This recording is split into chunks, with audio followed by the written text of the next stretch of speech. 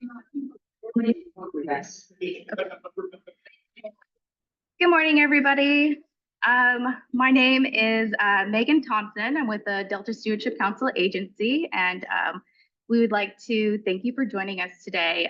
This is our second time hosting the Science for Communities event, and I'm just really happy that we have AC today because I heard it's going to be a scorcher, so yay. But we are also very excited to hear from our panelists and hope that this event will continue to build the partnerships between both the community and research scientists. So today we will hear topics on youth organizers, curriculum, and environmental literacy in diverse audience, staying informed on harmful algal blooms, safe fish consumption, emergency housing during flooding, science funding processes, and more on technical assistance programs. Before I pass it on to our keynote speaker, I do have a couple housekeeping items to go over. So first, we are recording this event and it's going to be posted online for future reference. The networking hall is just down the stairs and will be open concurrently throughout the presentations. I do encourage everybody to visit the area if they can. As listed in the agenda, each of the community organizers will be presenting today will be at the table and showcasing some of their products that resulted from this effort. So you'll also have a chance to meet with them and other organizations where you can learn more about their efforts. Also, there is refreshments down there as well in the networking hall. And if you haven't yet, please sign in at the front down the stairs. Restrooms. So restrooms are going to be in the back, past the cafe, to the right. In an event of an emergency, campus police will give directions. For folks online, the chat is disabled, but you will have the option to interact using the Q&A feature on Zoom when we open for questions after each of the panel presentations. Timekeeping, just a heads up for the panelists, we do have a timekeeper to help monitor if we do go over time. We'll have a 5-minute warning and a 1-minute warning, and then wrapping up for questions. And then there has also been a slight change to the agenda. So the funding series that will be presented, it was individual talks at first, but now it's a panel discussion, so they're put together. And then lastly, if you have any photos to share, please send them to site4communities@deltacouncil.ca.gov. If you could see it towards the bottom on the screen. Next slide.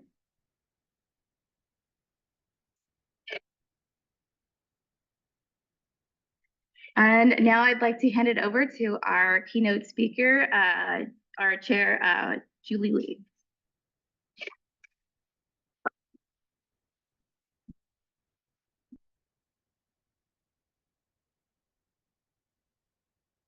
Hi, good morning. Thanks, Megan.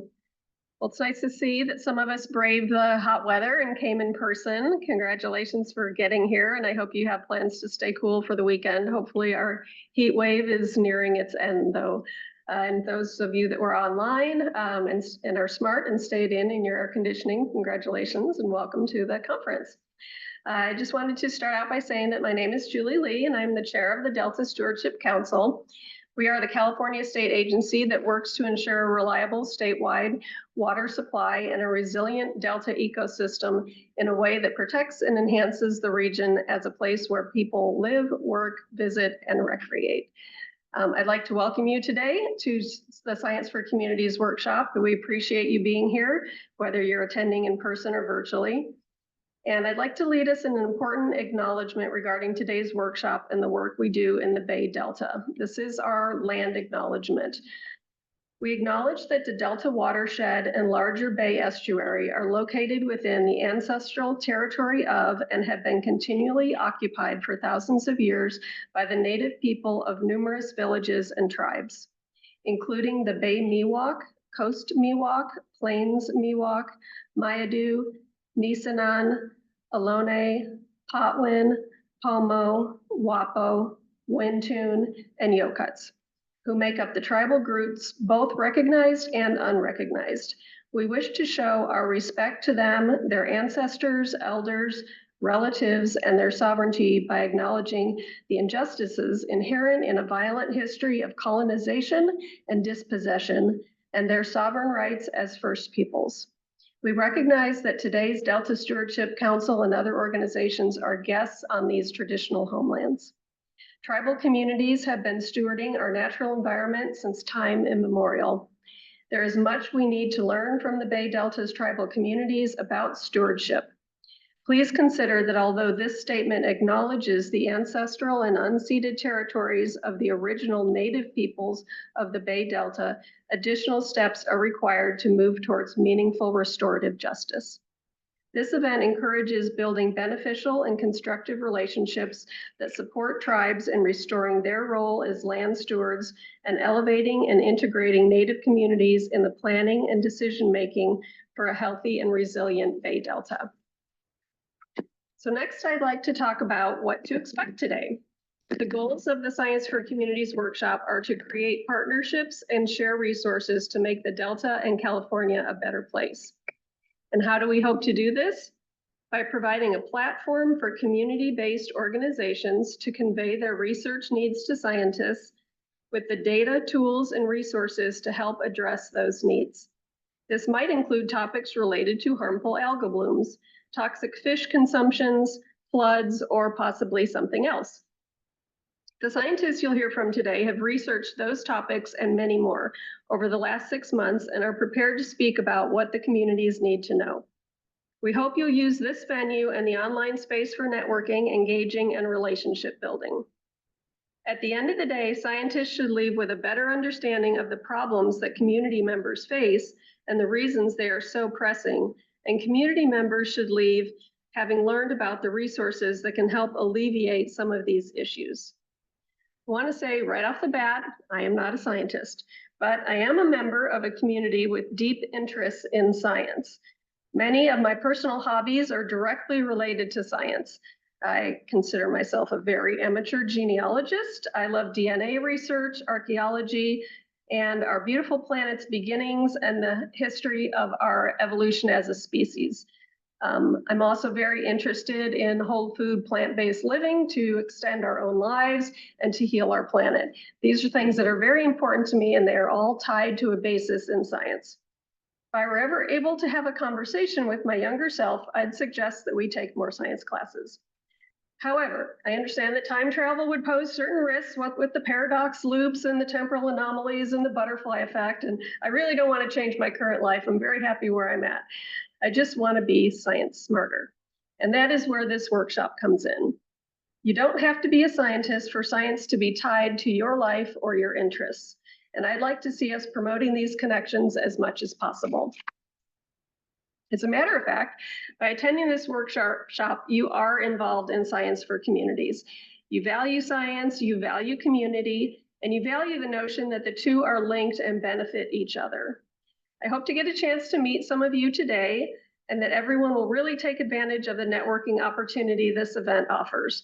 Before I close, I just want to remind you that you can continue to engage with the Delta Stewardship Council through our website, email lists, and social media platforms. We hold monthly meetings. July 25th is our next one, and it will be downtown in Sacramento at the Resources Building. But we also hold meetings in the Delta several times a year, and we'd love for you to join us in person or virtually for any of those meetings as well. Now I'd like to welcome our California Sea Grant Fellow, Alex Stella, who will facilitate a panel discussion virtually with Little Manila Rising. And if the panelists would like to find their way to the table at the front of the room. Thank you.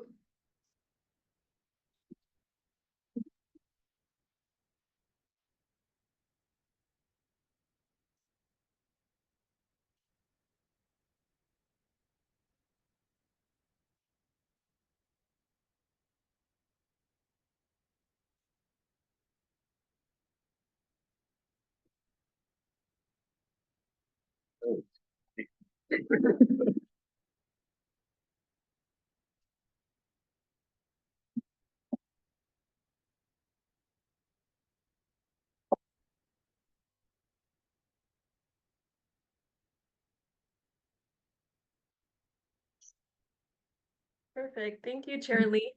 I'd like to introduce the Little Manila Rising group. They will be presenting on improvements made to the youth organizers' curriculum by focusing on existing opportunities to help program participants tap into their personal network to improve environmental literacy in diverse audiences. Our partners joining us today are Gloria Alonso and Carice Guerzo with Little Manila Rising, Rochelle Tanner with Chapman University, Tyler Anthony with the California Department of Water Resources, and Brian Moore with California Air Resources Board. I would also like to acknowledge Adina Paitan. She is not able to make today's meeting, but contributed to this team's efforts. And now I'm going to pass it on to Gloria to begin our presentation.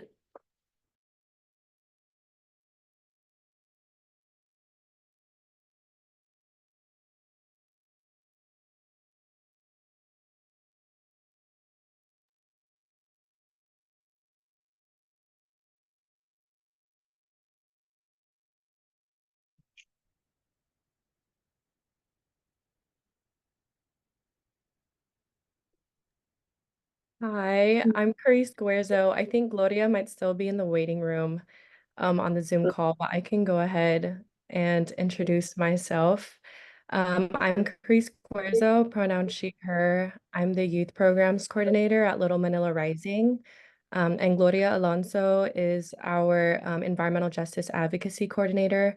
And together we lead the youth organizers cohort within our Youth Advocates Initiative.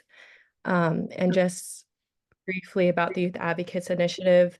That is one of our youth programs at our community-based nonprofit, Little Manila Rising, which is located in South Stockton. And through the program, we educate youth on issues related to Stockton, specifically South Stockton. We currently focus on environmental justice, but in the past, we've done asthma mitigation, mental health, as well as immigration rights and protection. And then we train youth on how to advocate for these issues, both within their community and on a civic engagement level, whether that's going to the state capitol in Sacramento and talking with legislators, participating in advocacy days, providing public comment, and then on a community engagement level, whether that's canvassing, helping organize community events, and talking one-on-one with folks in the community and other young people about what's happening in our community.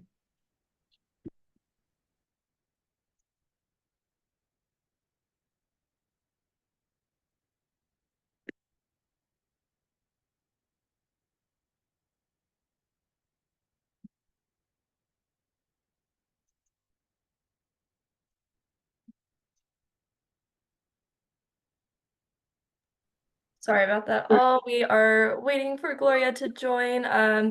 In the meantime, can the rest of the panel please introduce themselves?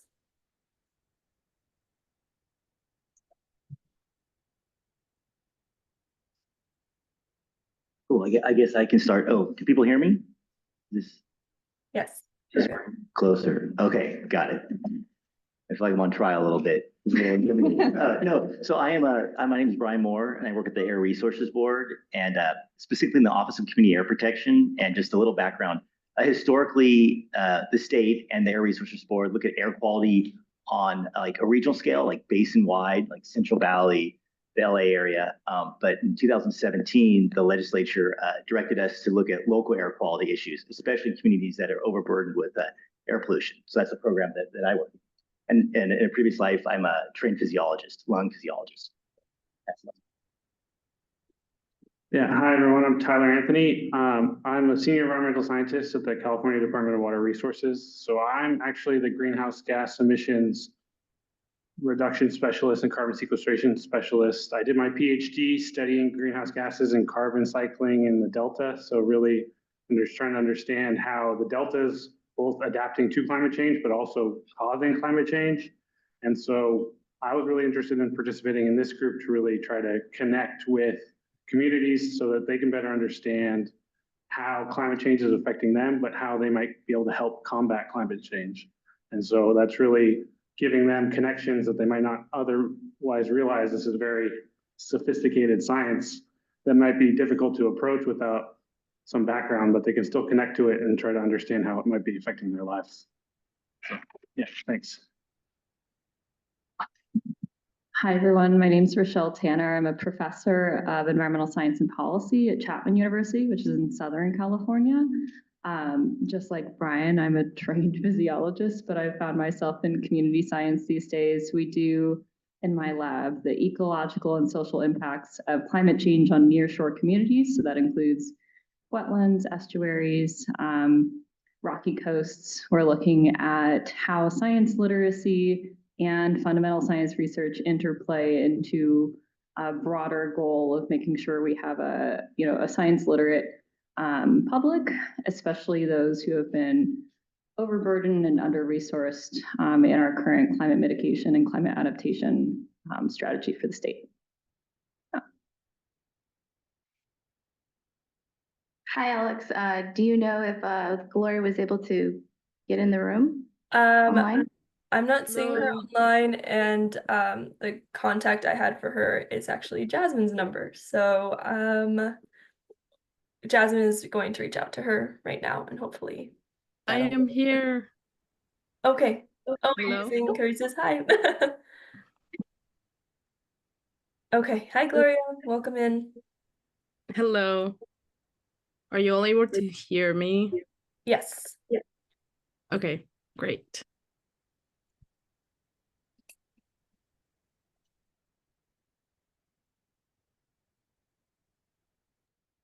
We had everyone introduce themselves, so no worries there. Okay, are we in the presentation already, or are we still in the panel?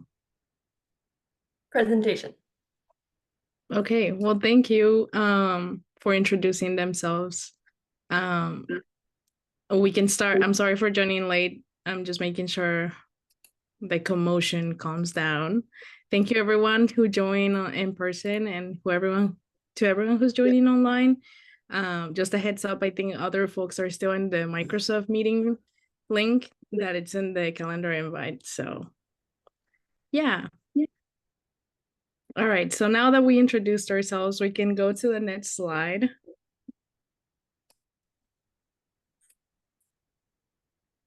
Yes, thank you. All right, so for this presentation, what I had in mind was covering the introduction, the suggestions, what the conversation yield provided our team in terms of the discussion that center our youth organizers program. We will cover that by addressing the bridging knowledge gaps section, which is number 3, and then train the trainer, which is number 4.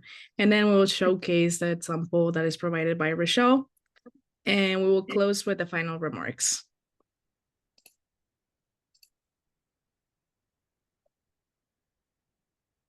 We can go to the next slide now.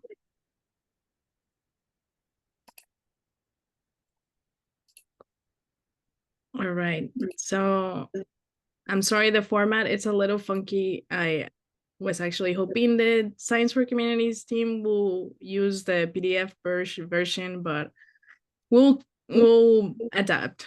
All right, so for the introduction, this year's Little Manila Rising is piloting a program called Youth Organizers as part of our youth programs initiatives. And through the Science for Communities effort, which is now its second iteration, we were able to discuss the curriculum for the youth organizers with a group of experts who you have in person today. And this collaboration aimed to develop and further understand the connection between the youth and the diverse audiences that we collaborate with for a couple of reasons. The main reason being the fact that the youth organizers program is focused in promoting community engagement. So it's already a given. We collaborate with community on not a daily basis, but pretty frequently through a variety of opportunities, which we will cover during the panel. Then the second reason will be the fact that the youth or program participants have the opportunity to tap into their own networks to exercise their newly acquired skills, which will help them for long-term retainment, right? And then by doing this is the last reason, the youth can help their networks become informed, not just about current environmental topics, but also become introduced to the new skills they have acquired. We can move on to the next section now. All right, So as part of our social justice pathway, we have different programs that work all together in a tier sort of manner. And so we have the Little Manila After School program. We also have the Youth Advocates program and this newly created Youth Organizers program is adding to the paths that we created to address this concept we have built for the school to social justice pathway or pipeline. And I can pass it to Carice to provide further details. Yeah, thank you, Gloria. So this concept of the school social justice pipeline directly is a response to the school to prison pipeline, which I hope some of you are familiar with. And in order to explain the school to prison pipeline in Stockton, specifically South Stockton, I think it is definitely important to understand kind of like the landscape and the context that we're working in, whether that's like on a socioeconomic level, political, educational, or environmental level.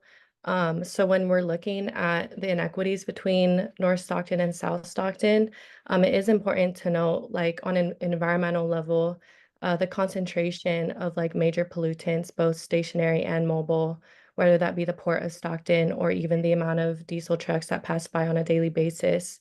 And the lack of trees that are in South Stockton, despite there being terrible air quality, and as a result, high asthma rates in Southside and in all of Stockton. Even aside from that, like the lack of grocery stores with like the freshest produce and the concentration of like gas stations and fast food restaurants for folks to get their food from. The lack of health clinics, which brings us to like the educational landscape, the lack of resources within the Stockton Unified School District, and therefore thinking about our youth, like what kind of education are they receiving? What kind of air are they breathing? Where can they even go after school if there's like no coffee shops, no libraries, a really huge lack of like third spaces. And so that's kind of where the Youth Advocates program comes in and all of the Little Manila youth programs that we have. A big important thing about the Youth Advocates program and the Little Manila After School program is that we educate youth on their context, both like the historical context for why things are the way they are in Stockton and especially in South Stockton, but also helping them restore like their sense of self-worth and their own confidence in themselves. Because when they're looking around them and looking at their environment and they're seeing like the amount of resources that they lack in their education system, they start to look at their environment and see it as a reflection of themselves. Like, oh, we don't deserve trees, we don't deserve good education, we don't even deserve good air. We can't even get like at least like the basic needs. And so when they look at that, they think back to themselves like, oh, am I deserving of good things? Am I deserving of success or a good education? And so a big part of like the Little Manila After School program, which is centered on high school youth, high school aged youth, especially in South Stockton, we partnered with Edison High School for a long time, and a lot of our youth actually come from Edison High School. Is that one of our slogans is like no history, no self. And so when we teach youth about themselves and about their history and kind of reinstill the importance of them and their well-being and their lives, they start to understand that like the environment around them isn't a reflection of themselves.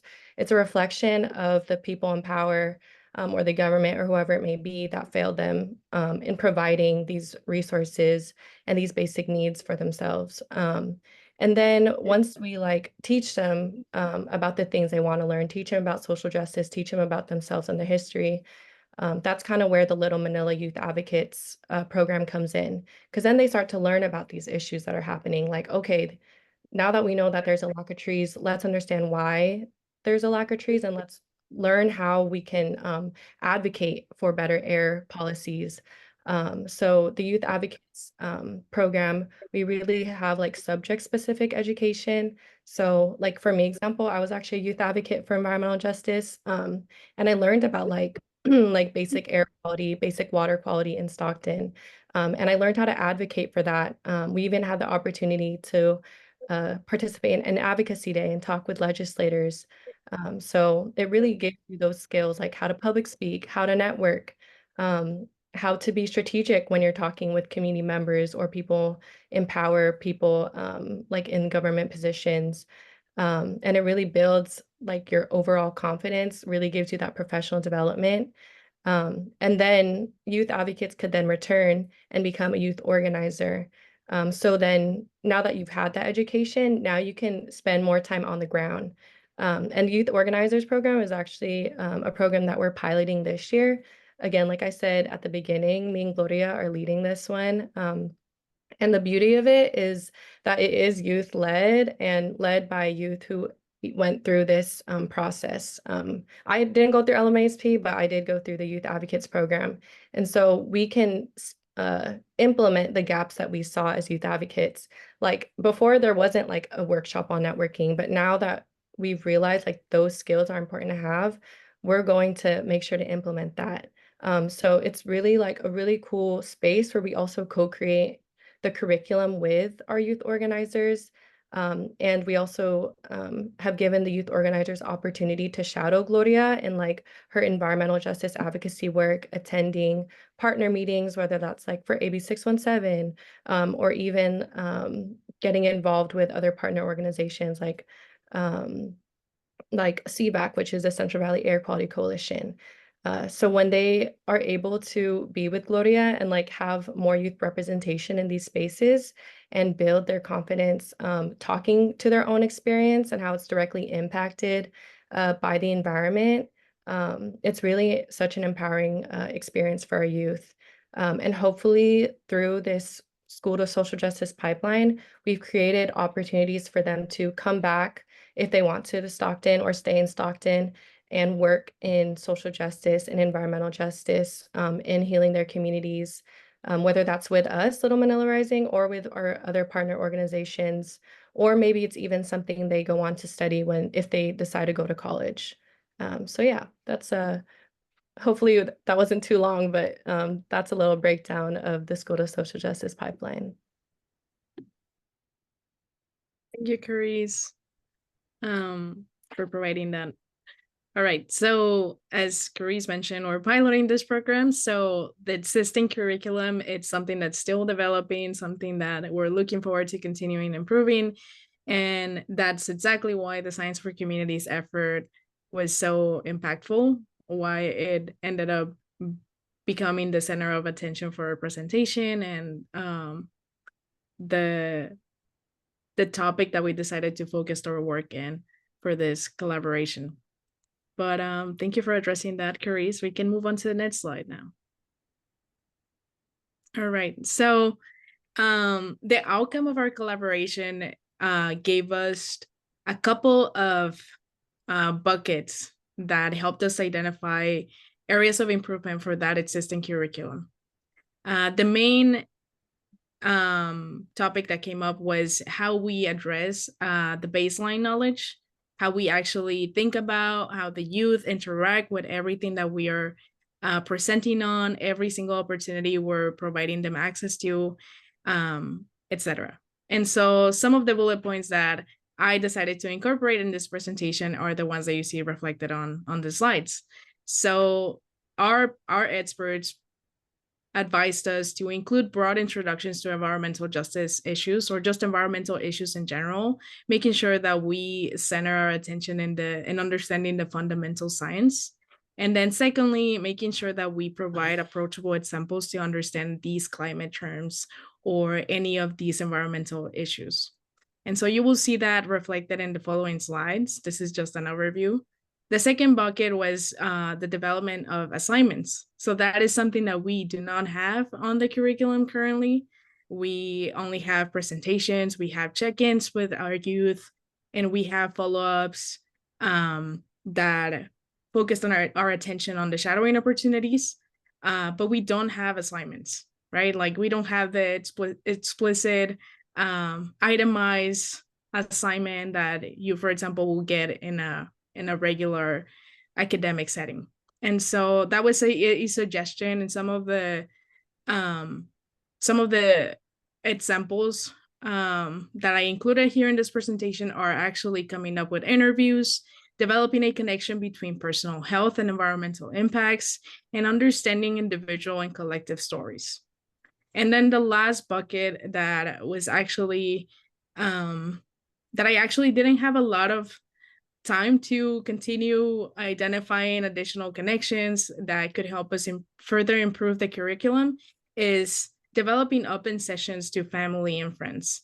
And so, as I mentioned, and as Carice mentioned earlier, we have presentations that focused on training the youth participants on these environmental topics, but we could also potentially open those sessions to family and friends to become introduced to these concepts. And so that's something that I decided to label as an observation, because it requires more thinking and more coordination to actually make it happen. Addressing this baseline knowledge and assignment sections seem a little bit easier and more feasible to incorporate in the next iteration of the youth programs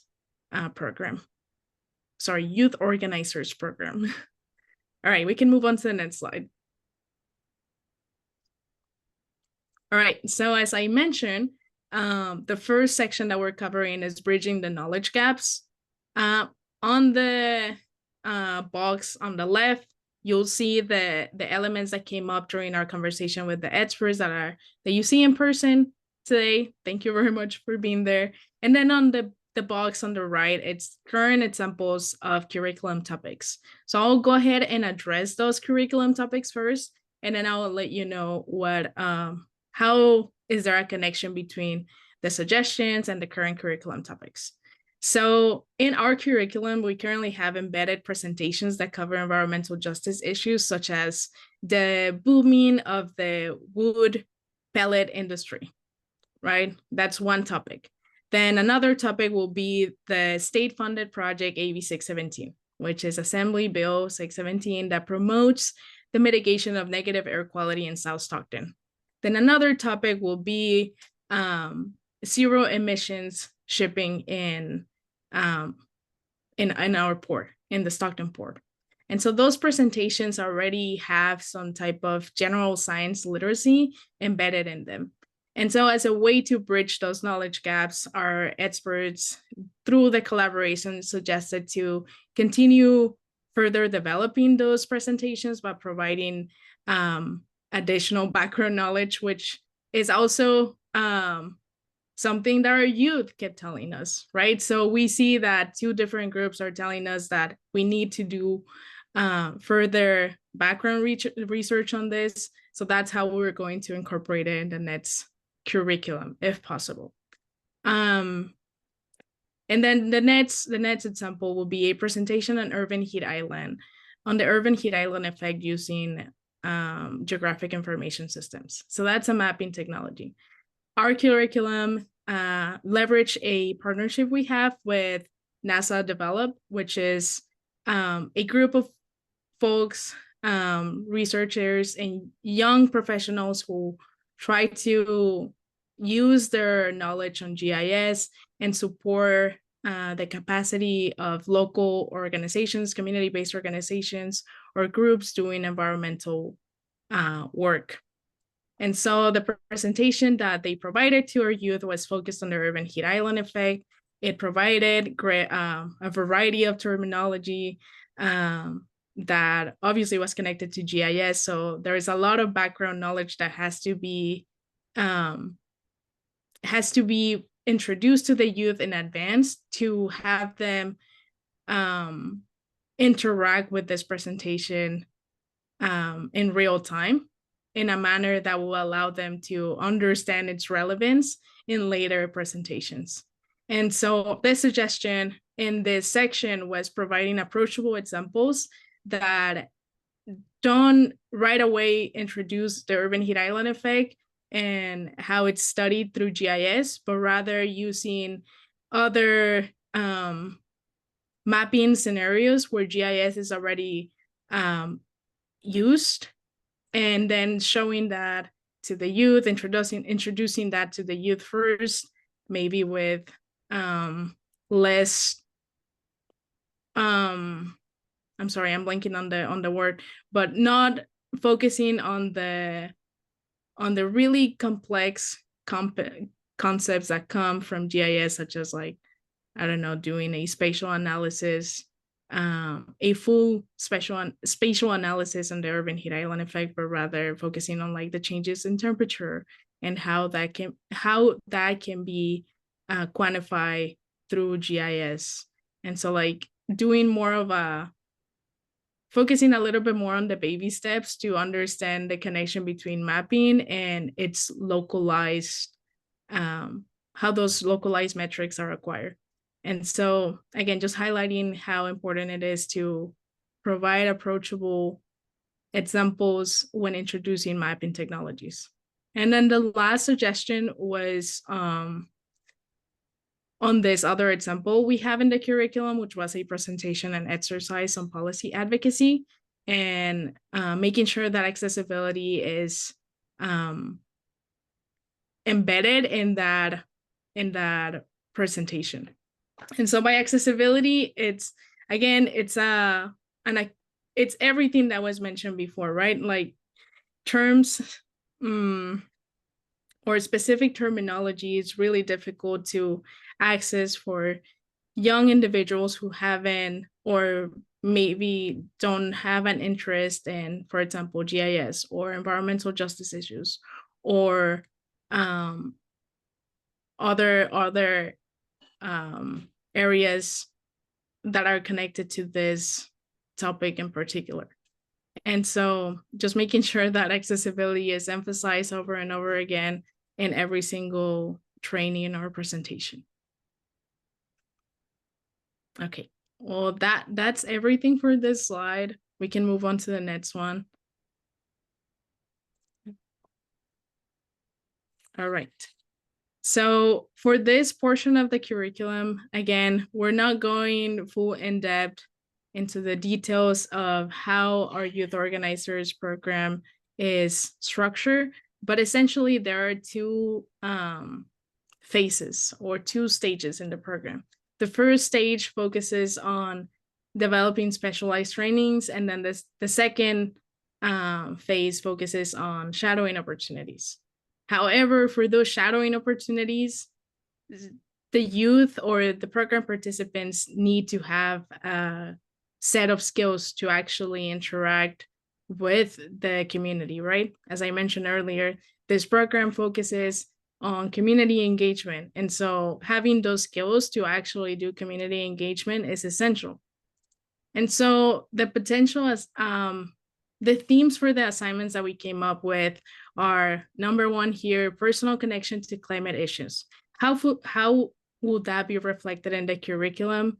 Potentially, it will be through assignments, and those personal assignments, as you see here, I color coded it. That personal connection to climate issues will be through a presentation that focuses on understanding their personal health, environmental conditions, and family lineage. And then a second example would be the interaction with their immediate social circle. So the potential assignment will be developing and conducting interviews that leverage that immediate social circle. And then lastly, we have the collective stories theme. And so this one focuses a little bit more on weaving both of these themes previously mentioned, so number one and number two, and then trying to convey a story that centers on the collective experience. So I'll hand it over to Rochelle to present on this one. It's going to be on the next slide.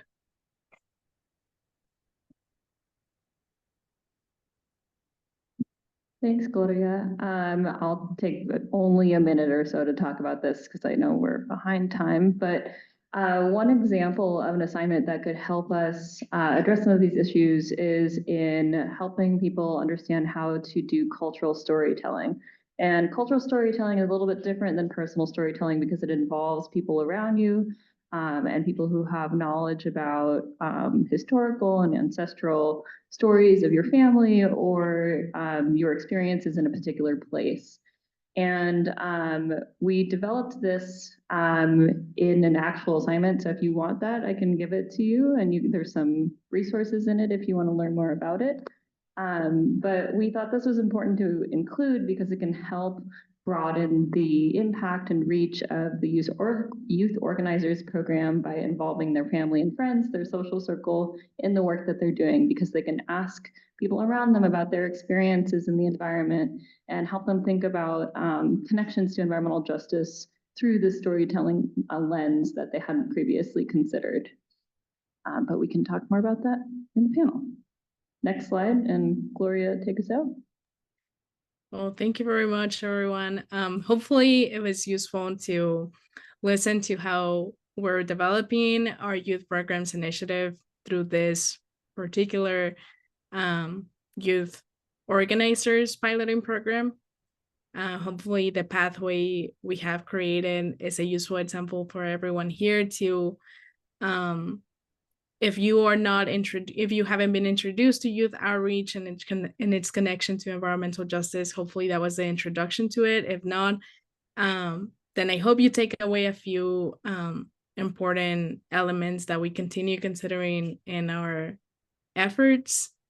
I think in general, this collaborative experience was a great exercise to understand how academic institutions or state agencies can further engage or develop a connection to how our grassroots efforts are doing youth outreach in connection to environmental justice, knowing that environmental justice is obviously a hot topic right now and climate resiliency is as well. And these spaces usually don't center in youth voices. And so it's really important to elevate this type of themes in spaces like this. We can go to the next slide. If anyone wants to contact any of the participants, this is our contact information. Yeah, I appreciate you all for your attention, and I'll pass it over to Alex or whoever has to close this section. Yes, perfect. Thank you so much to all our presenters and to Gloria for organizing this presentation. And we're now going to begin the panel discussion portion of our presentation. For the sake of time, I'm going to ask one general question to our group, and then I will open it up for questions. As a reminder, if you're in person, you'll be able to, there's a mic runner, and then if you're online, there is a Q&A button that you can click and type your question, and I'll read it out loud. So my first question is, what is the importance of developing personal connections in the fight for environmental protections? And I'd love if maybe Rochelle, you could start us off with that.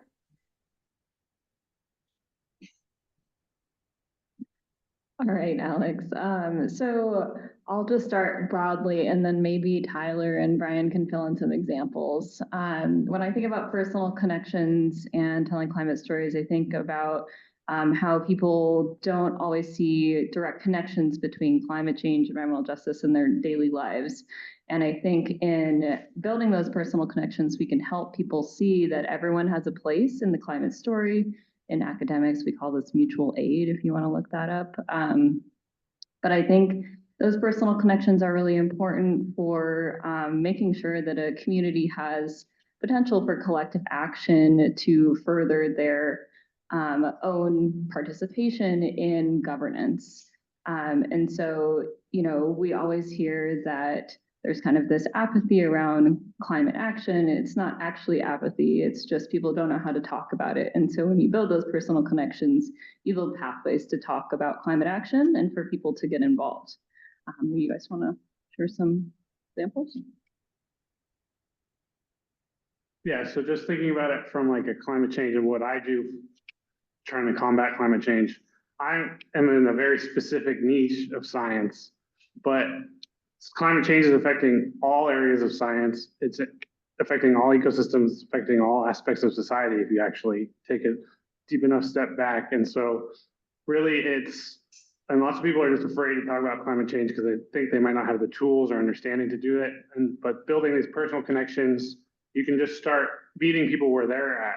I know I feel very deeply about climate change, but if I don't talk to people about it, they're not going to know that. And they're not going to know that they can talk to me to learn more about it and try to build the tools or find the tools or collaborate to help start combating this huge issue. And we don't have to make it big and societal. It could be small and community based, and it could just be air quality in South Stockton. It could be, that's just a place to start. And then so how it connects with you, it's going to be personal, but you have to have those personal conversations. So really getting scientists out of the lab and onto the streets to talk about this. Yeah.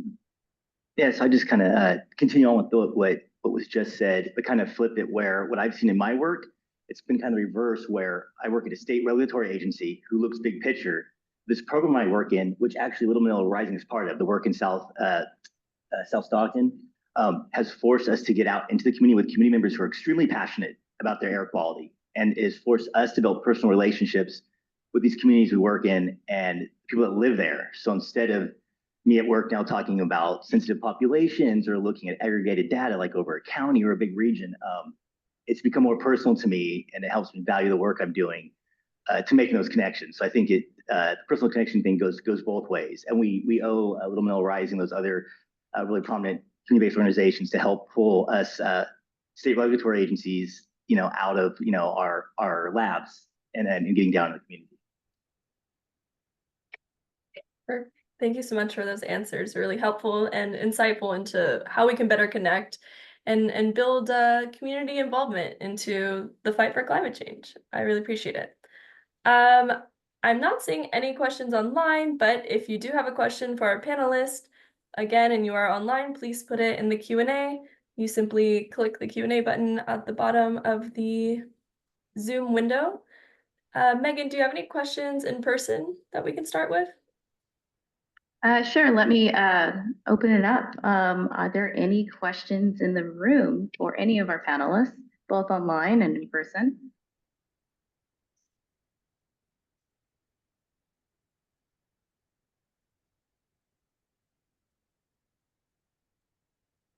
We've got one. Two. Oh, hold on 1 second. We've got a mic. And then if you could state your name and affiliation. Hello, my name is Hilda. I'm a youth organizer for Little Manila Rising.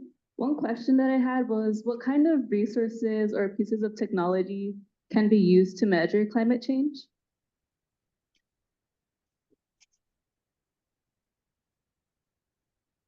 Well, there's trying to think of a big way to measure climate change and the impacts it's having is really just having long-term data sets that really show changes over time. And so it's really going back to the idea that we're all frogs in a boiling pot, and that slowly over time it's getting hotter and hotter and we're not really realizing it, but then it's going to be too late and it's too hot and now we can't live and we're going to not be able to sustain ourselves. So it's having these long-term data sets that might be collected with satellite imageries, or even just, you can have just a thermometer in your backyard. There's apps that are collecting those data now.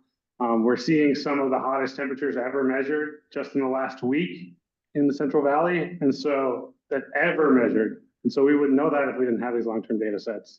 And so, and it didn't feel that hot because it started to get hot a little bit earlier, but then it's just, this is the hottest it's ever been. And we just take a step back from that and we realize that's what climate change is. Yeah, but we need those data sets to know that. I don't know if anyone else has a better answer. I think maybe like the practical side of that is that most government agencies have a responsibility to provide that data to the public. And so some do it better than others in terms of accessibility, but it is all out there to be had. And even like the Delta Council maintains all of their data on a public repository from all the projects that have been done in the Delta, but like the EPA and NASA and NOAA all maintain climate data repositories. And I'm sure with Little Manila Rising, you guys use the EJ Screen data set as well.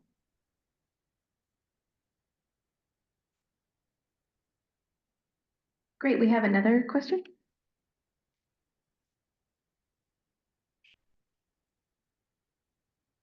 Hi, I'm Mary Elizabeth, a Stockton resident.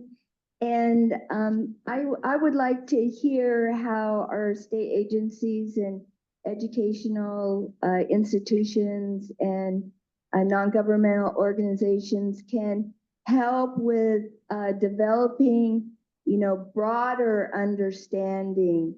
We're just like kind of taking little bits as a way. And here in Stockton, we don't have a newspaper that is as actively involved in publicizing different things that people are doing around the community. And, I just was reflecting, we used to have announcements, groups would announce when they were having meetings, and what the meetings were about. And, we just don't have that anymore. And what are some ways, that we can build, more connections to pass along this information here? Thank you. I can maybe slightly address that. Mary Elizabeth, it's good to see you in person. Yeah, totally. We've worked on some Stockton projects. This may be the first time we've been in the same room together. I'm not sure, but it's good to see you. That is one thing we are trying to work on at the Air Resources Board. Internally, we're developing a community engagement model that kind of is like almost a policies and procedures manual to how to reach out to community. One aspect of that I thought was really neat, it's a really extensive document, was that we're developing a portal. And again, this limits people because of technology, but where local residents or community groups can add their information to it and express their areas of interest. So it's kind of like trying to create a community of practice. So anybody can go onto that site and say, oh, look at Mary Elizabeth is really interested in these things happening in Stockton, and so am I. And so you can connect each other. So we're trying to connect local individual residents and community groups in a way where they volunteer their information. Because we've developed a lot of relationships with residents through our program, but we want them to, opt into sharing their information. So that's just kind of one little example. And I think other state agencies are starting to catch on, even though we're way behind, of realizing the power of leveraging all these different really active groups throughout the state.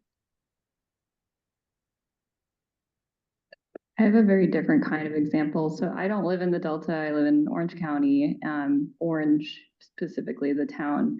And it's a very small town. And our university is the major player in the town. We hold most of the resources, the land, all of that.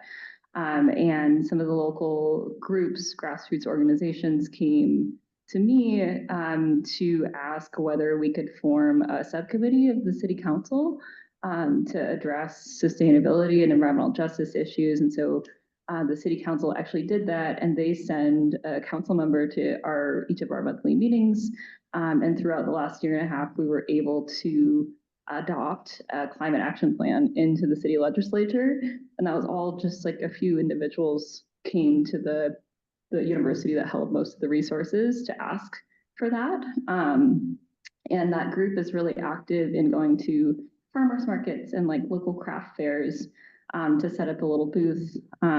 They focus on something different every month that they go to a booth. They do like recycling, composting, but also these broader like climate action plans. And so our next step is to apply for federal funding to enact the climate action plan. So I'm really shocked and pleased by how effective that was, given that it was only a few people asking for support, and they found the right people to enact that support. So it's another way.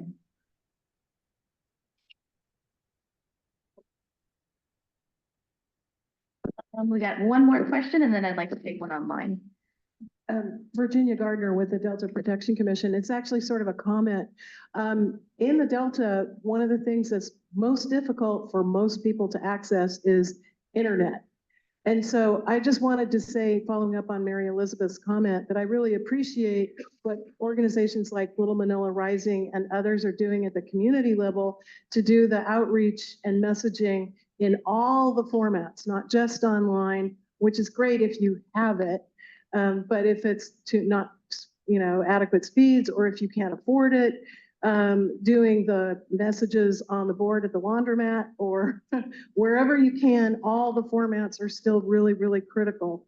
So I appreciate, like I said, Restore the Delta, Little Manila Rising, a lot of the community-based organizations that are helping to get those kinds of words out, and the sorts of farmers market access that you're talking about as well. We can't forget all of those. Thanks.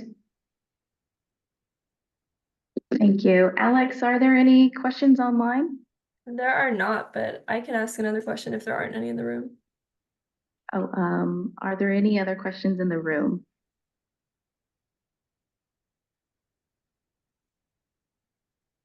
We got one. Perfect. Hi, my name is Yoga Shindra, and I work at the Delta Stewardship Council. I really appreciated this presentation, and it's interesting to see this Little Manila Rising training people to, connect to experiences in their own lives of climate change, and then scaling up to family and friends to learn about and connect to their landscapes. What struck me, I guess, was there was kind of a lack of information on different behaviors that people can take in their own lives and in their social networks to draw down greenhouse gases. There is a project called Project Drawdown that specifically looks at this. And so these kinds of actions can be, we know that there's a lot of information out there, like what Tyler Anthony was saying and what Rochelle was saying, and it's all out there. So thinking about what kind of science there is on the behaviors for drawing down greenhouse gases, whether that's at the small scale of like composting or, larger scale engaging in political action, I think is another kind of knowledge gap that might deserve further discovery and information. So more of a comment than a question. Real quick to comment on that, it reminded me of, there's a great tool out there if anybody wants to check it out called the Healthy Places Index. I don't know if anyone is familiar with it. And it's a tool that looked at these kind of socioeconomic factors that are linked to life expectancy at birth. So things you wouldn't really consider related to health, like access to green space or sidewalks or lighted roads, and showed how connected they are to quality of life. And I like the tool because not only did it identify the areas that are lacking these amenities, which you can just guess because of historical redlining, you can pick them out. But then it was also connected to policy briefs. So for each thing, each element, let's say lack of sidewalks, it didn't just show the problem, but then it had a very common sense like policy brief showing you what steps can be taken to address those issues, like working with city council, grants that are available. So I thought the next step for us is to make that connection. We show a lot of maps and show what's wrong, but then also connecting it to what people can do to take action. I think it's helpful.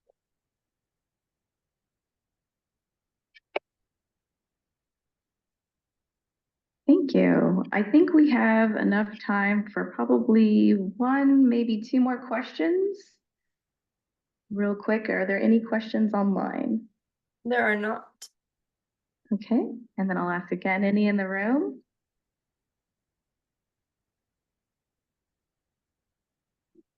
Okay. Alex, did you say you had another question you'd like to ask? Oh, I do. We just got one online. Okay. So Stephanie Nunez asks, what was the name of that website just mentioned? I apologize. I talked fast and I've also had a lot of coffee this morning. No, it's called it's the Healthy Places Index. And if you search that, you should be able to find it. Yeah. Okay, perfect. Or you can email trouble. Yeah. Okay. Perfect. Thank you so much. Any other questions online? Okay, I can wrap us up with one final question for Chris and Gloria. How do you feel initiatives like Little Manila Rising's Youth Advocates programs contribute to demystifying climate issues like air quality, rising temperature, water quality, and more? I can go ahead and start us off. I think as we covered earlier in the presentation, part of the curriculum purpose is to contextualize how the terms that we come across when we engage with environmental justice or environmental topics in general. And the way we contextualize this and the way we're trying to improve it, as you heard from us in the presentation, is by using our lived experiences and, most importantly, centering our connection, our social justice connection with Little Manila Rising to the Stockton history. So to everyone who is familiar with Little Manila Rising, you probably have heard about how we contextualize redlining, how we use that as the framing for the type of decaying environmental conditions we face. And so understanding these issues are a key part of our everyday in Stockton, right? I may not live there at the moment, but my family lives there. I was living there for 7 years. Our youth organizers live there. Most of our staff live there.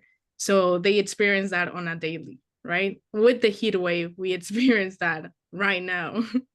And that tells us a story about our landscape. That tells us a story about the resources we are able to recreate with or not able to recreate. And so part of what we're trying to achieve with the Youth Organizers Program is providing the content, the science, the literature to actually understand this on a deeper level. The stories and the lived experiences are already there. You just need, unfortunately, the data to back them up. And so that's how we're trying to demystify those climate issues. Furthermore, we're trying to improve the curriculum to actually tap into the youth organizers' own network so that they can do this with their own immediate circle. And that knowledge doesn't just stay there and it's stagnant forever. Hopefully it's something that encourages reciprocity and further equips the community in general. Hopefully that addresses the question. If Therese wants to add anything, I can pass it over to her. We're running short on time, so I think we will end with your answer, Gloria. Thank you. But if you are in person, you will have the opportunity to chat with our 3 panelists that are in person in the networking hall from 11:20 to 11:50. So if you want to learn more about their organizations, the work they were involved with this project, feel free to head to the networking hall then. But overall, thank you so much to all of our panelists and our Little Manila Rising team. It's been great working with you all. And for everyone, we are now going on our first break. So please help yourselves to refreshments in the networking hall if you are in person. And for folks online, we will be back at 11:20 a.m. So stay tuned. Thank you. Gathering, everybody.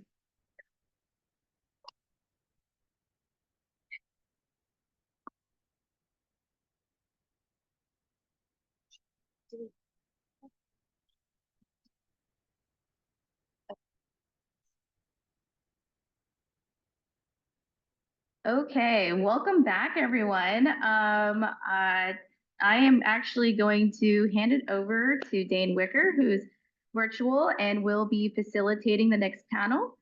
So Dane, take it away. Hello, good morning, everyone. I'm here. I would like to introduce Restore the Delta and all of our partners, who today will be presenting on increasing awareness regarding cyanobacterial harmful algal blooms, or cyanohabs for short, here in the Delta. Our panelists joining us today are Spencer Fern from the aforementioned Restore the Delta, Zach Jagone from the Shingle Springs Band of Miwok Indians, Helen Fatanides from the Sierra Streams Institute, Meredith Howard from the Central Valley Regional Water Control Board, Valeria La Sapanada from UC Davis, and Shoko Shinbrat from the Council's Delta Science Program. Additionally, I would like to acknowledge Sean Acuna from the Metropolitan Water District of Southern California. He was unfortunately not able to make the event today, but he did contribute to the team's efforts. As Megan said, my name is Dane Wicker. I'm a California Sea Grant Fellow with the Delta Stewardship Council, and I will be today's panel moderator. So after the presentation, the panel will be taking questions. So as a reminder for our online attendees, if you do have questions, go ahead and please type them in the Q&A, and I will read them out after the presentation. So big thank you to everybody coming together today for this effort. I'm going to go ahead and pass it off to Spencer and Zach, who are in the room there and are going to tell us all about awareness of cyanohabs. Take it away, my friends.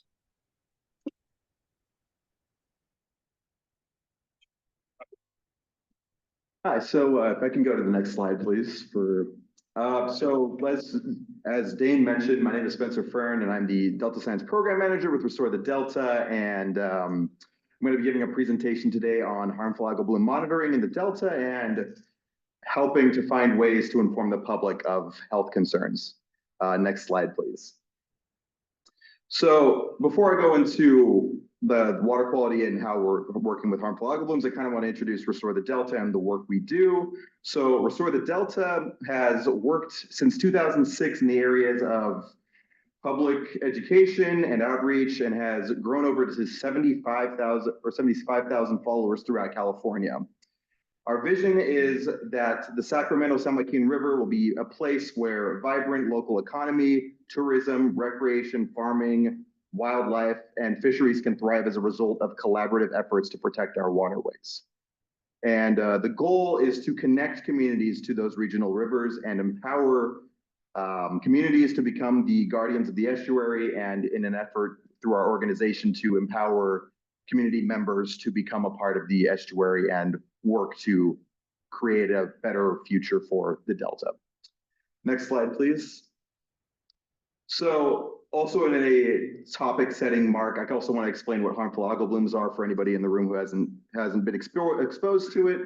Harmful algal blooms are cyanobacteria that can release toxins into the water and into the water column. And this comes as a result of high water temperatures. You see blooms forming in the summertime. This is why, like right now, this hot heat wave has got us a little bit concerned about going out and testing. But usually the combination of high heat, increasing water temperature, and nutrient loads from nitrogen and phosphorus, and a multitude of other issues like lack of flow leading to stagnant water, which is distilled water.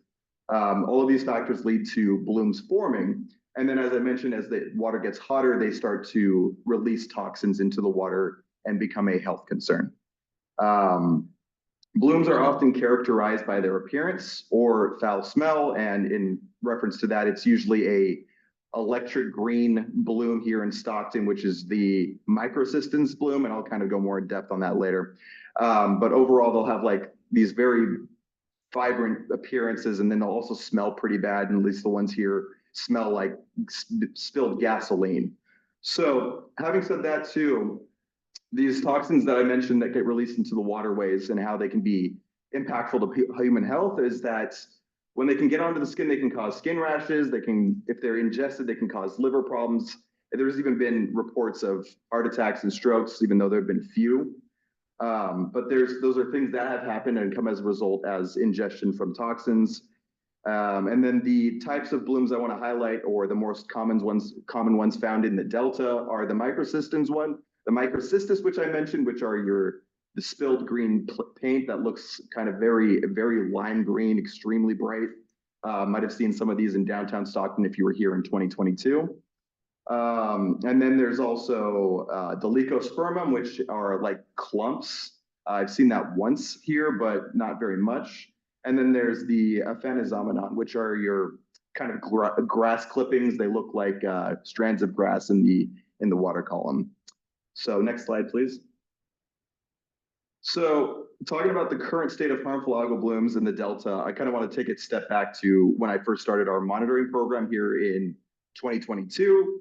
We had seen harmful algal blooms blooming in the downtown Stockton area and the Port of Stockton, as well as local public parks in American Legion Park or the public boat launch. They were also found in Discovery Bay and Antioch during those timeframes. That was a drought period. There was lack of flow throughout the entire system, and you had a lot of dead pool areas where they could dead end into creating forms or making it more likely for harmful algal blooms to form. Now, contrast that to last year and also bits of this year too.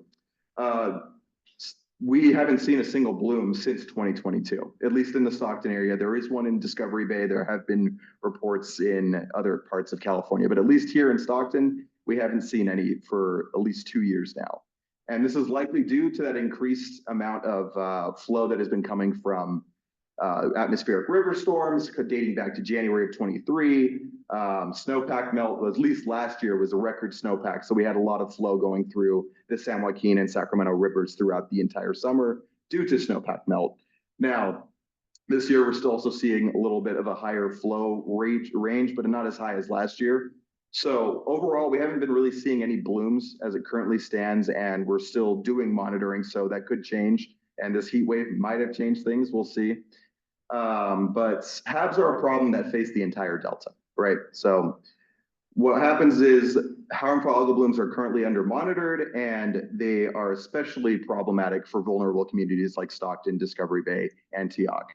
And I'll kind of go more into disadvantaged communities on the next slide, please. So on this, I kind of want to highlight how disadvantaged communities are suffering from a lack of public information on HABs, and part of the reason why I wanted to give this presentation today. Disadvantaged communities are communities that suffer from a combination of economic, health, and environmental burdens, or like Stockton's one of them. And also I want to highlight the map on the slide there. And if you see where the red marks come up towards the top, a lot of those are Delta communities. So the Delta and its communities tend to fall into a disadvantaged community, and trying to find ways to get more public information for them is kind of a forefront issue for us at Restore the Delta. So they are the most affected. They have there's lack of funding towards monitoring for HABs in these areas, and trying to find ways to fill in gaps for data throughout the Delta is what we're aiming to do.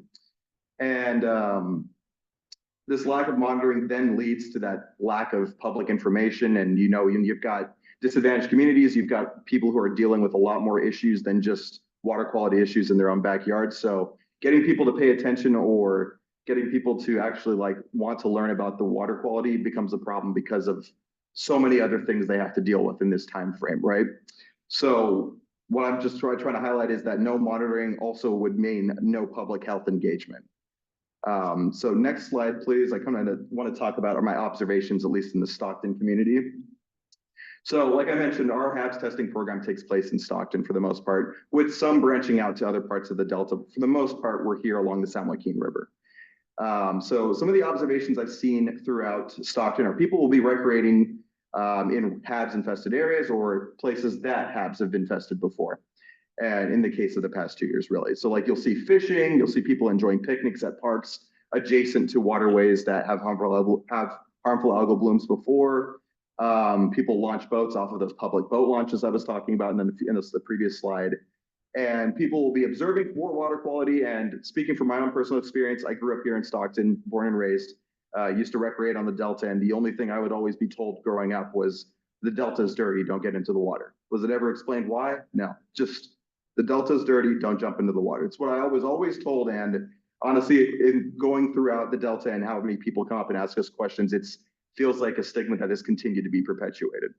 So whenever people come up and ask about HABs or what we're testing or why the water quality is poor, I often have to redirect and say, we're testing specifically for harmful algal blooms, which is one element of why the water quality is poor.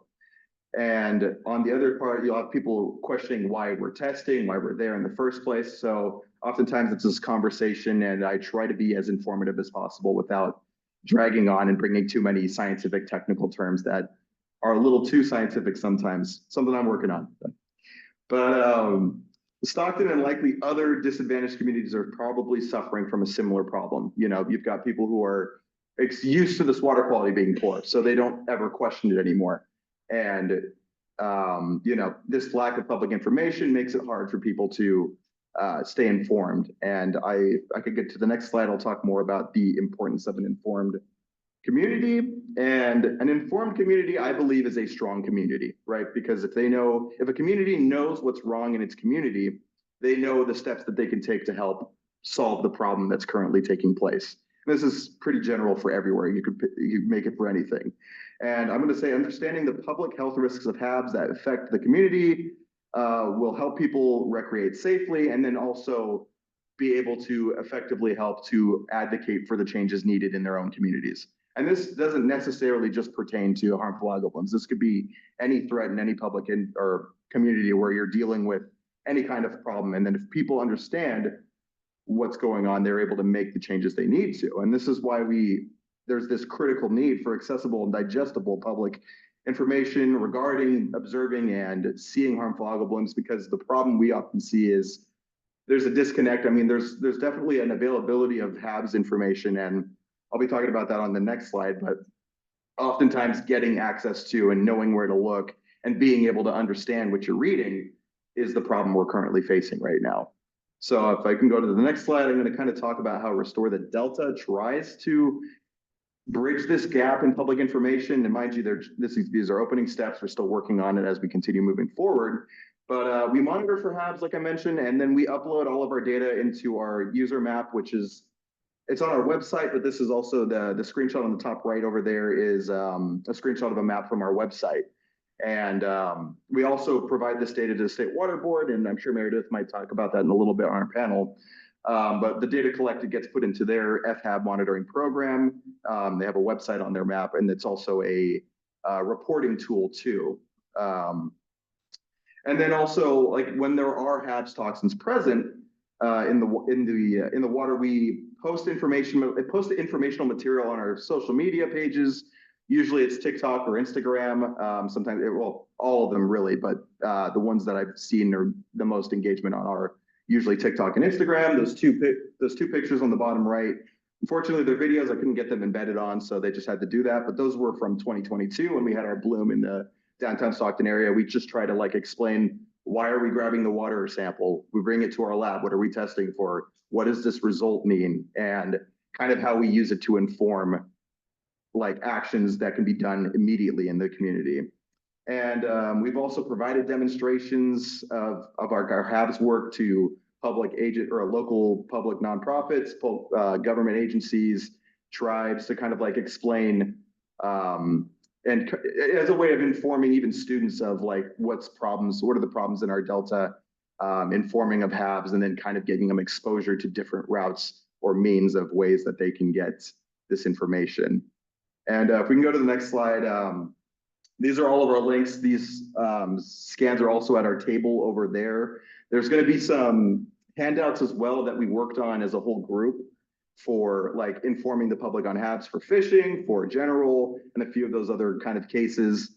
But with that, I'd like to say thanks on my next slide, and then I'll pass it over to Zach.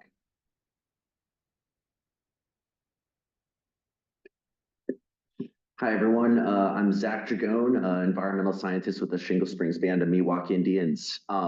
And I'm going to be kind of transitioning off of Spencer's presentation to talk more specifically about the tribal aspect of HABs monitoring and some of the specific issues that we face.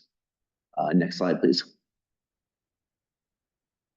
So the harmful algal bloom monitoring efforts by the tribe was really sparked by tribal members during the years of 2020 to 2022, spotting a lot of the typical signs of blooms at one of the tribe's locations.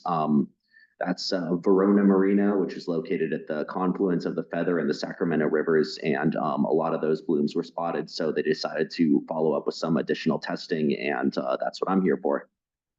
I began testing at that marina as well as a number of different culturally significant locations during last summer of 2023, and although luckily blooms have not been a major issue during that time, we did detect some cyanotoxins in the river in June of 2023, which resulted in a language camp having to be canceled. So that cultural knowledge wasn't able to be passed on the tribe's land. Next slide, please. So for a bit of background on the study area, this is where the Shingle Springs Rancheria is located east of Sacramento in the foothills. And the tribe has been relocated from their historical territory, which was down along the Sacramento River and closer to the North Delta, but they've been relocated since into the current land that they have up in the foothills. So part of the efforts through the testing that I'm doing is to help the tribe be able to reconnect with their ancestral lands along the river, and be able to make sure that they're able to do ceremonial uses and other traditional uses in a way that's going to be safe with the water quality. Next slide. So as I started at this position in March of 2023, one of my goals was to get the HABS program up and running. So initially we had some folks from Restore the Delta come out to give us a training on how to use some of the test kits, what to look out for the signs of blooms, how to keep people informed, and such. And also I was able to utilize some of the resources available online from the State Water Board to be able to understand the locations of past blooms, where they've occurred, in order to kind of target some of my testing a little bit more. And in addition to targeting the locations where blooms have occurred, I'm also really focusing on culturally important locations. We have some additional risk factors for tribes that they can be exposed through additional risk of ingesting the water, more exposure to riparian vegetation through some of their ceremonial practices and stuff like that, that can really put the tribe at a unique risk compared with some other groups, and causes us to have to be extra cautious when we're doing this testing and informing the public about it. Next slide. So the testing equipment that I'm using is pretty typical for what a lot of other groups are using. We have these Abraxas test kits supplied by the Central Valley Water Board, and we use those for testing in the Sacramento, Feather, and Lower American rivers. So it's a pretty straightforward test. It has a control and a test line, and by looking at the ratio of how dark each of those is, you can tell if there's blooms, and if so, how strong they are occurring. And I should note that, as Spencer mentioned, the different types of blooms, we're specifically testing for microcystins, due to that being something that's we're able to test for, and that's a major threat. Next slide. So one major consideration that I really have to deal with is the idea of tribal sovereignty. So a lot of the locations that I'm testing at are village locations or other really important cultural and spiritual sites. So I'm not able to share the locations of all the areas where I'm testing, and I'm not able to put all the data out there, just in order to preserve the tribe's cultural practices, preserve the privacy of some of their locations and the practices that they're conducting there. So unfortunately, that does pose some barriers when trying to keep people informed and share some of the data. And it's something that's a continual process that I've had to navigate as I am doing this testing. Next slide.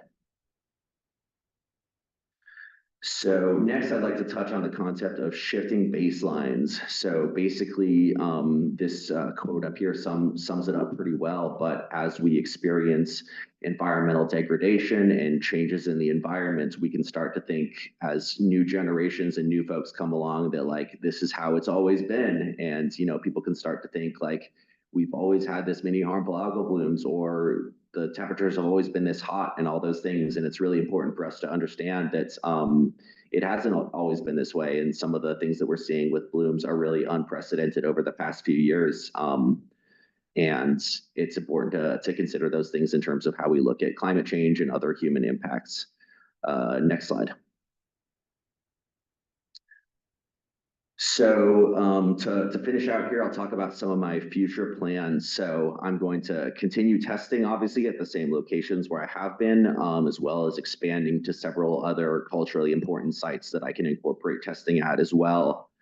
And so far, I've just been conducting testing at my river sites from shore, but I'm going to be hopefully getting a boat in order to next summer be able to go out and conduct testing on some of the more stagnant areas on side sloughs off of the Sacramento River, because some of those areas where it's shallow, stagnant water, that can be a major area where blooms can occur. So I want to be able to expand into some of those additional areas of testing.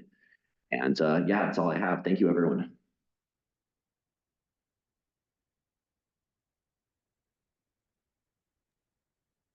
Awesome. Thank you so much, Spencer and Zach. That was an amazing presentation. I really appreciate you taking the time. I do have a few questions. We're going to go ahead and move into our panel discussion. But just a quick reminder that if you are online and you do have a question, please type it in the Q&A on Zoom, and I will read that off for you.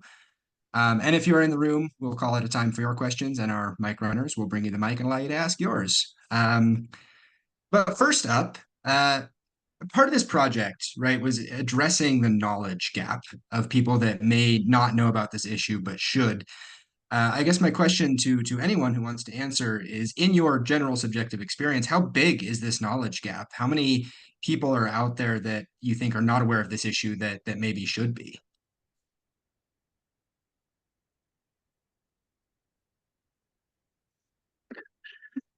So that knowledge gap is definitely something that I address. I've spoken at several events and tribal member meetings about the work that I'm doing in order to help inform people, as well as presentations like this. And I think when we talk about the knowledge gap, like, most people have kind of a vague idea that there's some sort of problem with algae in the river, but most of them don't really know any more specifics than that. So I think just filling in that gap of taking it from like a really vague idea that there's a problem towards explaining specifically where and why I'm testing and what's the risk of that.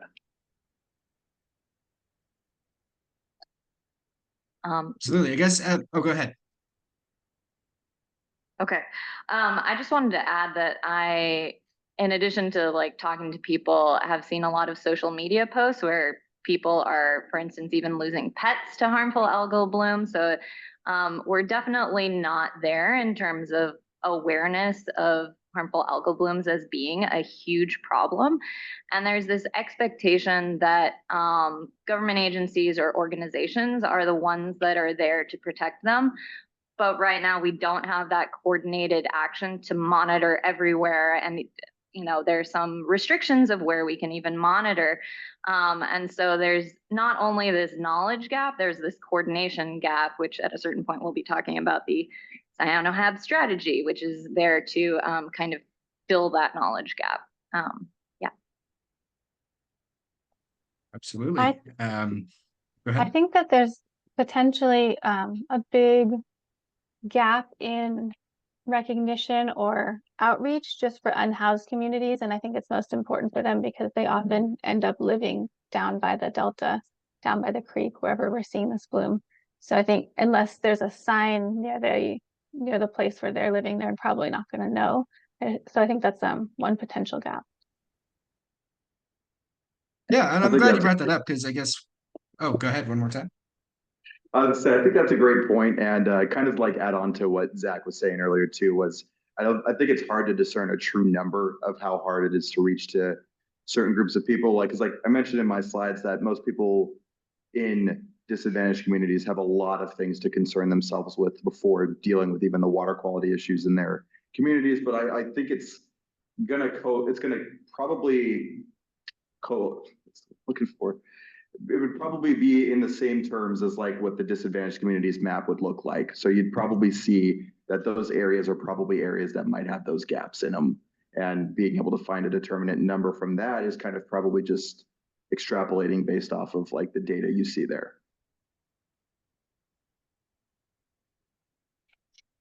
Absolutely. Thank you for those answers. I really appreciate it. Move on to the next question, and this may start with you, Zach. I was hoping that you could speak a little bit more about the differences, and you touched a little bit on HAB's monitoring, but maybe a little bit more the differences in response as well from a tribal government perspective, as opposed to, say, other organizations and governments.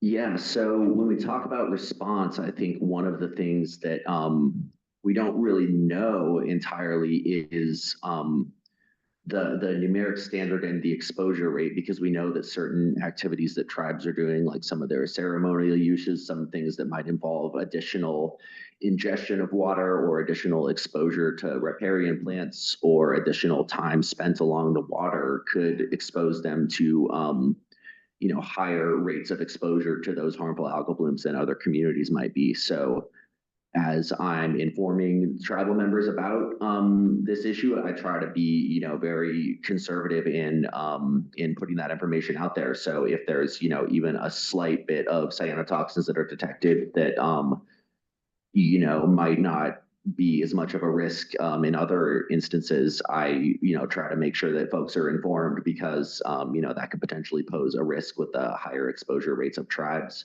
And that's something that we're hoping to do in the future. I didn't mention that in my slides, but we're hoping to be able to conduct some research into what those exposure rates are so that we can be more aware of what threshold is going to cause an issue. And for informing folks, we do also have a emergency text notification system for all tribal members. So if there is a major threat, we can pretty easily and quickly get information out to people. And we also have signage provided by the Central Valley Water Board that we can put up at sites as well so that people are aware if they're out there. Awesome. Thank you so much for that answer. Currently, we do not have any online questions, so I will pass it to see if there are any questions in the room before continuing to ask my own.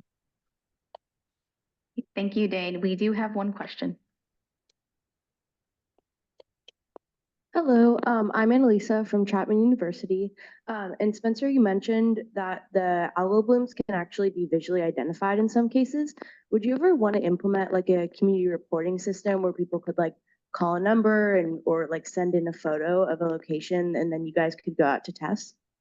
Yeah, so I think there's already some framework that exists, and oftentimes when people come up to me and ask for the visual, and I might pass to Meredith to talk about that part of it.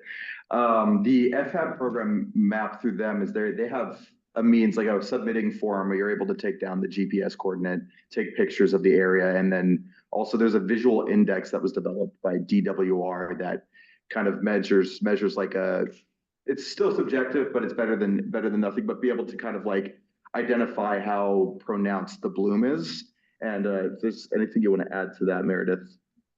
No, I think you well covered it. I think you can always submit pictures to the state water board's reporting mechanism, which somewhere downstairs, Restore the Delta has a QR code to it. But if you ever want to find it, you go on the California Water Quality Monitoring Council's website. They have several work groups. Harmful Algal Blooms has their own work group, and there's a whole portal with a statewide map of everywhere that people have been reporting blooms.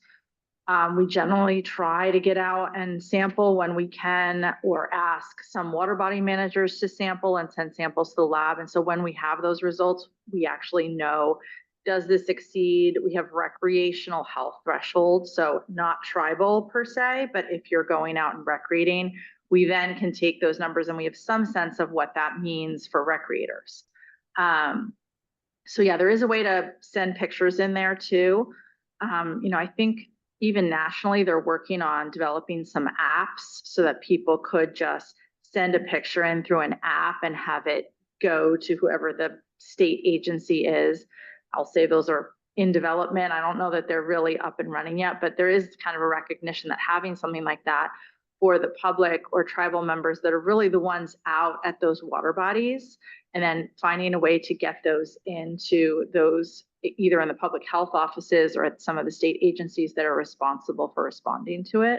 So we've made a lot of progress in the last 10 years. I think we still have more to make, but yeah. And I guess also to kind of talk about means of reporting locally. I don't have anything developed yet, but I mean, it is an end goal to get a citizen science program up and running to kind of get people in the area to take pictures, and maybe even right now it's as bare bones as, hey, if you see it, just send me an email. But I know like the map I had on our website has a component that you can have in everybody's hands, but it requires people downloading an app, which oftentimes is a barrier to getting reports in the first place. So still working on it, but ideally that's something that can get set up for this community, and then ideally the rest of the Delta too. I just want to say what a wonderful question that is, and just how much the community can be a part of like building these solutions, and that, just because we're exposed to it doesn't mean that you can't also like contribute to the solution. So really appreciate that question. We have another question.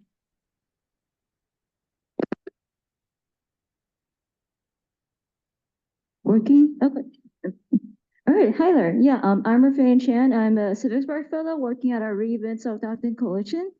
So this is kind of a mixture of a comment and question, but this has been a really interesting presentation. It's really good to actually know this sort of information. I'm actually going down to volunteer for a cleanup event that's happening at a American Legion Park, which you mentioned back in 2022, you had a really massive algal bloom there, right? So now thanks to this presentation, I'm kind of thinking more about like water conditions right out of the place. I was there last month for their first cleanup event that happened there. And when I was there at that cleanup event, the conditions were pretty clear and clean. So now in my head, I'm just wondering about like how much does the community there actually know about like this issue? How much does like the organizer for this event, like that person is a local there too, a native person there. So I wonder like just how much information they might know about it. And it's definitely something I'm interested in getting more information from them now. Even just talking about the information provided from this presentation, I can disseminate that to them as well and see what sort of information they have. And as you mentioned with like getting the community, like science, like getting it reporting how you actually do that, right? Like that process of how to do that is very like can be very challenging and confusing, right? I know like a lot of the other media spaces, like I'm heavily on Reddit. There's so many pages where people just send pictures and they ask like the whole any team like they take a picture of a flower. Oh, what is this? And millions of responses come in, but like usually a good number of them are at least correct. So that's like one avenue, but it's like it can be very challenging to like get information out there. So this is more just a comment or question-ish maybe, but yeah, just well, thank you for this. I was gonna say, definitely there's some room for response there with, I think one of the biggest issues with like, and I think American Legion is like, for lack of a better term, a great example of why this is so important for public information part, because American Legion Park has this cross section of people who go there to fish, people who set up for picnics out there, people walk their dogs over there. There's an entire urban neighborhood there. So you've got the cross section of blooms in an area that could become a problem. And like you mentioned, we haven't seen blooms for the past 2 years. So ideally that stays the same. And I think that might have to do with like the tidal movement and water being able to move back and forth a little bit more with these higher flow years. I think, like you mentioned, the concern is how do we inform that community and how we get there. So I know Restore the Delta overall has a lot of different programs, and Mackenzie, who's our youth and outreach and kind of program manager, is here at our table today, and she's looking at getting in contact with local agency or local government agencies, local nonprofits, public spaces. Definitely something I can work on is getting more in tune with how to get out to those places. But all of that to say that there isn't exactly a mechanism right now to be able to inform that specific subset of a community, aside from like, hey, we saw a bloom in American Legion Park. This is what we saw. And then hopefully it's just a word of mouth, people coming up to us asking, because I've been asked a lot of questions out there at American Legion Park when we're grabbing samples, because you see people with fishing poles and then you see another group of people in security vests, N95 masks, and a testing pole, which looks very off-putting from the rest of it. But yeah, I'll also just add that, well, a couple things. One is please visit the Restore the Delta table over there, because Spencer really led kind of our panel creating these flyers. There's a few different flyers. There's QR codes on the flyers. So that might be something you could just take with you and bring, right now today. I think over the longer term, if you ever want somebody from the water boards to come out and like talk to people, give a presentation, I'm happy to do that. Please get in touch with me, or I can try and connect with you after. I mean, we're happy to come out and educate people on that, on HABs. And, Restore the Delta does a lot of that. That's why we partner with them, because they're actually in the community. But we have sent folks out here and there to different places to do community outreach. So, let's maybe connect after this, because we're happy to come out. Thank you. We have another question up front. Hello, my name is Dimitri Novova. I'm come from the Scotts Valley Band of Pomo Indians, and I live in Lake County, and we have a really bad algal bloom problem. And my question is, what are some of the hazards it brings, and what are some ways to reduce it? well, so I guess I'll talk first, but I'll hand it off to you. So yeah, HABs are a really complicated issue. There are a lot of drivers of HABs. So you've heard Spencer already talk today about water flow is a big one. Nutrients, there has to be ample supply of nutrients, which in Clear Lake, there is quite a lot of nutrients. There's other things that can affect it. Climate change is a big one. I mean, cyanobacteria love warm temperatures. Our planet is heating up. It's the hottest it's ever been, as we heard in the earlier panel here. So all of these things contribute to why we're seeing more blooms and why blooms are lasting longer. Clear Lake is a particular one where Clear Lake is a historical lake that has, it's hyper-eutrophic, meaning that it has a lot of nutrients. Like many lakes in the United States, there has been a long period of time where nutrients have built up and are now part of like the internal sediments. So my board did adopt, a regulations, a nutrient control program on Clear Lake many years ago. And we have followed up in more recent years doing some HAB studies. There is the Blue Ribbon Committee for the Rehabilitation of Clear Lake. We actually have Jen LeBay here, who is our committee representative, but there are a lot of groups trying to fund projects and get projects on the ground to identify what can we do, right? And how can we make it better? So some of those are mitigation projects. So there's some aspects of controlling the drivers, and then there's some aspects of how do we just mitigate? And so some of those I think are hopefully going to happen in Clear Lake. I know the Blue Ribbon Committee has supported them, but there are different types of mitigation approaches that you can use. Some are chemical. We did an experiment in Discovery Bay a few years ago where we were looking at hydrogen peroxide, which kills the cells and it degrades the toxin. And it degrades into just hydrogen and oxygen. So there's no chemical residue, and it has the potential to help the dissolved oxygen concentrations, which tend to go down, which causes fish kills when you have a big bloom. So there's things like that where there's certain methods that probably could be employed. I'm really pushing for us to look more into that and bring some of that into some pilot studies in different regions, which is why we kind of started in the Delta. I know there's a couple that are in the queue for Clear Lake. But I think the challenge is that in Europe, they've done a lot more on that. I think in the US, we're a little bit behind the 8 ball. So some of it can also just be, how do we, if there's a bloom, what can we do to get rid of it on site, which is maybe not a long-term solution. It's a short-term Band-Aid, but there's kind of both. And so there's different ways you can go about it. But I will say, as someone who oversees all different kinds of water quality issues, HABs are a really hard issue because there are so many drivers. And it's the interplay of those drivers that really is hard to piece apart at times. And so it is challenging, but I do feel like there's some really good kind of different strategies and approaches that we could be utilizing to improve it. So up in Lake County, I do know that there's a lot of really interesting monitoring work and stuff like that going on through the Big Valley Band of Pomo Indians monitoring program and stuff like that. I could definitely get you in touch with them if you're interested. And I know for myself in my work on informing tribal members and other members of the public about it, what we tell people is just if there's blooms, you gotta, don't get in the water, don't spend a lot of time near the water. But in terms of a more long-term approach, we know that one of the major drivers is flows and having proper flows in the river. So one of our long-term approaches in mitigating this threat is just to advocate against projects like the Delta tunnels that are going to pull water out of the river and reduce those flows and increase the risk of HABs. So, there's other drivers like nutrients and stuff, but flows, maintaining proper flows in the river and advocating for policies that maintain those proper flows is, I think, our biggest tool in ensuring protection against this in the long term.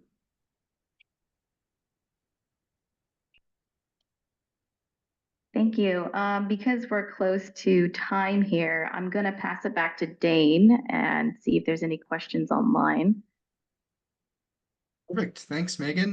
There are no questions online, so I think I won't get in the way of lunch. So if you would like to connect further with the in-person panelists there, they will be in the networking hall downstairs after lunch to chat further. But other than that, thank you everyone, to the whole team for coming here today and giving the talk, and hope everybody has a great lunch. Thank you so much.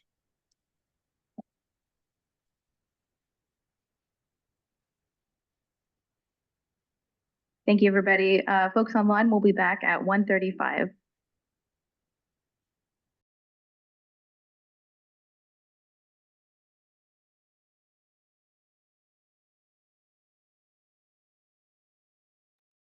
Thank you. Welcome back, everybody. I hope you all had a great lunch. I'm going to start off with introducing our next panel. We have the California Indian Environmental Alliance Group. They'll be presenting on promoting guidance for consuming wild fish safely and discussing the impacts that contaminants have on tribes and the community.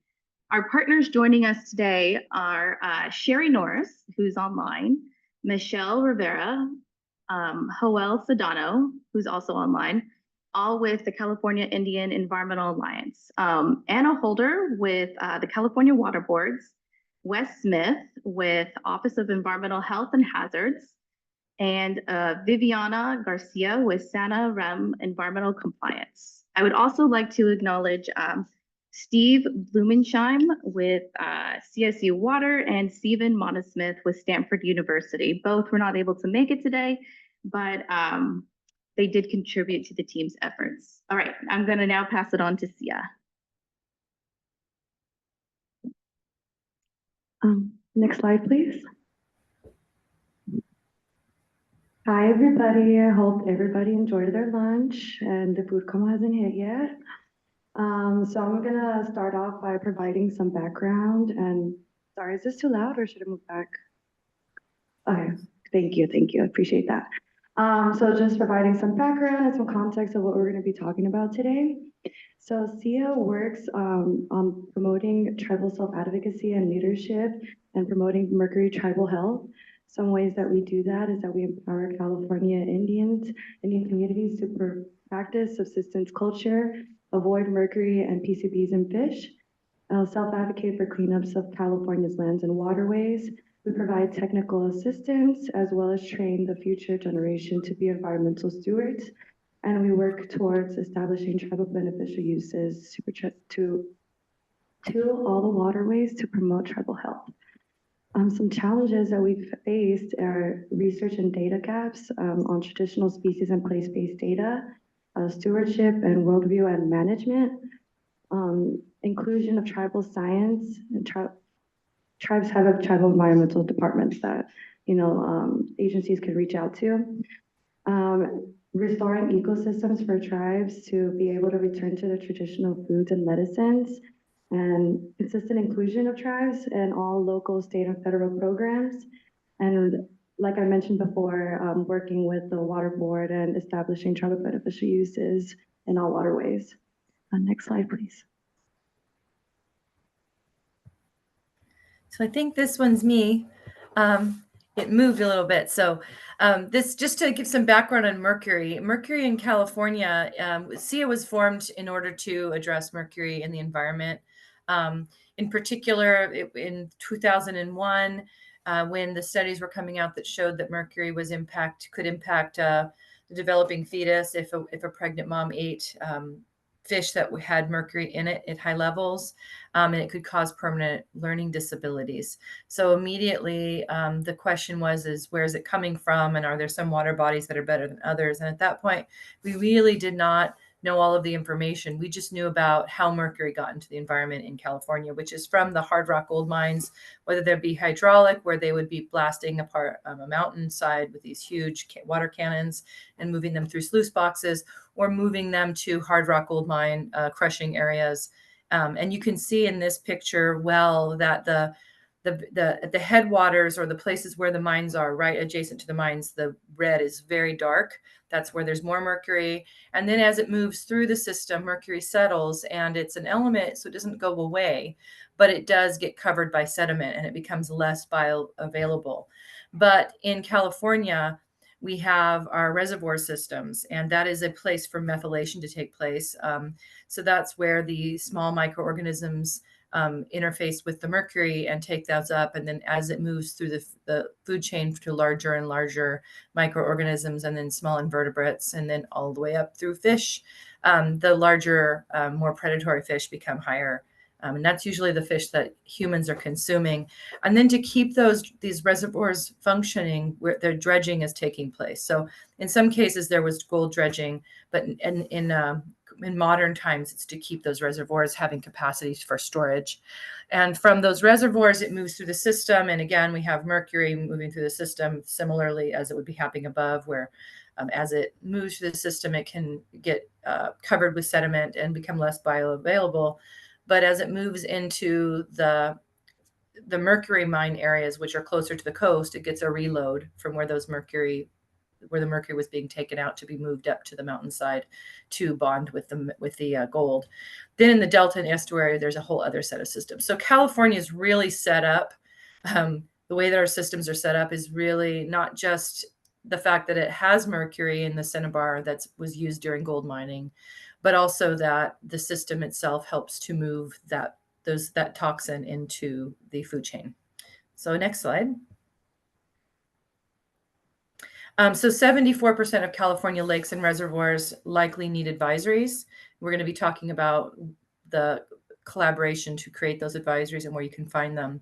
And of those, 21% of lakes may contain at least one fish species that's unfit for pregnant women to eat. 27% of the US streams are impaired by US standard for mercury, and large predatory fish have the most. So this is a picture, obviously, of Florida. There's a alligator in there. We're not the only state that has it. It's just that our gold mine, our gold rush was intense and has loaded our system with mercury. So the next slide. And then that's not me.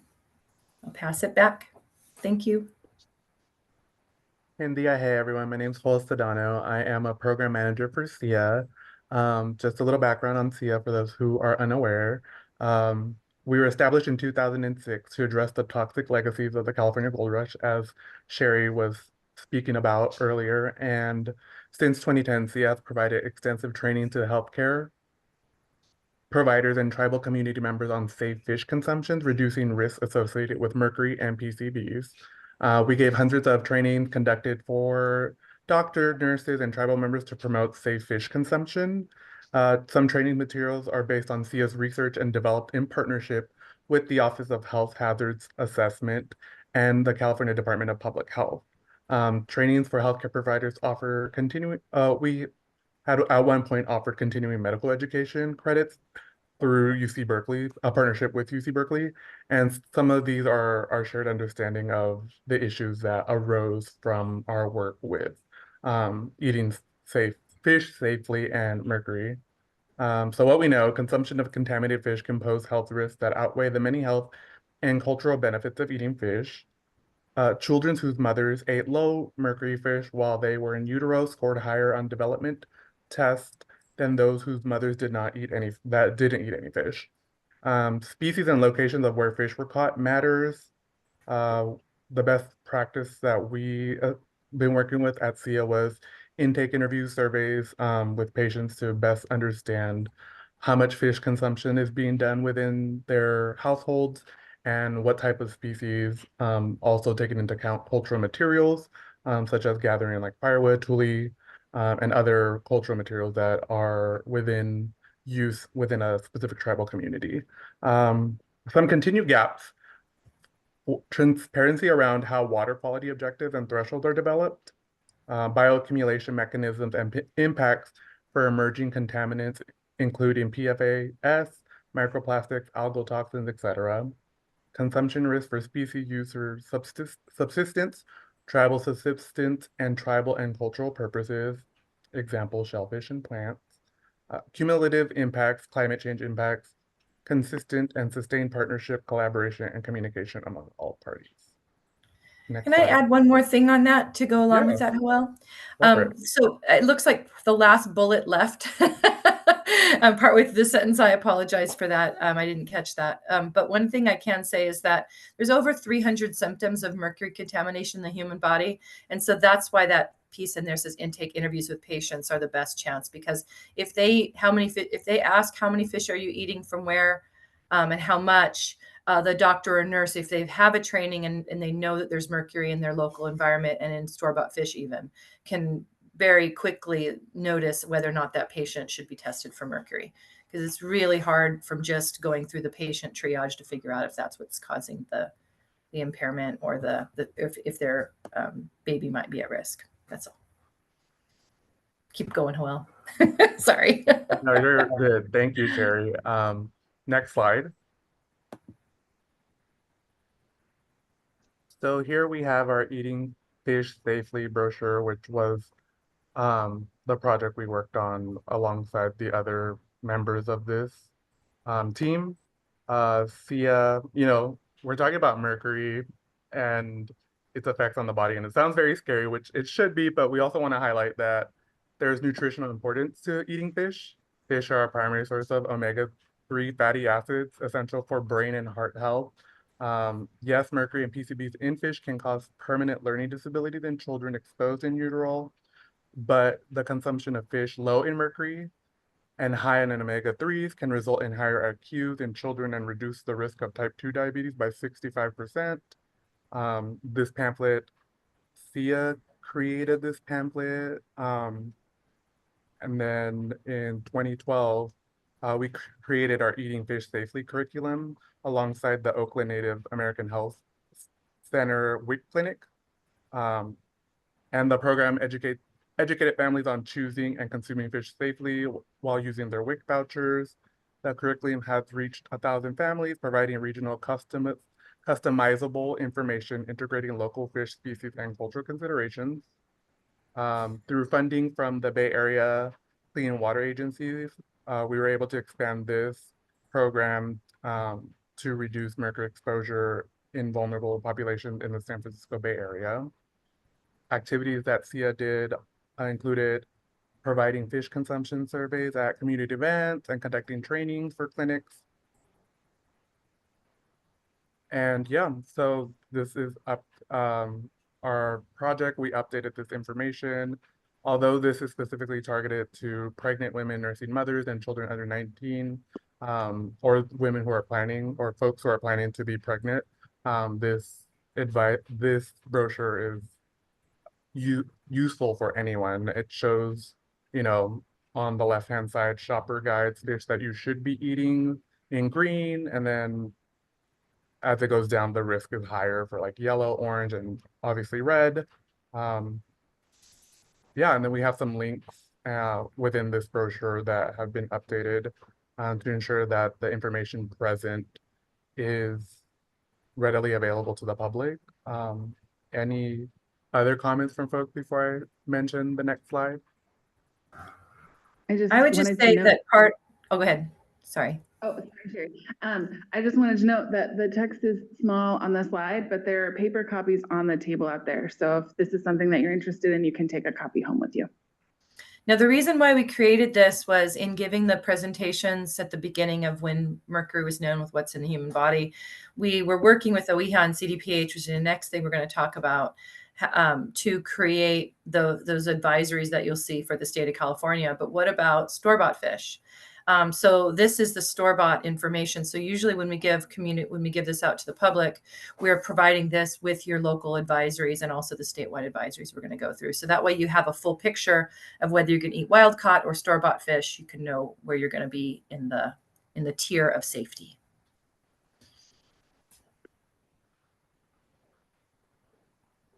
Thank you, Sherry. And yes, next slide. And just again, information on how mercury affects the body. Sherry mentioned that there's up to 300 symptoms that can occur, side effects that can occur from too much mercury in the body.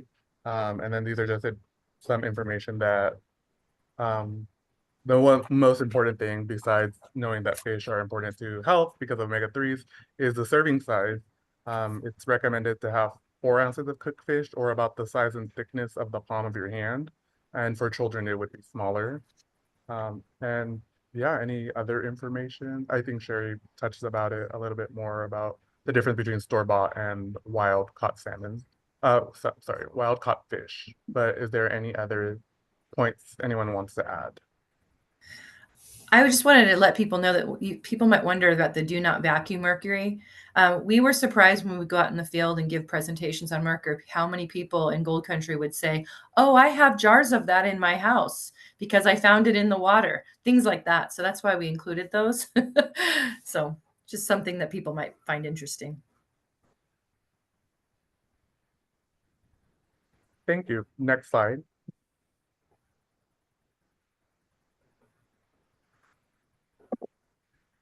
So we wanted to kind of show you all how you are able to find fish advisories. So if you look at the map with all the nice little pinpoints, you can go to a WIHA /fish/CA fish map. And you can, so like, let's say if you guys want to go fishing or something, you know, and want to hang out with your friends, and you're like, well, I want to make sure that the fish that we are getting from this place is safe. You can look and see if there's a specific site, fish advisory for you to look at and see like what kinds of fish are safe for you to eat. So that's one source that you can look at. Another source that you can look at, if there is not a site-specific advisory for you to look at, you can look at the 3 statewide ones. There's one for the ocean, there's one for California lakes and reservoirs, and there's one for fish that migrate. So, you know, there's a ton of information for you to access just to make sure that you are eating fish safely. Next slide, please. So these are site-specific fish advisories. We wanted to show you all the San Joaquin River, which is, you know, not too far from here. So you can see like there's a variety of different fish that you can eat from the San Joaquin River. And then if you look over from the Port of Stockton, you can't eat anything from there. So you have to make sure that you're vigilant and like aware of like what areas you're safe to fish and eat fish safely at. Next slide, please.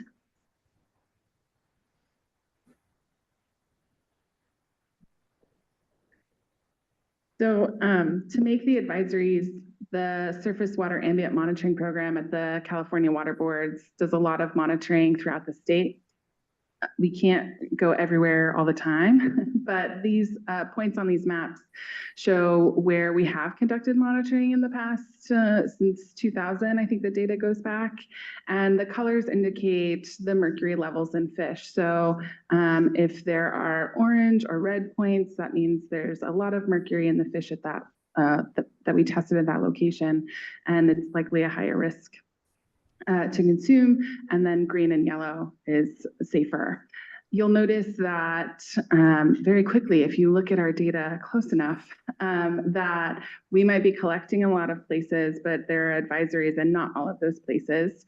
And that's just because it takes a lot of data to create an advisory, and we do our best to collect as much as we can, but the reality of time and capacity and unfortunately budgets is limiting. But it's funny that we like sandwiched people. We work closely with Wes at OEO over here to create the advisory. So we have a regular process that's open to the public, where we talk about where we're planning on monitoring, and we solicit feedback. So folks like Wes and any tribal government or anyone else interested in bioaccumulation in California can say, hey, while you're out there, if you've got the time and budget, can you also collect these fish and maybe test for mercury, obviously, but I also care about PCBs or PFAS or whatever else it is that you care about, and we can add it to our wish list. And that's a regular process. So we're continuously working internally with our water boards partners, but then also with partners like SIA and OEHA to continue to create more advisories and improve the advisories and all of that good stuff. And I'll pass it to Wes to see if I missed anything or if you want to add anything there. No, I think Anna covered it pretty well. We keep an internal database of all the data that's collected by the swamp and available in CDN to see where there are data gaps and communicate with the STU to make sure that we are filling those as soon as possible. And we also prioritize water bodies based on a range of factors, one being Calvin-Virus screen. We also look at distance from to a water body with lower contaminant fish. So we're trying to make sure we get the most contaminated water bodies to have advice as soon as possible. But we also work on water bodies that are lower contaminant, so that way people do have options.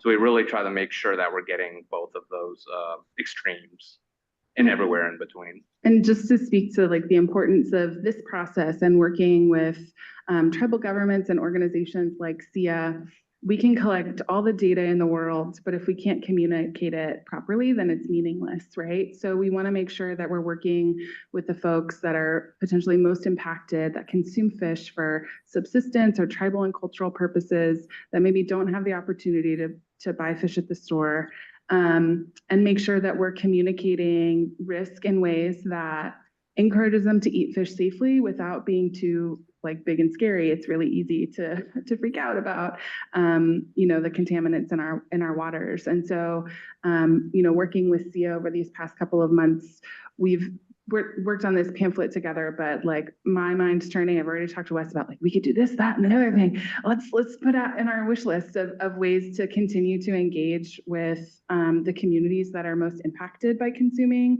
potentially contaminated fish, and really continuing to make our work more applicable and personally relevant to all Californians. Yeah, and to further that point, we really do rely on partnerships because California is a big state, has over 800 miles of coastline and a lot of different water bodies across multiple habitat types. So it's really imperative that we work with other groups and interested parties to really make this program as comprehensive as possible. A couple brief examples that might be useful is in Clear Lake, for example, a lot of the traditional fish species had not been sampled and were not on the local advisory. So OEHA, CDPH and Fish and Game partnered with the tribes to gather information to fill out their advisory. So if you check out the Clear Lake Fish Consumption Advisory, there's traditional fish on there that most folks in California that are not tribal wouldn't think to eat. So there's a lot of opportunities to do that. So if there's local fish in your water body that you're not seeing on your local advisory, and it's an opportunity to reach out to the agencies to see what can be done. And similarly, there's opportunities, and Anna and I've been working with this, and you're going to hear about it in a moment, is that collaboration on trying to get the data that's being collected by tribes and the data that's being collected by state agencies to better mesh for advisories and to share that information.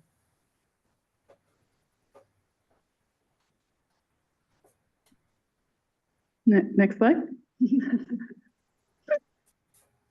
All right, that's me. Yeah, so as Sherry alluded to, I started partnering with Sherry a couple of years ago. She came to me and was like, hey, there's a real need for tribal governments and their environmental departments. Like, we want to help them build capacity, and consuming fish and shellfish is so critical to culture. Like, what can you do to help us with that? And we worked for a couple of years to develop this training series that is, the live option is only open to tribal government environmental departments or tribal groups. And it's basically shining a light on how our statewide program does our work. So the first of the series was offered in January. And if you interact with government agencies enough, you'll hear all sorts of alphabet soup and word salad that doesn't really make a ton of sense. And so the first training was really just getting folks kind of grounded and understanding who SWAMP is and what we do for bioaccumulation and different ways to engage and partner. The second training was really focused on thinking about, all right, we're getting ready to go out monitoring. What are the questions that we ask ourselves, and how do we think about what we want to collect in a way that helps result in high quality data that can be used to create advisories and make other decisions for the water board. In March, we talked about, all right, you've got your plan, you're getting ready to go out in the field. What are you thinking about equipment-wise and methods, and when do you electroshock versus not, and what about permits and all of that sort of stuff? So we kind of break down all of those things. Later this year in September, we took a big break because our audience was folks that do all of the monitoring. And right now it's monitoring season. So we didn't want to offer trainings while they were out doing their great environmental work. Later this year in September, to Sherry's point, we're going to be talking about kind of circling back to the conversation of how do we create plans and generate data that is of high quality and can be useful and used by governments. But also there's a lot of, it's not very super clear on how tribal data have been used in a process that the State Water Board does called the California Integrated Report, which is really the foundation for a lot of our other regulatory decisions throughout the state. And so we pulled in our integrated report partners and have been working with Sarah and Sherry and other partners to kind of break down and increase that transparency of how our integrated report team at the state board, like where do they get the data and what are they looking for in order for it to pass their checks? And once they have the data and make their assessments, how is it used? Like how does that filter out through the rest of the water boards and into our partner networks, like creating fish advisories. The last two, that will be later this year. We haven't set a date yet because it's really unkind to ask people what they're doing in October when it's like June or July. But we're going to talk about, okay, you've done your monitoring. Now you have your data back. What does it mean? And how do we interpret it? And how do we understand what that tells us about water quality and fish consumption safety in California? And then the last one, Wes is going to take us home and wrap our series and shine a light on how OEHA develops their advisories. There's a lot of steps and a lot of partners. Like I think I counted the number of agencies once, from like thinking about wanting to collect data for advisories and then actually getting them posted. It's like half a dozen or more agencies if you are conservative. And understanding how all of that works and how we get an advisory next to a water body is not as easy as one might think. Well, maybe you know it's complicated. I don't know. But I don't know if you want to shine a light, give some spoilers on what you might talk about. Sure. Thanks for that, Anna. Yeah, I mean, it seems simple: collect fish, get data, produce the advisory. But there's a whole process about how we generally retrieve publicly available data off the CEDN, the California Environmental Data Exchange Network. And then we do a lot of analysis statewide, and sometimes we'll compare water bodies across two state sort of averages. And we have a range of what we call our advisory tissue levels. Those are the levels, our concentrations we use to derive the advice or to develop advice. So it involves a lot of analysis in that way. And we typically try to put out 9 to 12 advisories a year, just to keep us moving throughout the state. And that includes updates. But the fish consumption advisory development will include how do we derive the advisory tissue levels or ATLs? What types of steps do we take through the process of thinking about the advisory? And just the whole process, and continuing on with the posting, as well as developing of posters and risk communication materials, and some of the thoughts around the different things that we've done in the past and currently continuing to evolve too. Yeah, and so the intent of this training series was really to help tribes build capacity in a way that works for them. There's close to 200 tribes in California, and every government has different needs, right? And different capacity and different resources. And so we try to make all steps of our process more transparent, so our tribal government partners can figure out what capacity building in the bioaccumulation space looks like for them, and maybe they can get some resources from us to make that work a little bit easier. But for me, it's also about like relationship and partnership building. So learning about, which tribes are interested in bioaccumulation. Maybe they don't want to do monitoring of their own, but making them aware of what it can look like for them to tell us what they think we should be monitoring and what that process looks like is also a key part of this for me. And yeah, Sherry is really like the co-author of all of this and the spearhead of this work. And so I don't know, Sherry, if there's anything else you want to add about the training series that we might have missed. Not so much the training series, but in general, all of this work, if you think about it, it all does come back to giving that advice to communities about how to eat fish safely. So for example, just in planning for your plan to monitor and sending in your samples, and there's choices that you make. Do you want skin on or skin off?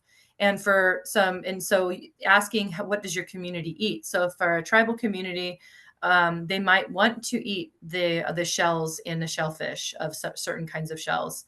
They might be eating the skin purposefully. And so to be able to provide advice that's specific to your community is really important after the data has come in, and also before you send your data in for analysis, because what we found out, a good example, is that sturgeon carries a lot of mercury in the fat between the scales and the flesh. And so if your community is using that for glue, which the tribes that are in sturgeon country have done, it's important for us to know about that. And it's important for your community to know about that. But the only way that the understanding that portion of the fish would need to be sampled would ever come out is if the community itself is talking with the agencies. Otherwise, we're going to be looking for the part of the fish that we would primarily think to eat, which is the regular flesh. But that's not always what the community does. So that's why it's so important for the communities to be involved in all of these steps. Yeah, and then just one last thing before we go to the next slide. We wanted to center the live receipt of these trainings to tribes and tribal needs and make space for, tribal environmental department experts to ask questions with our state experts. But this information is helpful for lots of folks that might be interested in consuming fish. And so all of the slides and the recordings are posted on our webpage shortly after the training is held. The recordings, we have Q&A sessions, and I make sure before we post anything that we kind of take a beat on the tribes before we end every training of like, is it okay if we post this Q&A, or should we cut that out and only provide the lecture and make that open to protect, tribal sovereignty of their sacred knowledge and data. And so if you're like pumped on fish and understanding how we do our work, there's links to slides, and all of this is announced on our safety work group email list and the State Water Board Tribal Matters email list. And the safety work group email list is also the place if you're interested in opting in and participating in our annual process, telling us where you think we should monitor and what we should analyze. Notices on that will be going out. And our next meeting is on the 31st of this month. Shameless plug, but I did it. Sorry. Okay, next slide. So I guess before we end our presentation, we want to leave you with best practices when engaging with tribes. First and foremost, recognizing the tribal sovereignty. Tribes are nations, not stakeholders, including tribal leadership, staff, tribal expert community members, and tribal organizations, and working groups and coalitions that address environmental issues, responses, planning, and policy development everywhere non-tribal science is valued. Building partnerships in a culture that values and gives credit to tribal scientists, knowledge, and expertise. Allowing tribes to review final products before distribution, interpretation of data, and recommendations often captured incorrectly. Recognizing tribal departments are severely underfunded and wear multiple hats. Limited tribal experts are available. Stop making tribes compete with NGOs for visibility, voice, grants, and funding opportunities. And support tribe-to-tribe coordination and alignment. Internal conversations to align between agencies, regions, and tribal nations. Can I just add really quickly? I want to acknowledge that if you were here in 2022, you've seen this slide before. It's the exact same slide. And that's because while we've been doing really hard work in our organizations to build partnership and improve and operationalize these best practices, but as a whole, as a society, we still have a lot of work to do. And so I just want to acknowledge that this is something that we need to continue to prioritize and work for as speaking as a government representative. Just want to shout that out. Thank you. On the number 6 one, I wanted to also say that the internal conversations, the tribe to tribe piece, and it says to align between agencies. It's a lot of times it's the internal conversations so that the tribes can come up with shared messaging to share with agencies, regions, and tribal nations.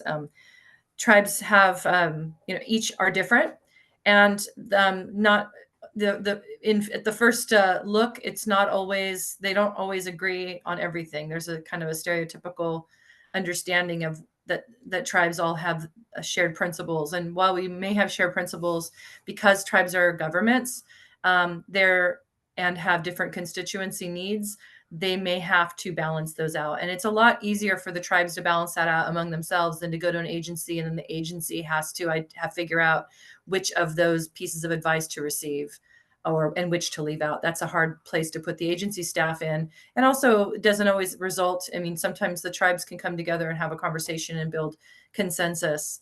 And then give that to the agency. That works out a lot better. Anyways, just throwing that out for number 6. So make spaces in your grants for the tribes to caucus and then come to your group with their shared consensus.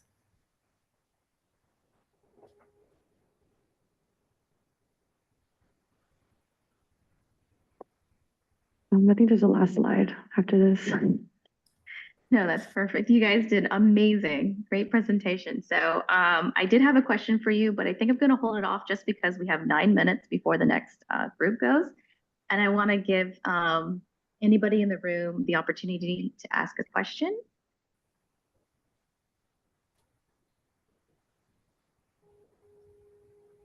Okay. Alex, anybody online? Yes, we have 2 questions online. From Samar Salma, they ask, are these flyers available in downloadable format? We can share those after this. I think I saw one typo in there. We'll fix it and then make sure that it's shareable. Okay. It's still, the typo I think is in the slide, not the ones on the table, by the way. Okay. Sure. And then maybe we can email those out, Megan, once they're shared. And then just to speak back to Sherry's point of giving folks like a whole view of not just commercially caught fish safety, which was what the flyer has, but also OE has fish advisories. Those are available on the internet in multiple languages, and you can download them so you can get all of the goodies. Great. We have one more online, also from Samar. Why do levels of mercury differ from one fish species to the other? Oh, I'm sure Anna, Wes, or I could answer that. You guys want to take a stab, and then I'll come in the end with something that I can think of. Sherry, you didn't see me, but my head turned so fast to Wes just now. You can kick it off with. Sure. So, yeah, mercury tends to be higher in the big fish eating smaller fish because it accumulates up the food chain, so it tropically magnifies. So it's really those bigger, older fish that'll have higher levels of mercury, and it's largely based on their diet. I don't know, Sherry, if you have anything. And I want to add to that the importance of salmon. So when salmon are leaving the system, they're small, and so therefore they haven't bioaccumulated a lot of the toxins. They can move through our mercury-laden systems and go out to the ocean and do what they do there, and then they come back through. When they're spawning, they're not eating. So this is another reason why salmon is so important to California. Not only is it a traditional fish, and in some cases is a ceremonial fish. It has cultural importance to tribes, and it's really important for the ecosystem in a lot of ways, but also it can move through our systems as wild caught fish and stay low on the trophic level it may be higher on the trophic level, meaning that it's a larger predatory fish, but because of its life cycle, it's lower in mercury than the others of its same class, if that makes sense.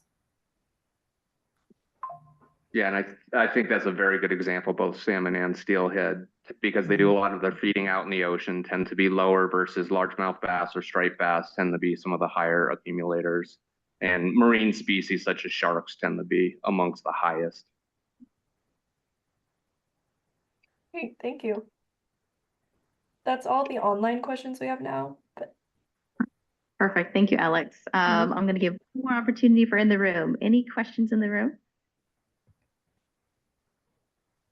Okay, well then, with the interest of time, I'd like to again thank the California Indian Environmental Alliance and all the panelists for coming here today and presenting. You guys did a great job. This concludes this panel presentation. We're now going to move on to the next one with Hannah Cheney as facilitator. Thank you.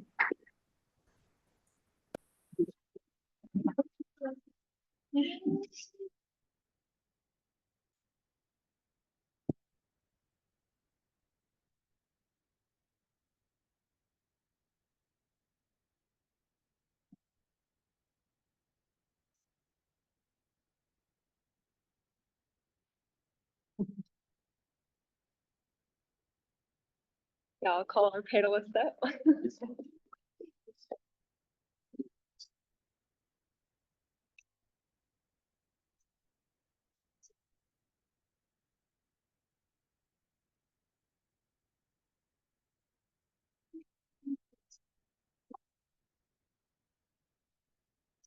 Yes.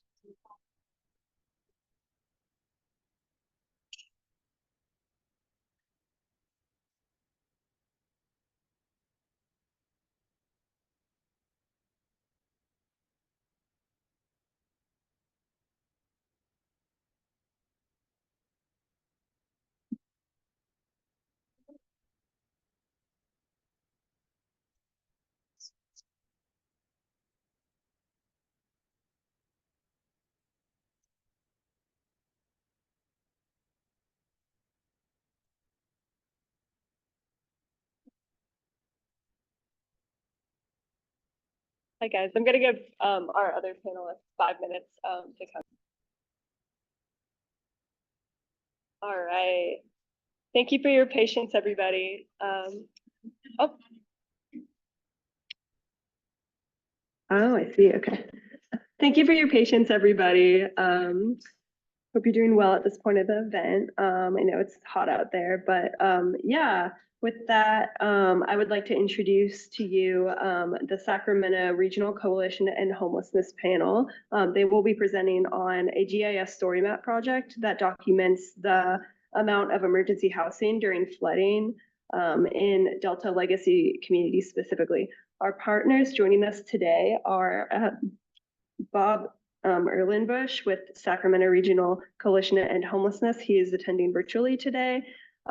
Kathleen Schieffer with UC Davis, who is here today with Virginia Gardiner with the Delta Protection Commission. We also have Anthony Linares, who is online as well with the Department of Water Resources. I'd also like to acknowledge one of our panelists, Dr. Osman from Stanford University, who is unable to make it today, but I believe we have one of his grad students, Claire Medina, on the virtual audience who is attending today. So yeah, with that, I will pass it on to Bob Erlenbush, the representative from Sacramento Regional Coalition to End Homelessness.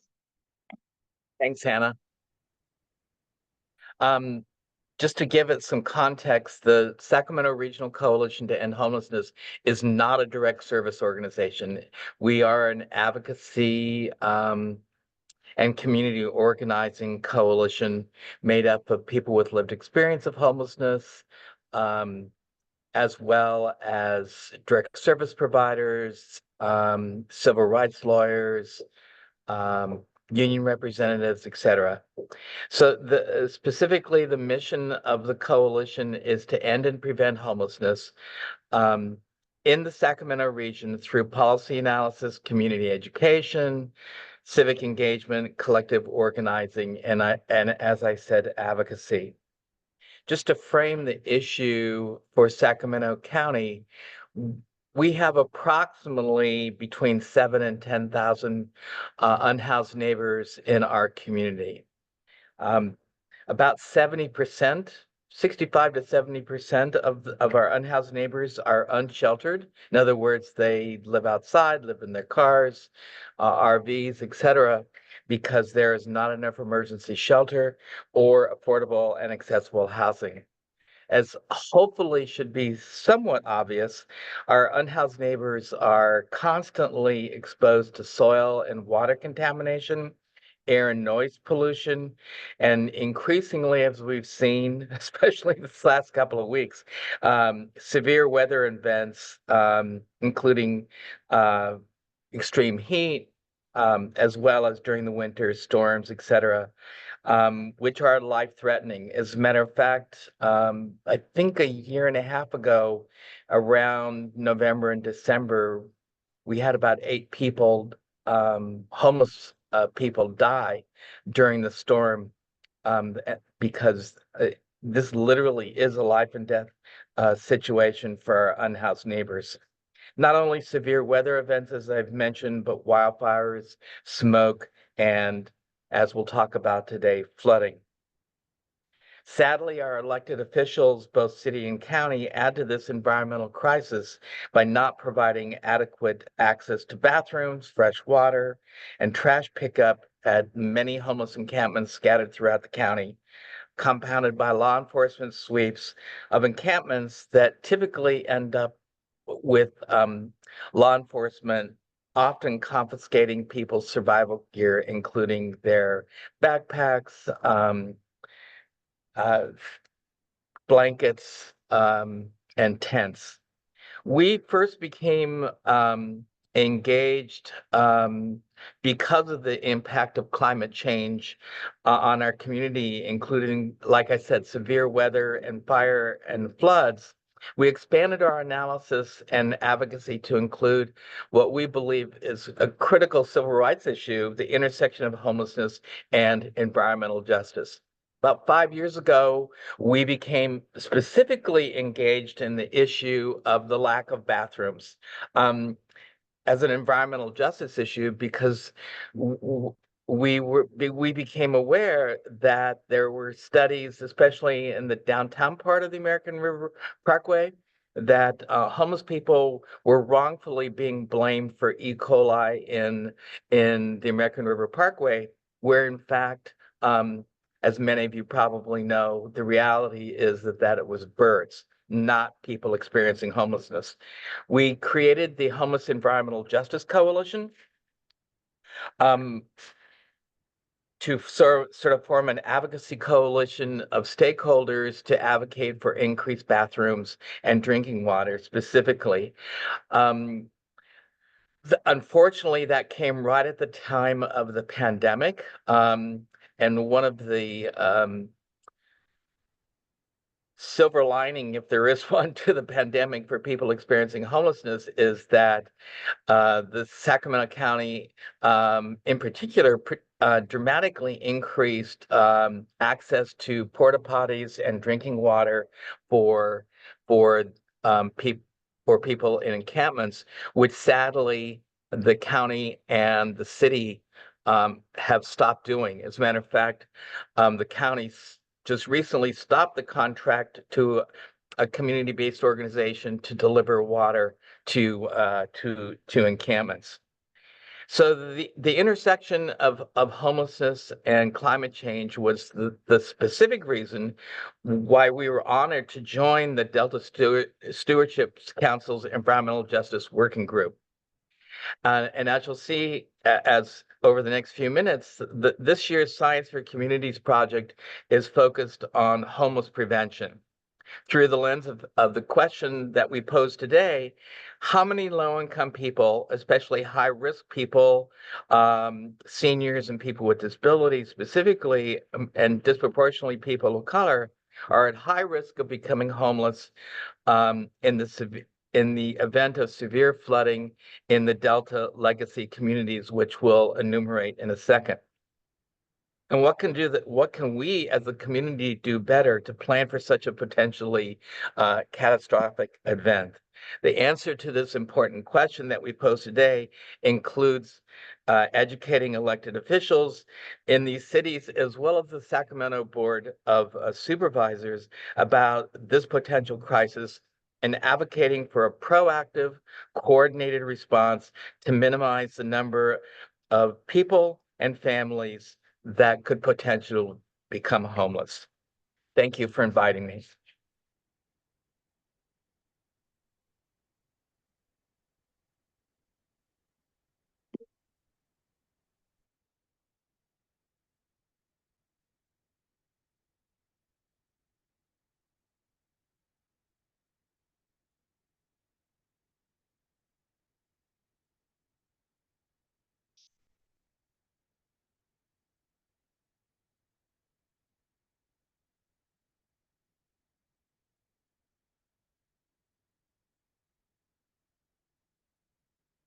And Bob, would you mind kind of walking us through the story map real quick?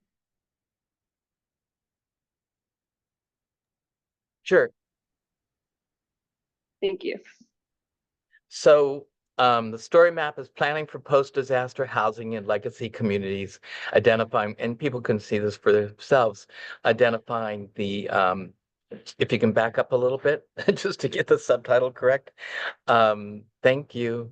Identifying populations in the Sacramento San Joaquin Delta historic communities at high risk of requiring temporary emergency housing. I sort of walked through the project overview already.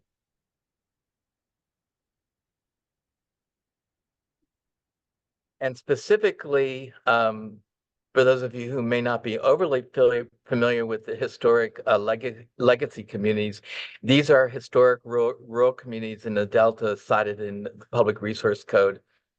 This includes, as you'll sort of walk through each community and where they're located, Bethel Island, Clarksburg, Cortland, Freeport, Hood, Isleton, Knightston, Locke, Rio Vista, Ride, and Walnut Grove.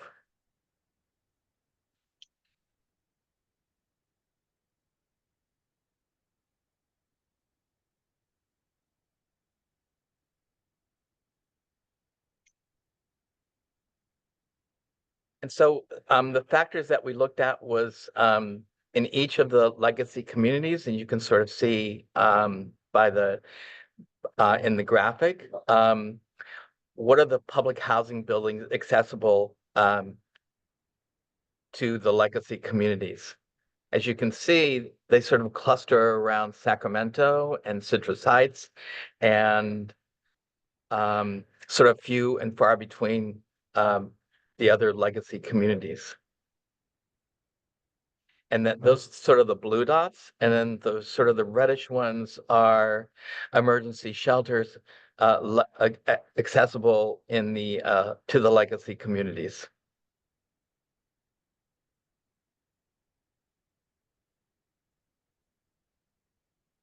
Then we wanted to look at quantifying those at high risk with vulnerable populations, particularly people with disabilities, which you can see is pretty significant, around Rio Vista City. And to some degree in Freeport, Clarksburg, Walnut Grove, and Knightston.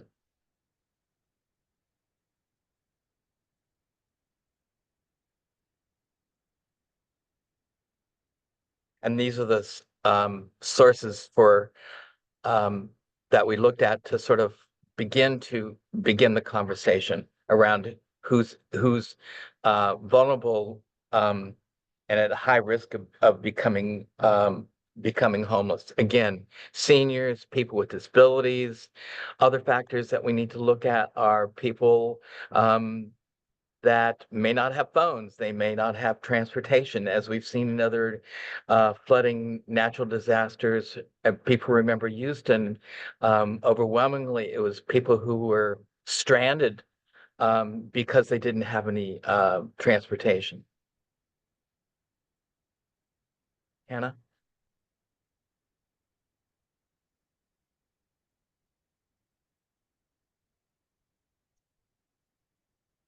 Thank you, Bob. And thank you, Bob. And now we'll go back to the slideshow real quick. Sure.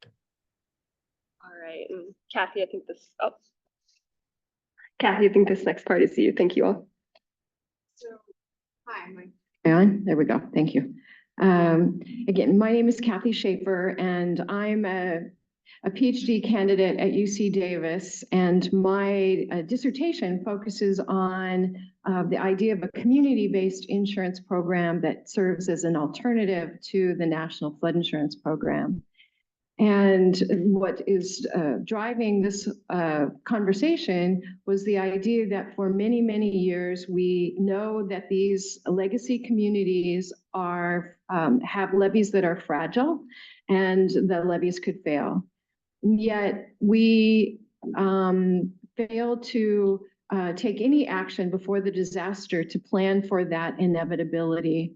We saw during the Pajaro disaster in 2023 that it takes months to put in place any kind of payment plan or any kind of a financial assistance, and many people live sort of paycheck to paycheck, and a disaster of any kind can send them over the cliff. So the idea is, can we identify people who are going to need housing before the disaster happens?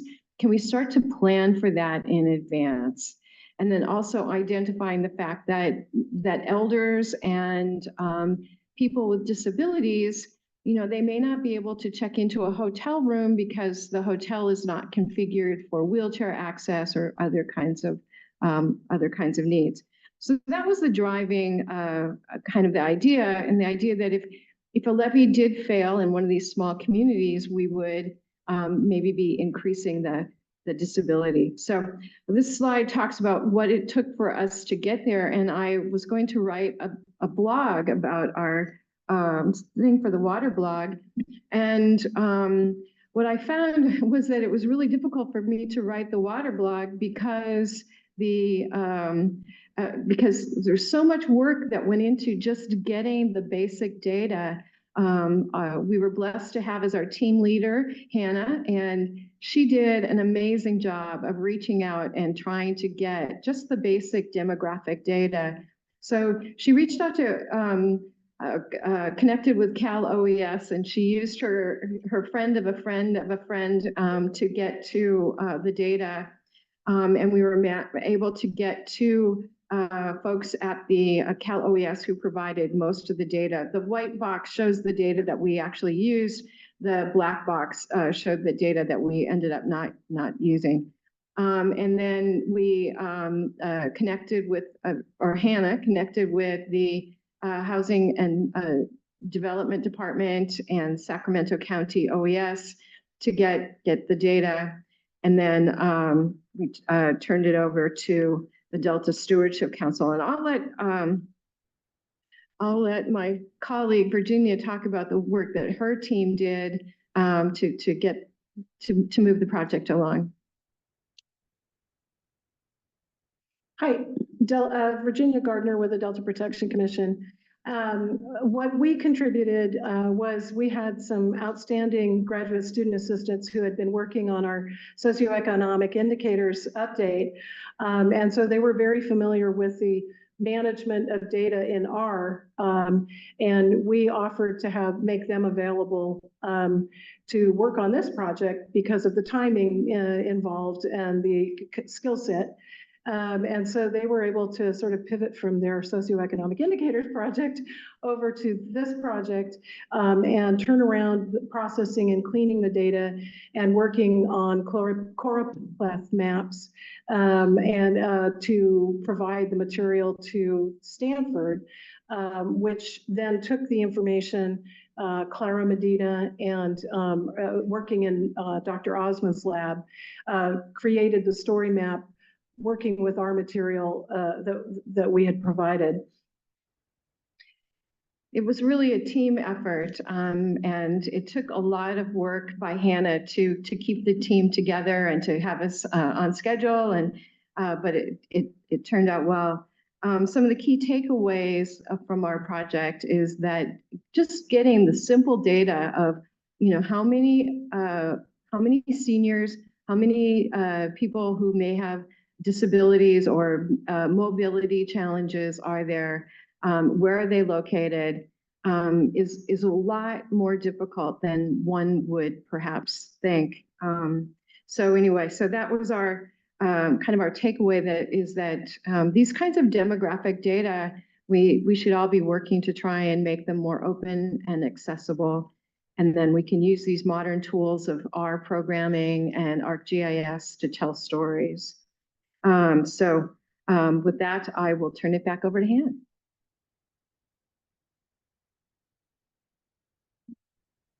All right. All right. Thank you, guys. I really appreciate the recognition too. I definitely couldn't have done it without this team. I know I'm really in awe of how we all came together and used our resources to build something that will hopefully spur this field into the future in the Delta. Next slide, please. Yeah, this slide just has everybody on the team's contact information. So if you do have any questions outside of this panel for us, you can contact us with the information here. And yeah, thank you all for a great presentation. I will start with a couple of the questions that I have for our panelists here. The first one being, what are the main points that we should take away from the story map project? And that's for the panel, yeah.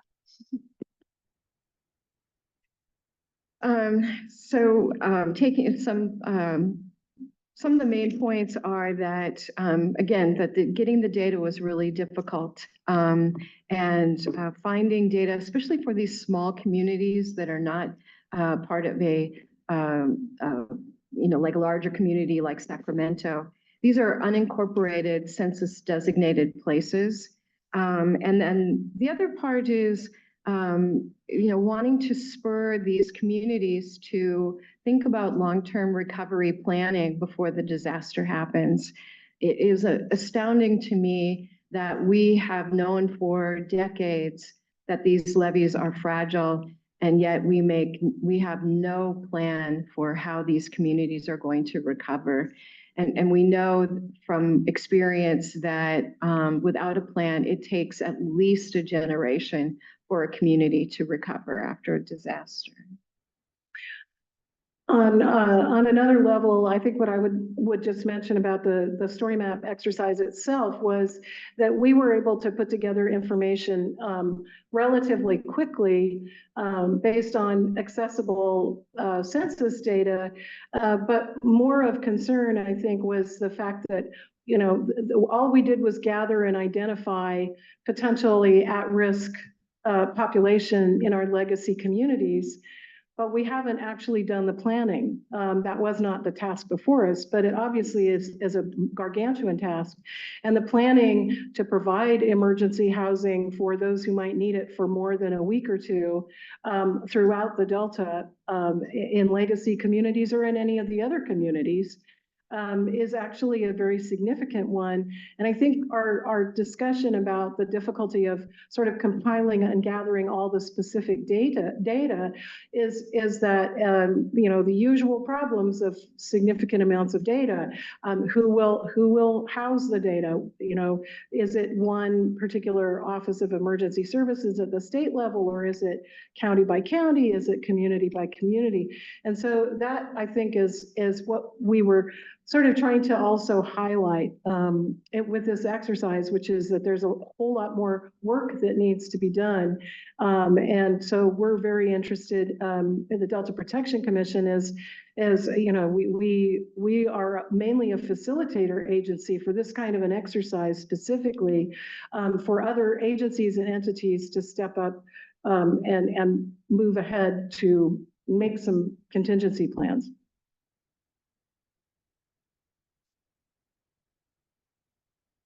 All right, yeah, thank you for that feedback. I think one other question I have is, what are steps going forward from this project? Like we have this map now, how can we put it to use and yeah, advocate for the Delta? Well, I think Virginia touched on it, and I'll let her chime in, but it is to hopefully spur these communities and some of the elected officials to start to think about recovery planning before the disaster, and to sort of think about the fact that we need to provide these kinds of spaces.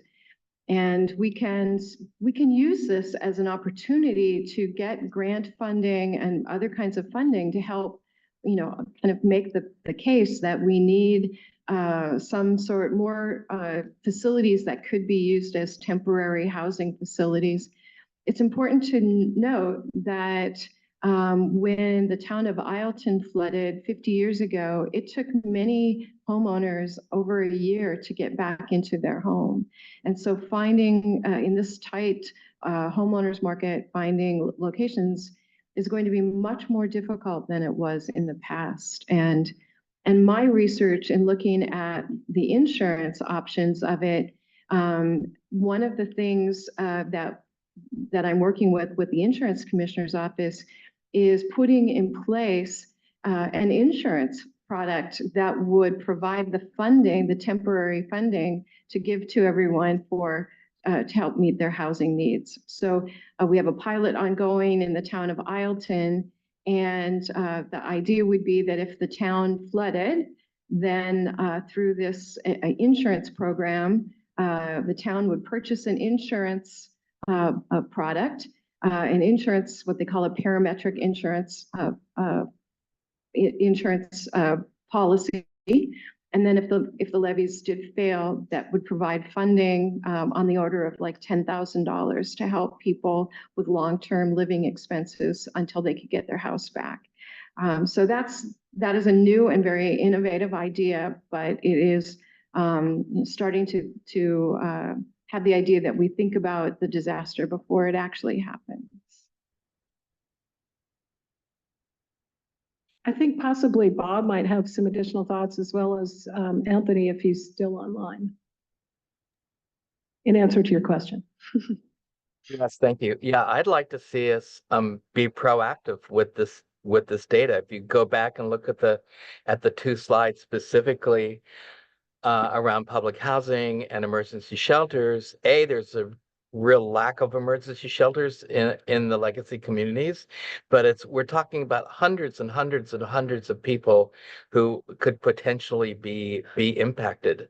So I would love for this team to stay together, and I'll take the lead to reach out to the County Board of Supervisors to do a presentation.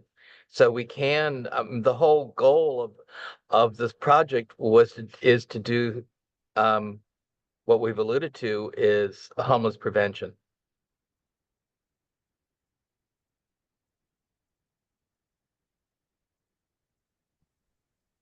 Thank you, Bob.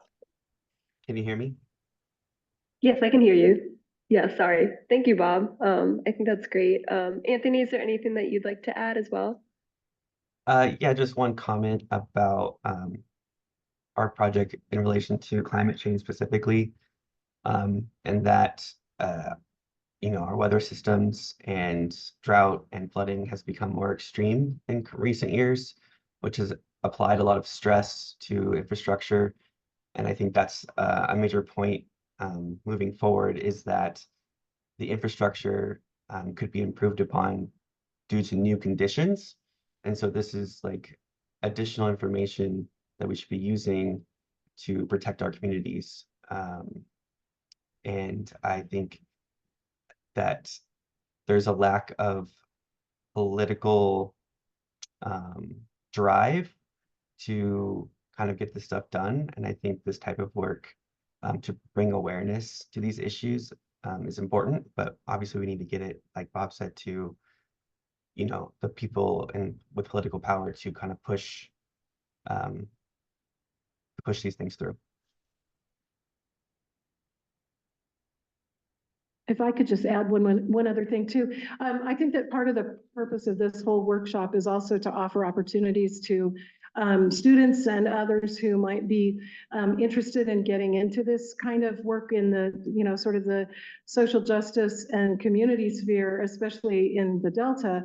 And I can tell you that there's a real need for that. And also the Delta Protection Commission has had a really excellent experience working with student assistants over the years.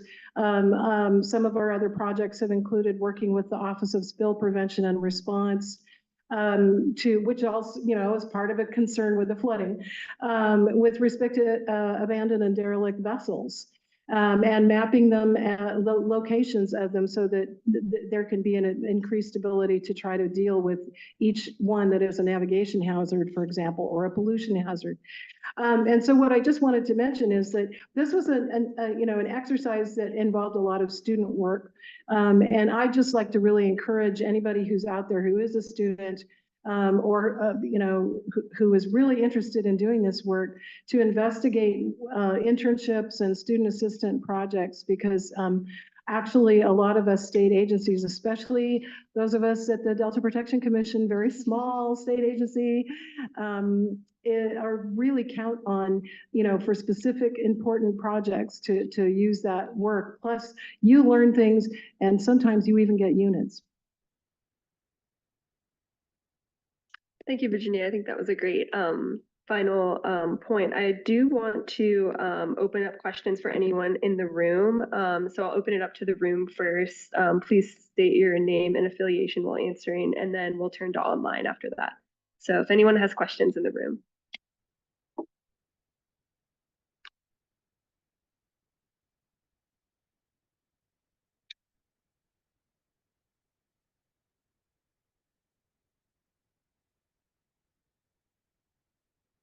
Hi, Shoko Shinbrat with the Delta Stewardship Council.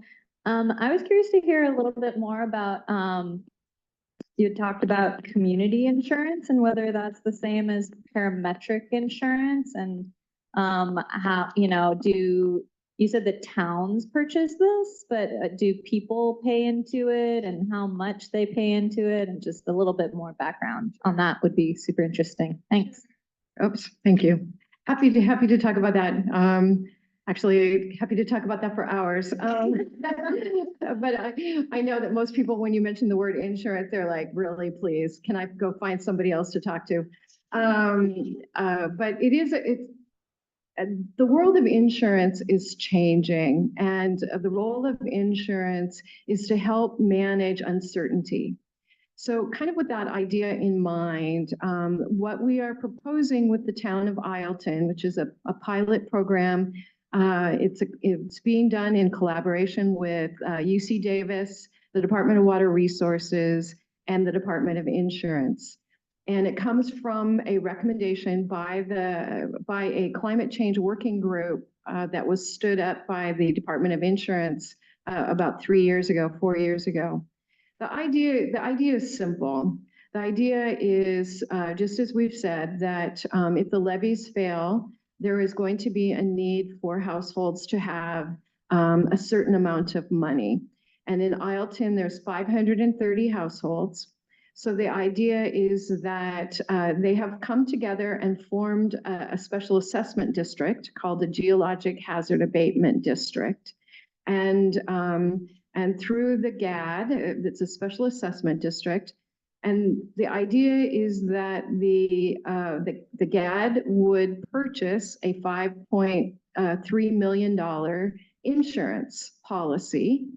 And then if the levees failed, every homeowner would get a $10,000 payment. I kind of refer to it as life insurance for the levee. Is that what they're doing is they're really insuring the levee, and if the levee dies, just like your wealthy uncle, you get a little bit to help you kind of move on. The way that it is developed, planned, is that they're going to purchase what's called a parametric insurance product. And unlike your car insurance where you have some damage and you have someone assess how much the damage is, a parametric is a fairly modern form of insurance it is being used around the globe, particularly in low-income areas for crop insurance, but it's being used increasingly. And it is a kind of insurance where if there is a predefined triggering event, then a preset payment occurs. So the idea is that if the levee fails, there will be a sensor located at the lowest point in town.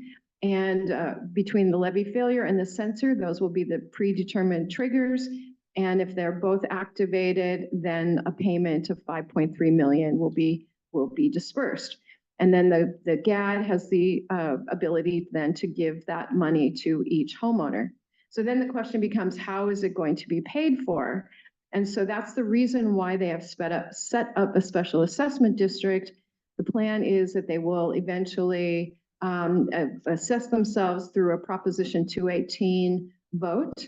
And the idea is that by having this $10,000 payment, then not only does it provide some certainty to them, but it also can be used to meet a FEMA insurance deductible and reduce their cost for insurance by more than what they would pay for the assessment. So it's a fairly straightforward kind of thing, but it's just being applied in a very unique way. Does that answer your question? Any others? Yep. Do we have any other questions in the room? All right, seeing none. Dane, are there any questions online? No, there are no open questions online at this time. All right, I think we have about 5 minutes left. I think we answered a lot of the questions that we set out to. Any last thoughts from any of our panelists as we wrap up? Hannah, there's a question in the back of the room. Oh, thank you. Okay. Sorry, it's Shoko Shinbrod again with the Delta Stewardship Council. I find this concept to be really interesting, and I just wanted to, of insurance, and so important for communities to like, excuse me. And I just wanted to say that it dovetails with a lot of things that the Delta Stewardship Council is doing. Excuse me, the Independent Science Board currently is conducting a review of decision-making under deep uncertainty. So as things become, more uncertain related to climate change, how do communities and agencies really prepare? And I think that like the, Department of Insurance is well situated to think about these uncertainties. And so I just wanted to say that I'm involved in that review. So just appreciate the work and your guys' input in this. So not a question, just a comment. Thank you. I want to stay connected with that because the insurance that's the major role of insurance is to reduce uncertainty, financial uncertainty. If you think about, and one of the takeaways that I would like everyone to sort of think about is that floods are low probability, high consequence events. And we have a tendency to think about them, in particularly flood insurance, the same way we think about automobile insurance or our housing insurance. And that's really the wrong way to think about it. It's better, the way to think about it is more like life insurance. I mean, the idea that why do you buy life insurance? You don't buy life insurance because you don't think you're going to die. You buy it because you're going to die soon. You think you may die sooner than you had planned. And so the idea is that, it's not that we don't think the levees will never fail, but they're going to fail sooner than we had planned. And just as you buy life insurance to protect your family and have them thrive, after something should happen, it's the very same idea.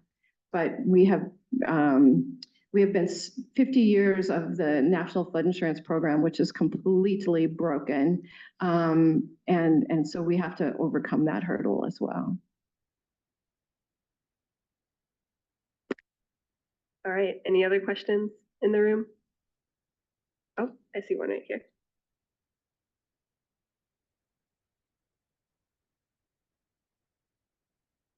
Hi, My name's Marlena and I'm affiliated with the Chapman University, undergrad researcher. I just wanted a little commentary because you guys mentioned. Sorry, can you speak up like a little bit? I'm Yeah, sorry. is that better? Yes, that's so much better. Thank you. Okay, different aspects of when like flooding happens. But more on the post, I'm kind of wondering, because you mentioned like students could get involved. I feel with the Pajaro, because I went to Cal State Monterey Bay, I went to the informational meeting. So I was wondering how would the information like kind of get to the communities that would get the most impacted? Because I guess as I like attended, like the demographic to like, or what was shown, presented of the communities that were impacted were like, it was kind of like reverse of who was present in the informational meetings. So I was That's a wondering- really good point. That's a really good point. And I think that's part of what of our next steps is probably needs to be. And I think Bob mentioned that he'd like to make presentations to the Sacramento County Board of Supervisors, for example. But really from the commission's perspective, the Delta Protection Commission, we're looking at the entire Delta, which is full of levees everywhere.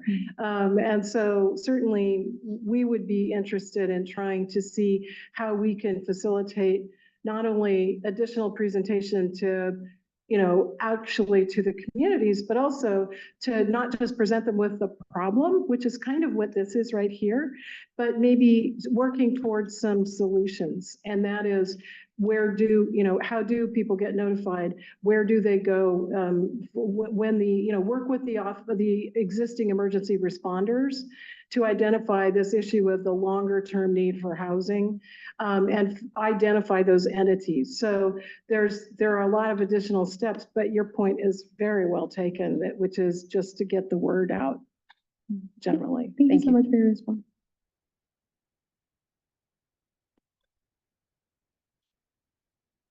All right. Any other final questions in the room or Dane online? There are no questions online. All right. I think with that, we have about 5 minutes left. Any concluding thoughts from our panelists? Thank you all for listening. Yeah, thank you. Thank you, everyone. We will be going on our last break now. Please help yourself to refreshments over in the stack table over there if you haven't already. And for folks online, we will be back at 3:15. Thank you.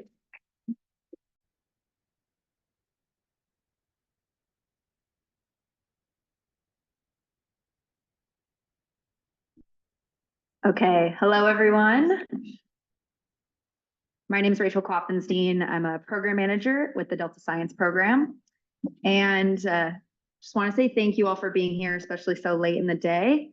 And as the event and this week come to a close, you're in luck though. We have a few really great presentations ahead of us. And it's also literally the hottest and worst temperatures outside right now. So this is a good place to be.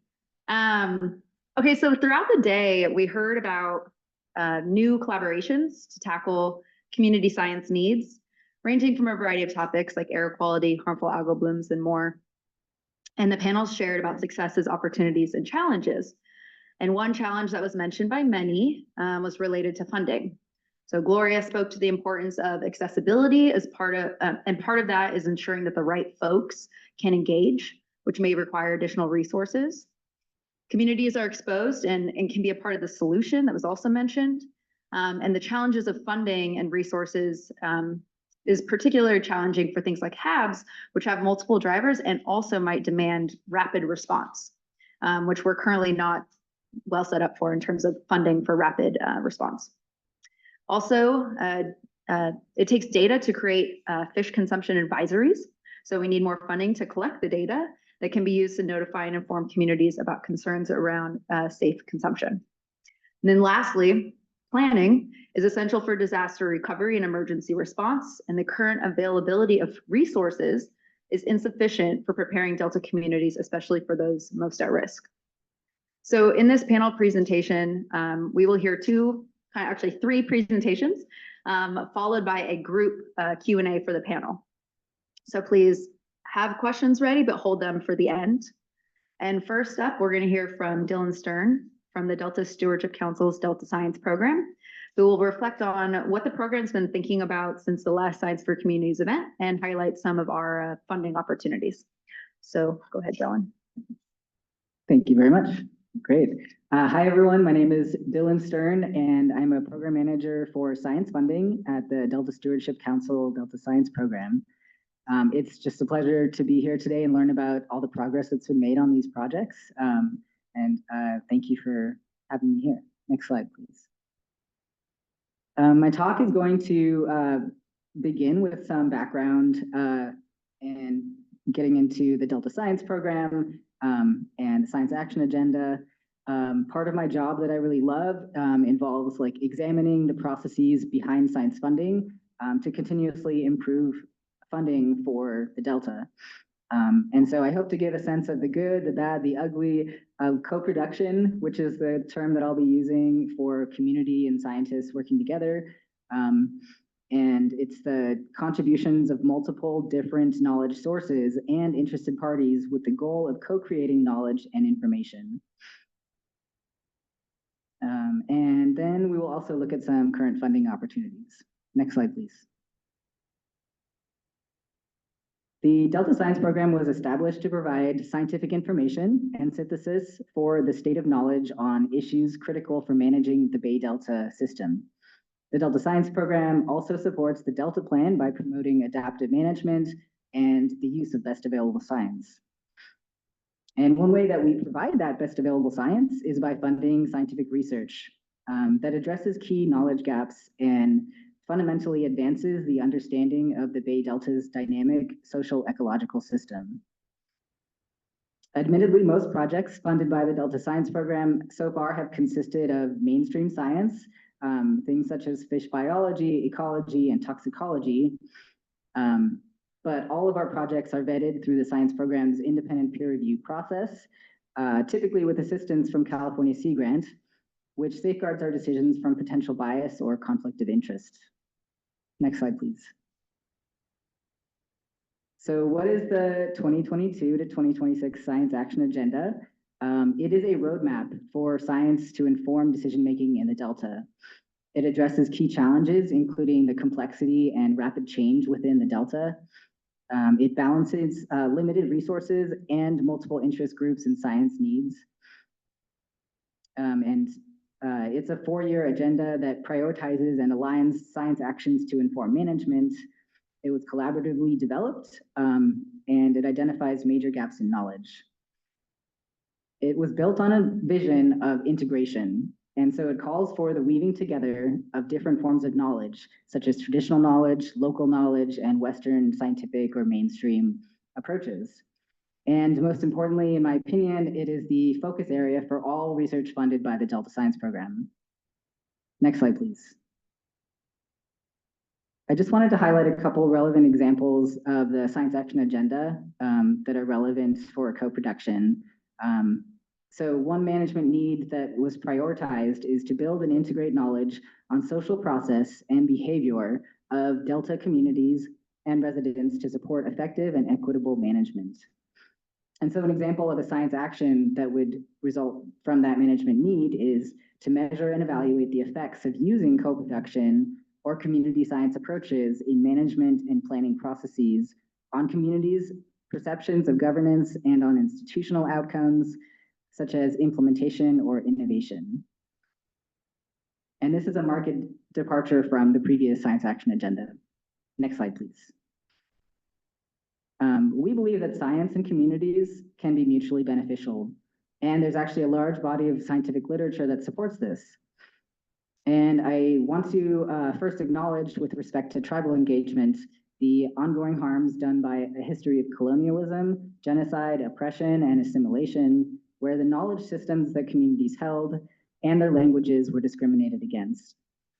So keeping that in mind, you know, if we can do this with respect, reciprocity, and accountability, there can be many benefits of conducting this type of work. So public benefits, there is good evidence that co-production increases the likelihood of knowledge being used in decision-making, which so can lead to improved public health, economic growth, and enhancing capacity for collective problem solving, all of which we saw great examples of today.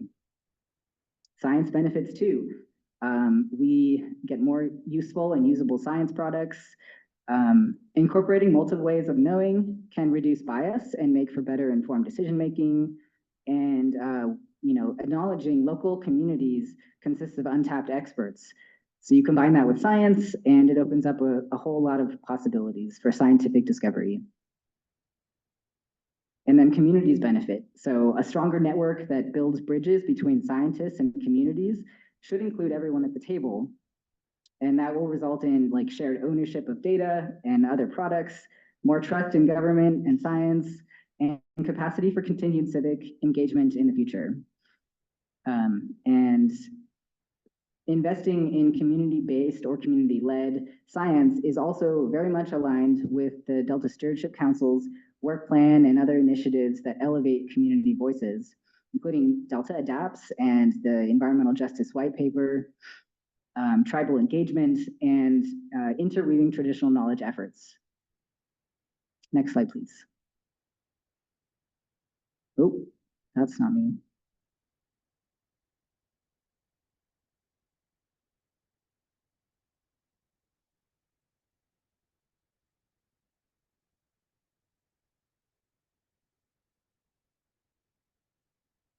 Tell you, what are we doing?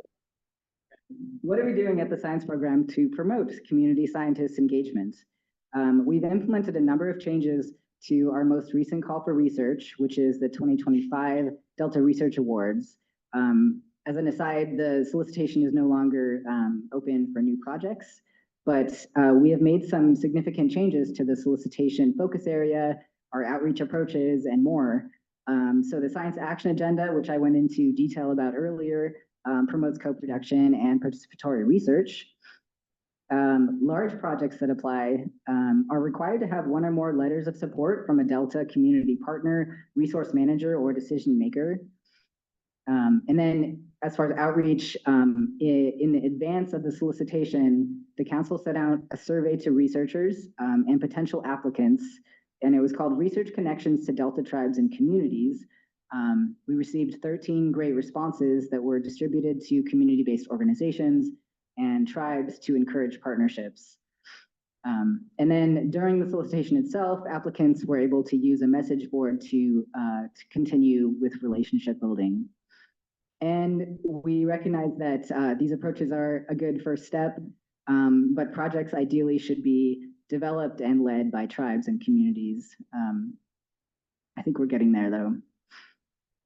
And then we have a requirement for applicants to describe their broader impacts and equitable engagement. Yes, there's my slide.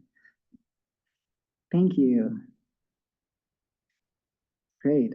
Okay, yeah, so broader impacts and equitable engagement.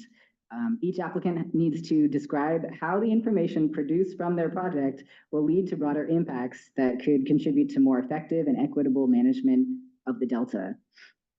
And so we are encouraging projects to include substantial roles for undergraduate, graduate, and/or postdoctoral students, particularly those from underrepresented groups and a diversity of lived experiences. We are encouraging them to have a plan for meaningful, early, and sustained engagement with community members or community organizations, and be based on or thoughtfully and respectfully incorporate tribal, traditional, and/or local knowledges as applicable. We also require engagement and communication plans that really map out the goals, audience, frequency, and method of engagement, how it will be done, and how effectiveness will be measured. Another part of the application that is really cool is it also developed by this Delta Stewardship Council. Applicants are required to use the Delta Adapts mapping tool of social vulnerability to evaluate and describe any potential connections between the project and a community that is socially vulnerable or historically marginalized in the context of environmental change. Okay, next please. Yeah, just the three things I want to highlight here. There's definitely more, of course, but just want to touch on, state government contracts and funding are a challenge. Community members are often asked to provide expertise and time and energy on behalf of scientists, and these individuals sometimes go without pay or even recognition of their contributions, and are otherwise left out of the research process because they are not seen as members of the research team. And so as a state government, the Delta Stewardship Council, without a grant program and without dedicated local funds, it is a challenge for us to work with and adequately compensate communities. But I think the first step is acknowledging, right? So, okay, and then for communication and outreach, the Ocean Protection Council put out an equity plan in 2022 that set goals for equitable outreach, engagement, and funding that we look to for inspiration. It recommends that we provide targeted funding and technical assistance, improve staff training and capacity, strengthen environmental justice policies, and further integrate community science, community expertise, and tribal expertise and knowledge into decision-making. And then there's this aspect of science and a strict definition of science. So we are the Delta Science Program, right? We are required to use best available science. So, I asked the question, who's included in science? Who's not included? Have we been missing a lot? The answer is yes, we have. We need to value and integrate broader knowledge sources. Scientists, I think in general, need to recognize the limitations of current academic and research systems and work toward improvement. There's also this perception of scientists that working with communities may not be seen as impactful research within the community, the scientific community itself. And in fact, academic incentives tend to perpetuate this status quo. Funding agencies like ours can establish incentives. So in general, research funding systems could value equitable relationships with communities, make space in the grant or contract process for realistic timelines required to build partnerships and pursue research in communities, and also help enforce accountability from the highest levels within academia. So at the science program, we recognize our role in working to change funding systems such that relationships can build to partnerships and accountability increases in the scientific community to produce science that is mutually beneficial to communities and scientists involved. Next slide, please. I just wanted to provide a list of notable and interesting funding opportunities that may be relevant to those interested in pursuing co-production research. Definitely not an exhaustive list, and unfortunately the Delta Science Program doesn't have anything open at the moment, so wanted to provide some other possibilities here. This first one here is a technical assistance grant for a very specific cause though. I mean, it's $2.5 million in grant funding to California community organizations to engage in the cleanup process of contaminated properties in their communities. The second one here is an equity and access public participation grant, which I think is a really great model for our agency and others to appropriately compensate participation in government decision-making. It is intended to remove financial and capacity-based barriers to participation while creating a flexible and accessible process to apply for and receive compensation. And you have no idea how big a deal that is. Maybe you do. Proposition 68, the Community and Economic Enhancement Grant Program. This is a non-competitive grant program that focuses on increasing public access to Delta through recreation and tourism opportunities, historic and cultural preservation, and environmental education in order to promote a robust Delta economy. The next is Youth Engagement, Education, and Employment Program with the Fish and Wildlife Service to establish partnerships using financial assistance to employ the next generation of conservationists and in paid projects and internships. Okay, and then we have tribal access to emerging private markets for climate mitigation and forest resilience. Very specific one, so funded by the Inflation Reduction Act. And it's to support the participation of underserved and small acreage forest landowners in emerging private markets for climate mitigation or forest resilience. Pretty cool. And then the last one is the Renew initiative, which supports traineeships for students and postdoctoral researchers from non-R1 emerging research institutions and non-R1 minority serving institutions. There are also some really great opportunities with the Strategic Growth Council, which I don't need to go into because our next panelists will talk about. NSF has some other opportunities, and I have more information if anyone is interested. And that's it for me. So thank you. Thanks for your time.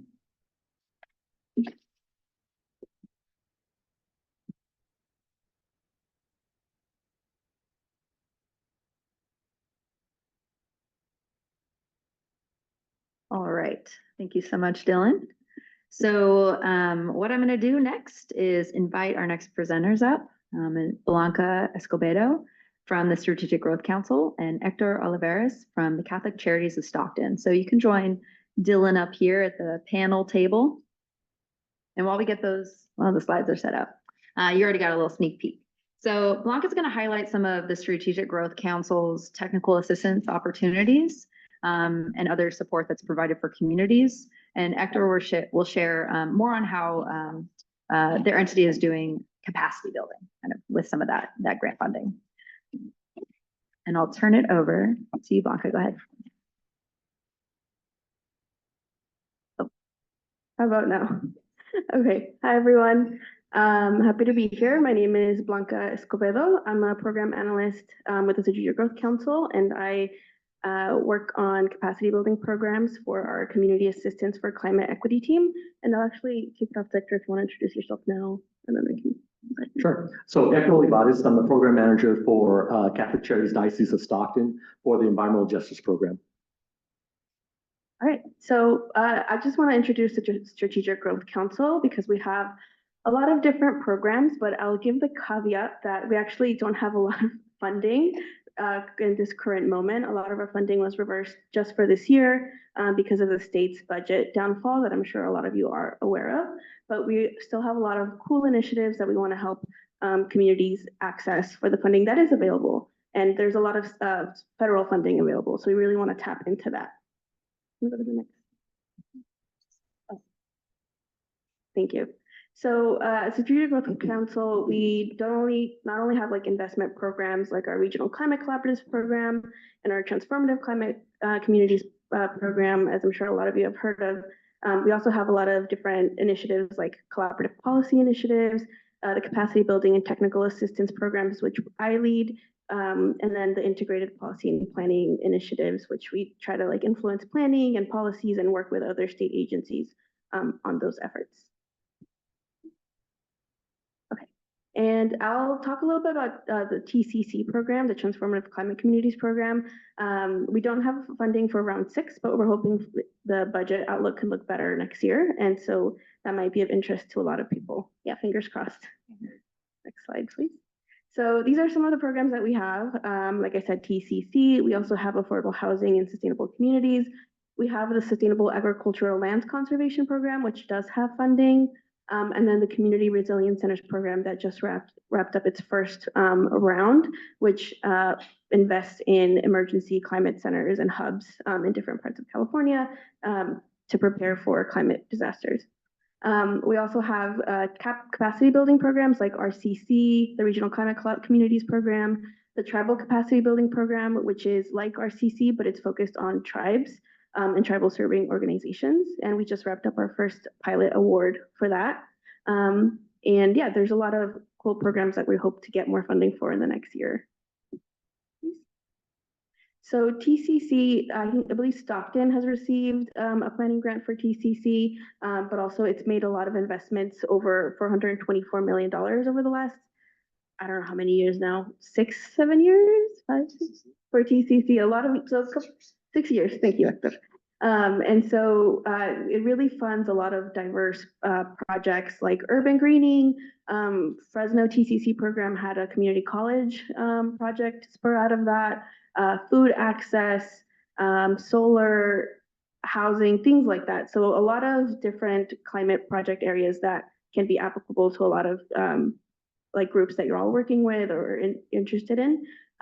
But we have different planning or different grants for that. So we have implementation grants that are more like the construction and like ready programs.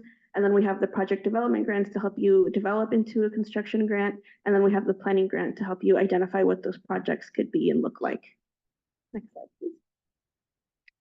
And I actually won't go into this slide because I think I just summarized the type of projects that we do. But like I said, like there's a lot of transformative elements of these programs that overlap with all of our SGC programs that a lot of you are already doing, like meaningful community engagement, workforce development, anti-displacement work, climate adaptation and resilience. So we really try to incorporate all of the different elements so that we can really like achieve equitable and community-driven projects. So the Regional Climate Collaboratives program is a new program that we've had. It launched technically in 2019, but we didn't award the first round of collaboratives until last year. And so Hector is part of the San Joaquin Regional Climate Collaboratives, which he'll talk about. But this is a really cool program because it funds a lot of the staff time, a lot of the skill building, a lot of the relationship building that typically like nonprofits, organizations, or local governments or tribes don't get funded for, right? You will submit a grant application and you usually have to like have really strict deliverables and being like, okay, we have to create this climate action plan, or we have to create this like housing project, or we have to create this like research project. But really that's part of RCC, all of those different things, but you can really fund a lot of the relationship building, a lot of the trust building, so that you can set up a really solid social infrastructure and partnerships to help you access more funding in the future. So you can use this time and the funding to receive technical assistance, to like, you know, hire a consultant to do like impact evaluation for, I'm not a science person really, but you know, have you like hire a consultant or like work on those skills to like hone in on those more technical requirements that you need to go after bigger pots of funding. And also like help you develop relationships and time with local governments if you need a local government as an implementer for a construction project. RCC really allows you to use that funding like really flexibly. Flexibly, is that a word? Yeah, you can be flexible with RCC funding as long as you are driving climate action projects, being equitable, working with communities, you know, and doing some sort of like climate adaptation and resilience and mitigation. So next slide, please. So these are the 6 collaboratives that we funded last year. We were planning on funding 4 to 6 more collaboratives earlier this year, but because of the budget downfall, that's been on pause. So we have, of course, the San Joaquin RCC. We also have other collaboratives in Marin County, others in Southern California. We have 2 tribal-led projects. So that's the Southern California Tribal Regional Climate Collaborative and the 2030 Resilient Network Collaborative, as well as one up in Siskiyou County, up in the north part of the state, working on wildfire resilience. So a lot of like different projects working on like sea level rise, wildfire, extreme heat, and you know, the collaboratives are doing kind of like their own like proposals, being really creative with this funding. Next slide, please. So because we're in a budget downfall, what we're trying to do is we're really tap into the federal funding that's available. So if you want to go to the next slide, I can talk about our Connecting Communities initiative. And so this just launched November of 2023. And so what we're doing right now is that we are identifying federal funding opportunities, and we have a consultant, a technical assistance provider on board that's working with SGC partners to help them tap into that funding. So SGC partners, we're using that really broad term because it can be an organization or organizations or communities that may have applied to our programs in the past. So you may have applied to TCC in the past, or you may have applied to RCC in the past, or maybe you're the recipient of a planning grant. But we are really trying to broaden the scope and have a lot of different partners and organizations that are interested in our programs receive technical assistance to go after federal programs. So right now, for example, A lot of our SGC partners are working with the Connecting Communities team to apply to the federal EPA's community change grant. And so some of them are already in the interview stage to receiving, or not receiving, but to apply for those funds. And so this is an ongoing like 2 to 3 year commitment. And so we invested in $2 million into this, and we're hoping to really leverage over like $300 million of funding to California, specifically for under-resourced communities. So if you have applied to our programs in the past, or maybe you have a partnership with another organization that has applied, I know there were some SIA folks earlier in the panel. I'm not sure if they're still here, but they applied to our CCO. So that would be of interest to you. You can like be eligible to apply or to connect with this technical assistance that we have available. Okay. Next slide. And I think that's it. That's it. So now it's my portion, and I'm going to kind of explain as far as some of the funding that we have from the Strategic Growth Council and kind of what we do with it. They mentioned some of their funding. They mentioned TCC. They mentioned RCC, the Transformative Climate Communities, and the Regional Climate Collaborative. So we get funded under both of those grants. We get funded as a partnership. We work really closely with a lot of environmental justice organizations within the community, within the state, and building all those partnerships and building with our connections with cities and municipalities, we're able to really have a great, strong working connection to really go forward and receive these fundings. Now, if you think about it, when you're working with different groups, oftentimes there's a lot of difficulty in it. Specifically, everybody has a little bit of different vision. Everyone has, honestly, they're kind of, pushing for their own, funding to get more funding on their side, and that's just kind of normal, right? But it takes a while to really start building up that kind of trust within community organizations and within community members themselves to really start getting ready for these fundings. So I'm going to talk a little bit about the 2 types of funding that we receive from the Strategic Growth Council. And I know that, Broncos, you talked a little bit about TCC already, right? So next slide, please. So with our funding, our first set of fundings was through the Strategic Growth Council, was our program called Stockton Rising, right? It's a partnership with a lot of CBOs here within the Stockton area, specifically focused on South Stockton, right? South Stockton's been identified as an area which has, one is a disadvantaged community and is a high pollution burden. And if you ever look at the program called a database that's maintained by the state of California called CalEnviroScreen, you'll notice that South Stockton is, has some of the worst pollution burdens within the entire state. Crosstown Freeway, so the Crosstown Freeway, those neighborhoods around the Crosstown Freeway have some of the worst air quality in the entire state. And most of the general public don't really realize that. So we received round 3 of funding. That was our first round of funding that we received from the Strategic Growth Council. And when I say we, I say our coalition of Stockton Rising. There's a total of about 7 or 8 different partners, led by the city of Stockton, but also some community-based organizations and also San Joaquin Regional Transit District, the buses, right? So the first round we received $10 million. Right? And part of the capital project was improving Minor Street.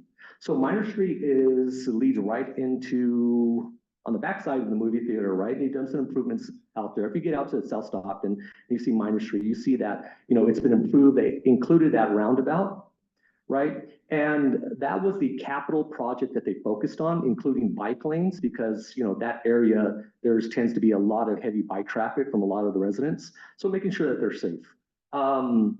In round 4, we received $24 million. And round 4, we just started our kickoff for round 4, started this year. But round 4 includes the upgrades to McKinley Park, one of the largest parks in South Stockton, including upgrading the pool that's been pretty much defunct for quite a few years. Through lack of investment and lack of maintenance, that park is really been in decline. And it's really the major park in South Stockton. So to upgrade that park, including new facilities, the city received this money. We're going to focus on that. As far as the residents in South Stockton, we offer things, and I say we again as our coalition, things like free solar upgrades, right? Appliance upgrades. Tree planting. So we're doing a lot of tree planting within South Stockton to really start reducing the heat islands. and making sure that, the temperatures in South Stockton tend to be higher by 2, 3, 4 degrees than areas in North Stockton. A lot of it is a lack of infrastructure and a lack of trees, right? So to bring that down, there's a program of tree planting. There's also capacity building, working with community members to really start understanding, how to get involved. And a lot of what we do is really trying to build capacity, really trying to make sure that community members that live in these areas understand how to get involved. And really, a lot of it is building up their general knowledge, right? Next slide, please. So right now, as we're working with the TCC, we're also receive funding for the RCC grants, the Regional Climate Collaborative. So in San Joaquin County, we applied, and some of our partners are right there up on the board. So us with Catholic Charities, Grid Alternatives, and they do solar. There's Public Health Advocates that do a lot of environmental things, and Stockton Service Corps, which work with a lot of areas here in Stockton as far as for environmental issues. And one of our university partners, of course, is going to be UOP. And this is all managed by the San Joaquin Council of Governments. Thank you.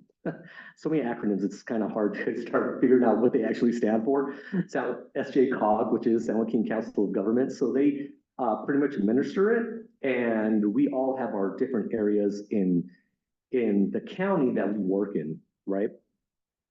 So actually it's right there. Let me see. So with this, I mentioned there's a lot of funding. We received a lot of funding, $24 million and then $10 million for South Stockton, specifically for South Stockton. There's other areas within the county that are usually not funded, that usually are kind of miss some of the funding because Stockton draws in so much of the money. One, it's needed, but two is they tend to be the outliers, right? So what we wanted to do under the RCC is start including some of those areas within the county that usually are bypassed. One instance for us at Catholic Charities specifically, we focused on the area in Lodi. Next slide, please. I'll get back to that. So area in Lodi, usually Lodi, Lodi, most of the area is pretty good as far as their pollution exposure, but there is one certain area in Lodi. And if you know Lodi, you think Highway 99, kind of where Rancho San Miguel is at, on the east side of Lodi, the more disadvantaged communities there, that does have a much higher pollution burden. And I'll show some slides to give you some information as far as what that looks like, right? But really what it is bringing community members to the forefront, working with community members, especially the ones that live in those 3 census tracts that we're working at. One is Tracy, we mentioned Lodi. The other one is in not in South Stockton, in more of North Stockton, off of Hammer Lane. Again, very disadvantaged communities. They do have a high pollution burden. You think that area by I-5 off Hammer Lane, you have the freeway there. So their exposure to pollution, to microparticulate matter, to diesel particulate matter is very high just because of their location. Right? So those are areas that in the past historically have not been funded, have not been really reached out to. So part of our plan with RCC is reach out to those residents and really see what their concerns are and how can we build up their ability and their capacity to really reach out for more funding. Try to duplicate what we've been doing in South Stockton. And see whether we can replicate that for their communities and get them to advocate for themselves, really. And the first part is, build up their capacity. And that's something that, number one is identify residents that want to get involved. And two, if they're involved, one is try to compensate them from their time, but also to build up their ability to kind of understand the language and apply for future grants. Next slide. Go ahead, next slide, please. Okay, so what we're looking to do first of all is, once we identify the community members is educational workshops, bringing you in, teaching you the language of environmental justice, teach you the language of, climate change. A lot of it is a whole different language with different acronyms. So me coming into this job, I came in from a different field. So I was a criminal justice major, decided to make a change and started working with Catholic Charities and environmental justice. So coming in here, the language is completely different. The acronyms are completely different. A lot of things that, you know, as a person new into this field, I just didn't have that educational breadth or that background to really understand it. I had a lot of passion, and for those of you out there, passion goes a long ways to really get you involved, right? You don't have to have the education, you don't have to have the background, you really don't have to have this technical knowledge, but being passionate about what you want to do and believing in, you know, there's a community-led solution that can make changes that can go a long ways to get you, get some changes here locally, right? So we're at stage 1 right now, which is educational workshops. We identified our community members and we started our educational workshops. We just had one and we have one more scheduled for actually next month, which is open to the public. Anybody is welcome to join. And hopefully some of you guys can get involved and join. And just, even if you don't want to go forward with this, just to kind of see what's going on, right? Next slide. So 3 simple phases, right? Alignment, get these 3 communities aligned. Capacity building, build up their knowledge, build up their ability to understand climate change, to understand the acronyms, understand all the tools that are out there. I mentioned Callan BioScreen, one of the major tools that we use as an organization to show that, you know, this area needs funding. These are the numbers that the state provides. I'm not making this up. This is where their pollution burden is, and we're looking to receive funding for the specific area. So capacity building. And then phase 3 is implementation. So implementation is getting them ready for more funding, right?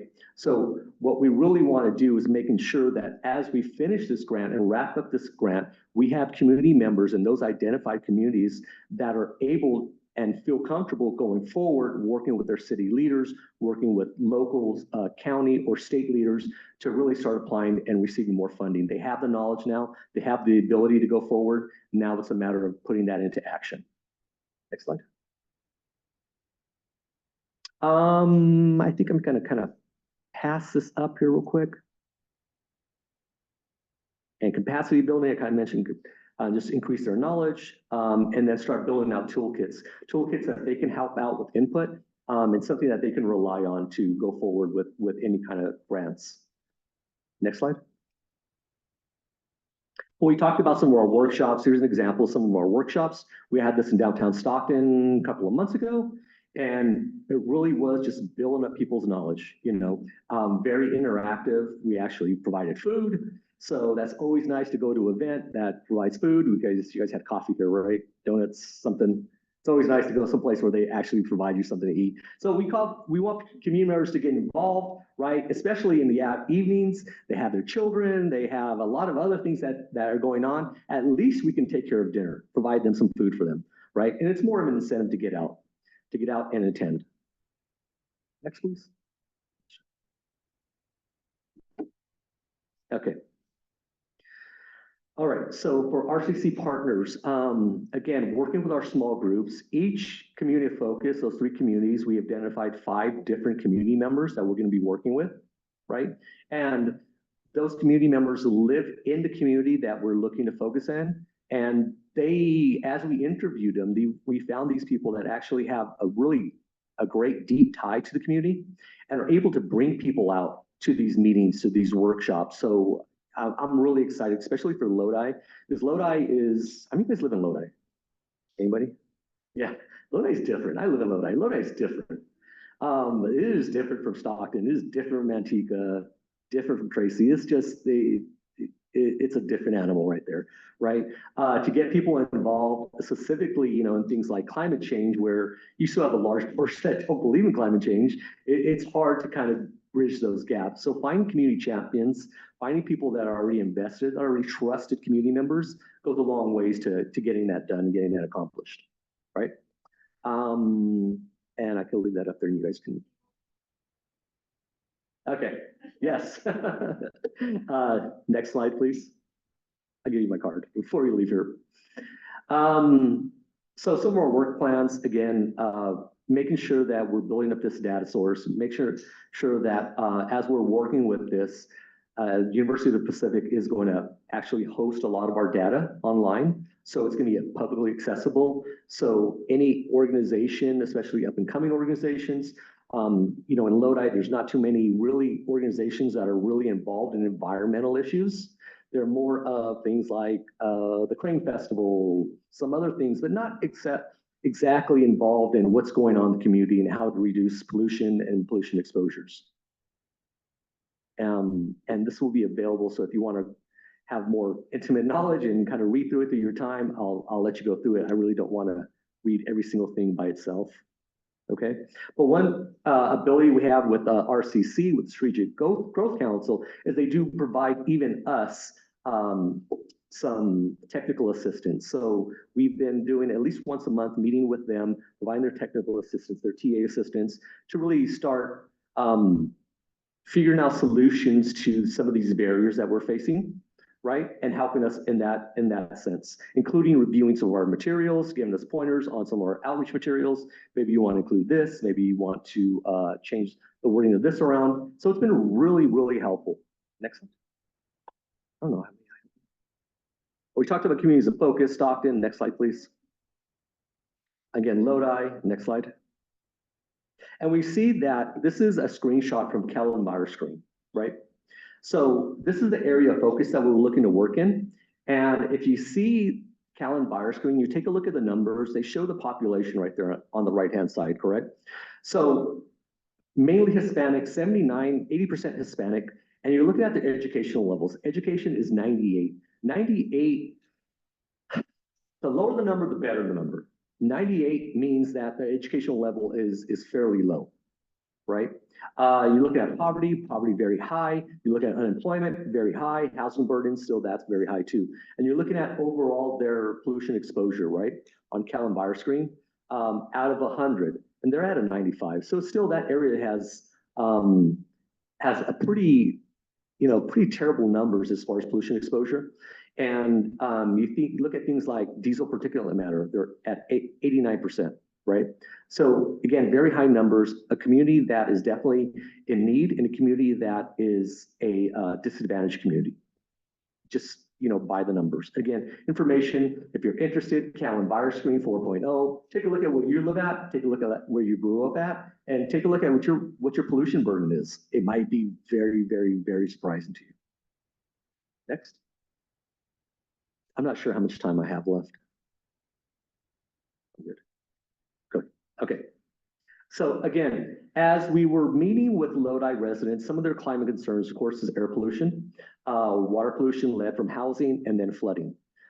As we just had this recent atmospheric storms here that, late last year, that flooded a lot here within San Joaquin County. That was some of the areas that they were looking at as far as that need to be addressed when their concerns as far as climate change and climate adaptation are. So that's some of the areas that we're going to be working with, building up their general knowledge. And then once we get them to a point that they are comfortable, they can start looking for any kind of group or organization there, start looking for funding to address things like flooding, to address things like heat exposure, heat islands, or even, adapting to lead from housing or water pollution. Next. And that's really about it that I have. Again, Strategic Growth Council has been a great source for us. Unfortunately, some of their funding's been cut statewide.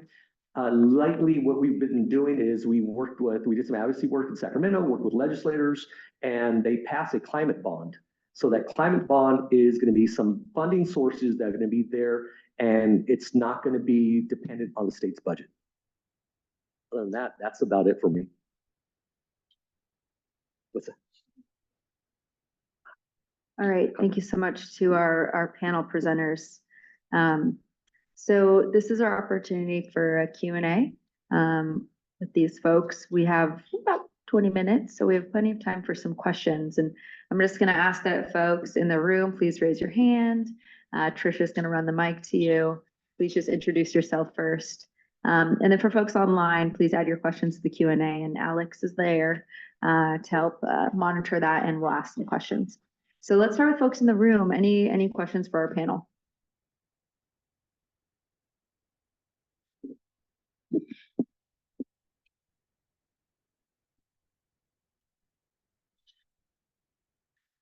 All right, Virginia, one sec. Although I think we might ask the folks that are far away, we might need you to scoot in a little closer because the mic is having some issues ranging that far. Okay, can you hear me? Yes. Virginia Gardner, Delta Protection Commission. I'm just always love funding opportunity talks because it's so great, but I'm going to ask the same question that this lovely lady asked me about how do you guys get the word out? Because I feel like that's really the hardest part.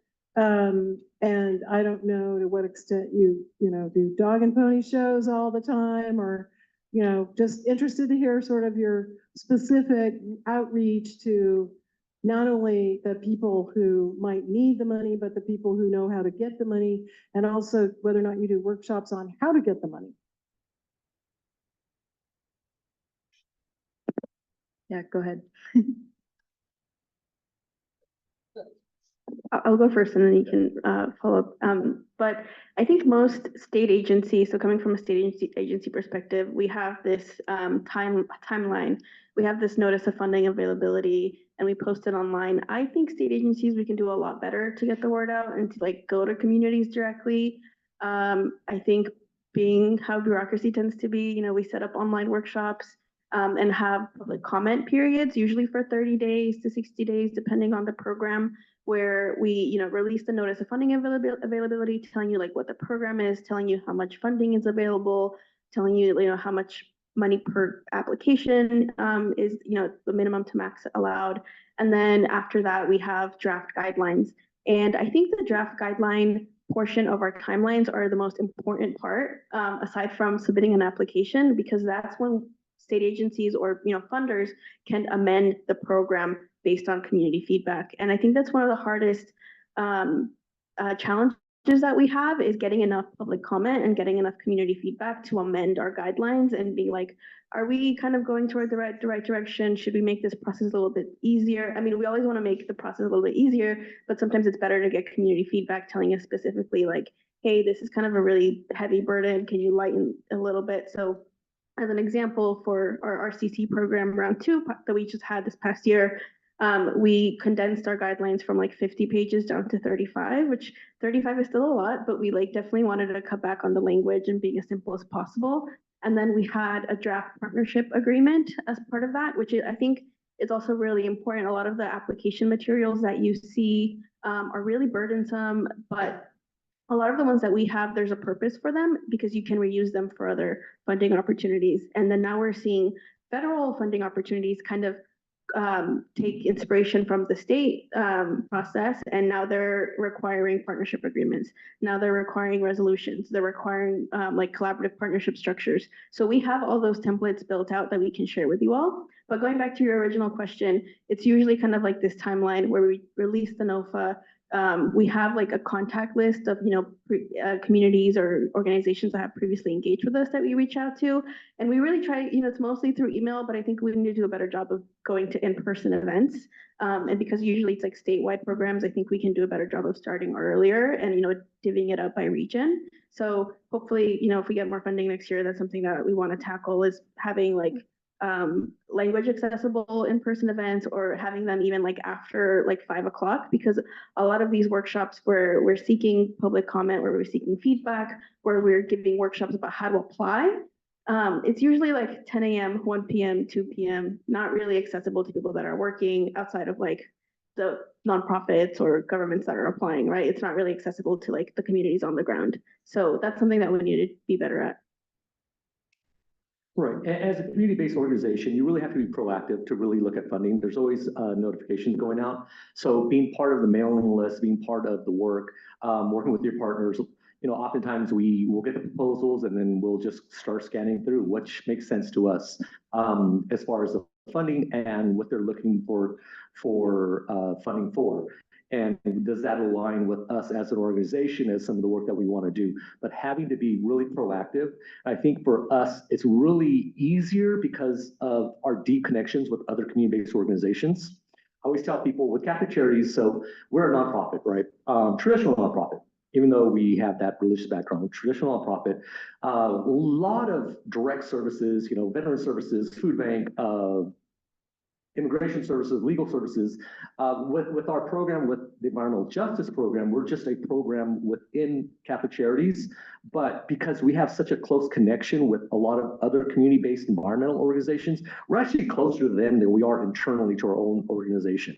Just because we meet with them so often, we share space with them so often, we share grants with them. So we're very close to having that, that trust already, where you can have that communication with them. Goes a long ways to making sure that when the funding's out, that we've already had that connection. Okay, let's go forward. Let's apply together. This is what we're looking to do. Great responses, Dylan. Yeah, Dylan, did you want to add anything? Yeah, just, I mean, as a state agency, Blanca hit it on the head, right? I mean, we tend to rely on our own networks that we already have. And that's for us, at least a starting point. And each time we have a new solicitation, we work really hard to try to expand that list by as much as we can, given our limited resources. And I think we could do a much better job of it. And I think we don't do any sort of direct human contact sort of outreach, which might be a good idea. Thanks, Dylan. And thanks for the question, Virginia. Alex, do we have any questions online before we ask for more in the room here? We do not. Okay, thanks. Any questions? Oh, was that an addition, Alex? Oh, I just said, sorry.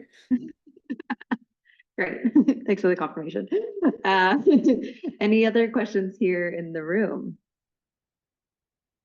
If not, I can ask one. Oh, yeah, go ahead, please. Sorry, right here.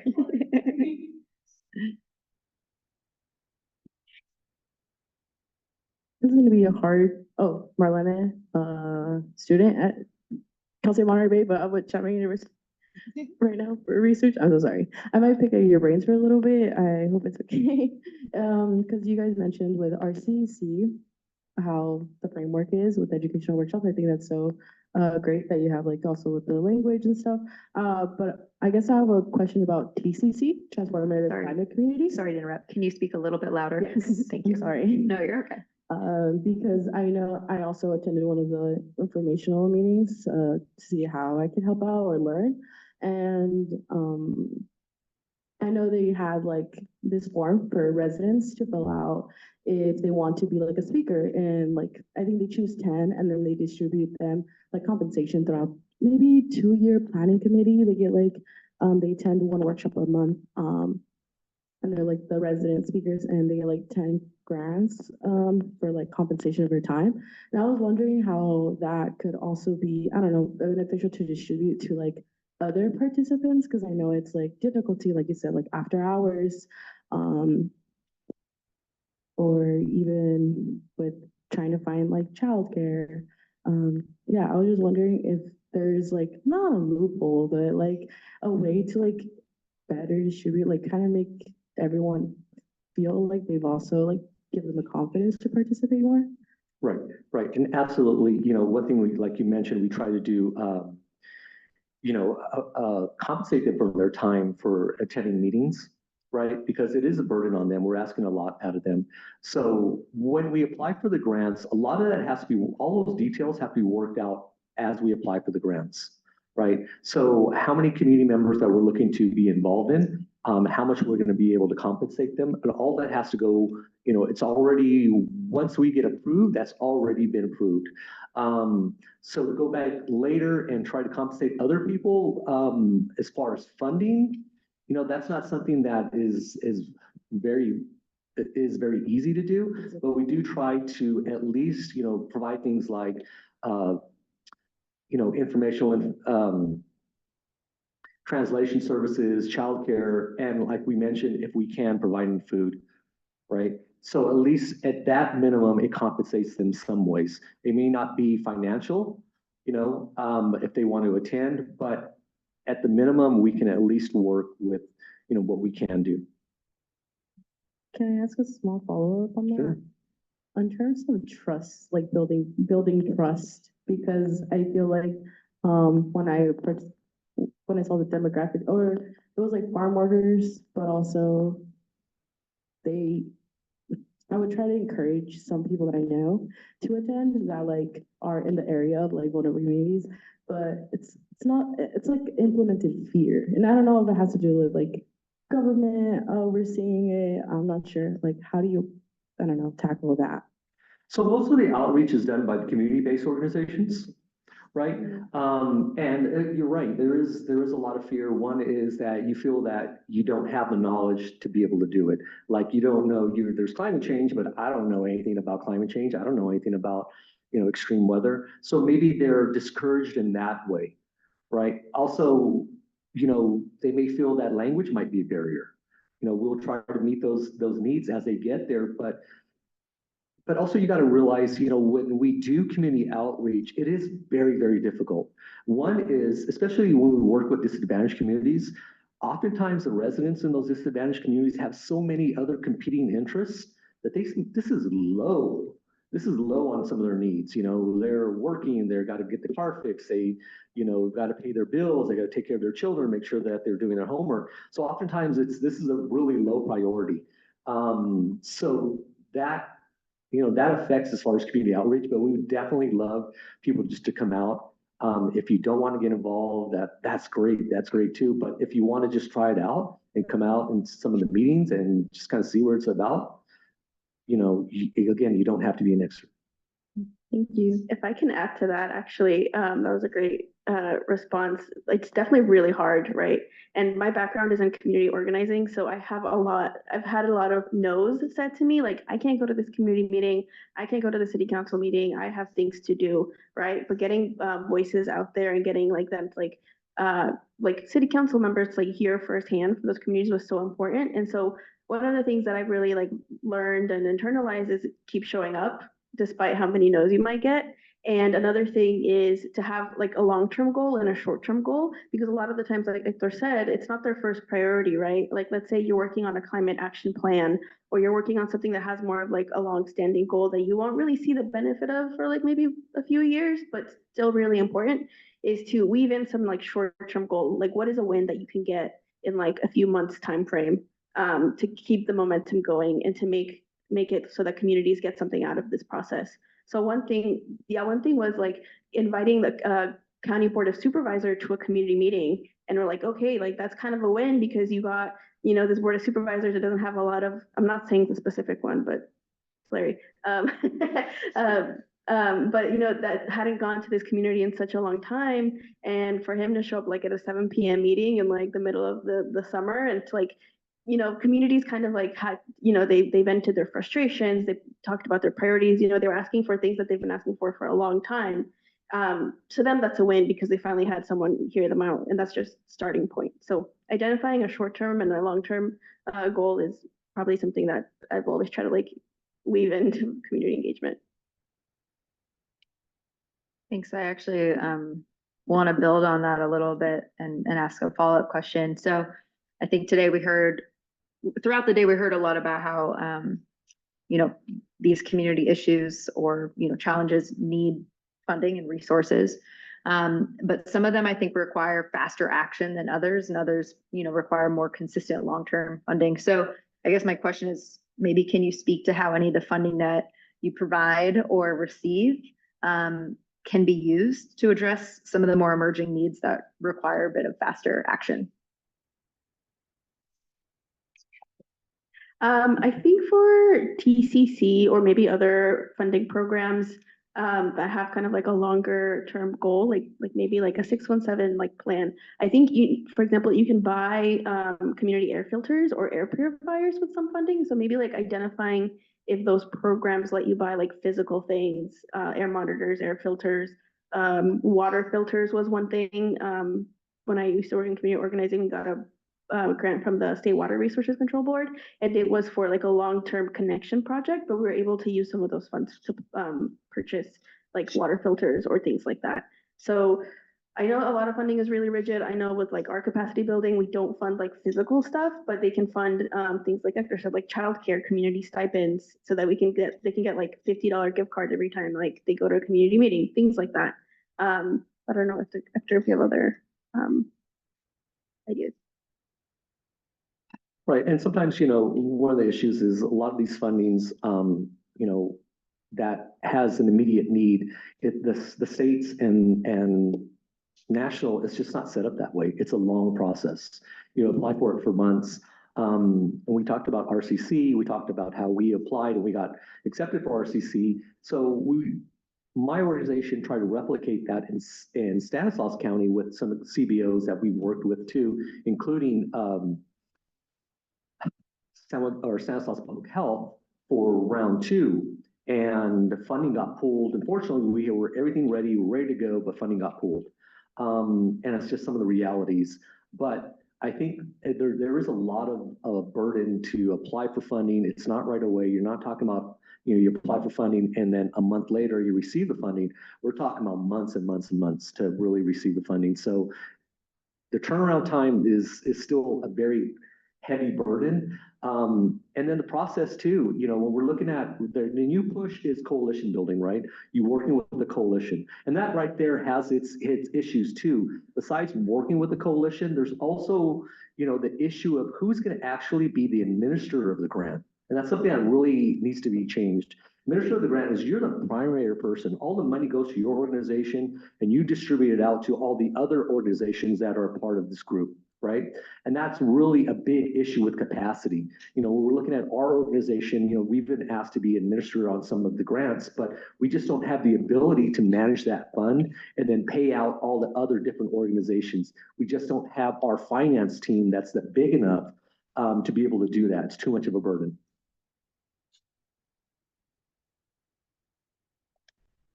Dylan, did you want to add anything to that? Okay. I appreciate that. And yeah, I can see some of the challenges and disconnects from some of the state processes that I'm more familiar with too. And I'm looking at the back, Elizabeth Broussardi can help correct me, but the California Invasive Species Advisory Committee Council, CISAC, they've had a long fought battle to at least get in an emergency response pot of money that can be easily allocated for invasive species response, which could be of interest to communities that are facing challenges with invasive species, but very specific niche. But it has been a long multi-year battle just to even get that pot of money that can be allocated quickly. Alex, are there any quick questions online? Nothing online. All right. Well, then thank you so much to our panel. I really appreciate this. Just real quick, if we have a break, there is a QR code on the bottom. It's a needs assessment survey that I'm hoping that we can get some more replies on it. So scan that, answer some questions if you get a chance to. We really appreciate it. Thank you. Thank you so much. And while our panel members are finding their seats, we're done with presentations, but it's now, I'm going to pass the mic to Jeff Henderson, the Deputy Executive Officer for Planning for the Delta Stewardship Council, who's going to close out our meeting for today.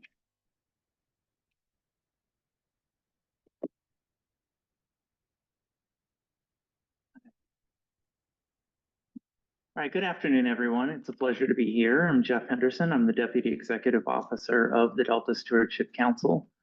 The team asked me to share some closing remarks and acknowledgements today.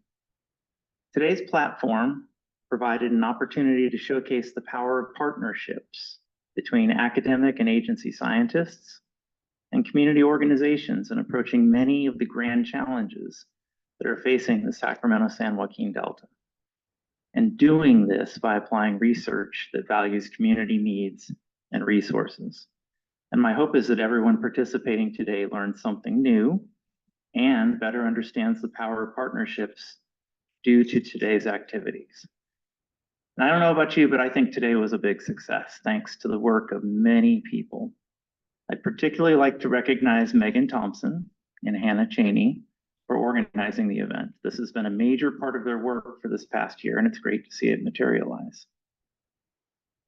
Please also join me in thanking our community partners, Restore the Delta, Shingle Springs Band of Miwok Indians, California Indian Environmental Alliance, Little Manila Rising, the Sacramento Coalition to End Homelessness. Similarly, please join me in thanking our science partners from numerous agencies and institutions far and wide. Your participation and engagement with the council are valued, and it demonstrates what can be accomplished through partnerships between scientists and communities. Thanks to Rachel Klopfenstein, Dylan Stern, and Bianca Espededo for helping us understand the types of financial resources available to enable partnerships. A council staff committee guided our preparations for today's event. I'd like to thank Megan, Hannah, Rachel, and Dylan again, along with Martina Kohler, Jill Harris, Henry DeBay, Abbott Dutton, Brittany Young, Beck Barger, Alex Stella, Dane Wicker, Morgan Chow, Chris Kwan, and Scott Navarro for participating in the committee. Thanks as well to Andy Wong and Eric, Beck, Tricia Lee, and Emma Askey for providing technical and meeting support for the team today. And how about this venue? Thanks to San Joaquin Delta College for hosting us today. A few last housekeeping items. Although our program is completed, the networking area will remain open until about for a little while. Please take this opportunity on your way out to connect with folks you met today, explore future partnerships, and learn more about resources available to advance those partnerships. Thank you to the State Water Resources Control Board for funding for our tribal participants today. Anna Holder will be emailing virtual and in-person tribal attendees early next week to give them next steps regarding honoraria. Everyone will receive a follow-up email next week with an evaluation survey, one of those great surveys you get at the end of any process. Please complete the survey. Please complete the survey. It really helps us to plan future events to respond to your needs. And we do pay great attention to what comes in those surveys to help us design events such as this to ensure that they're responsive to the needs. And lastly, I'd like to acknowledge Virginia Gardner, Rachel, Brian Moore, Kathleen Schaefer, and others for providing refreshments for today's event. Thank you for joining us today. We look forward to continuing this tradition, hopefully in years to come. Travel home safely, and we hope to see you again soon. Have a great weekend and stay cool. Thank you.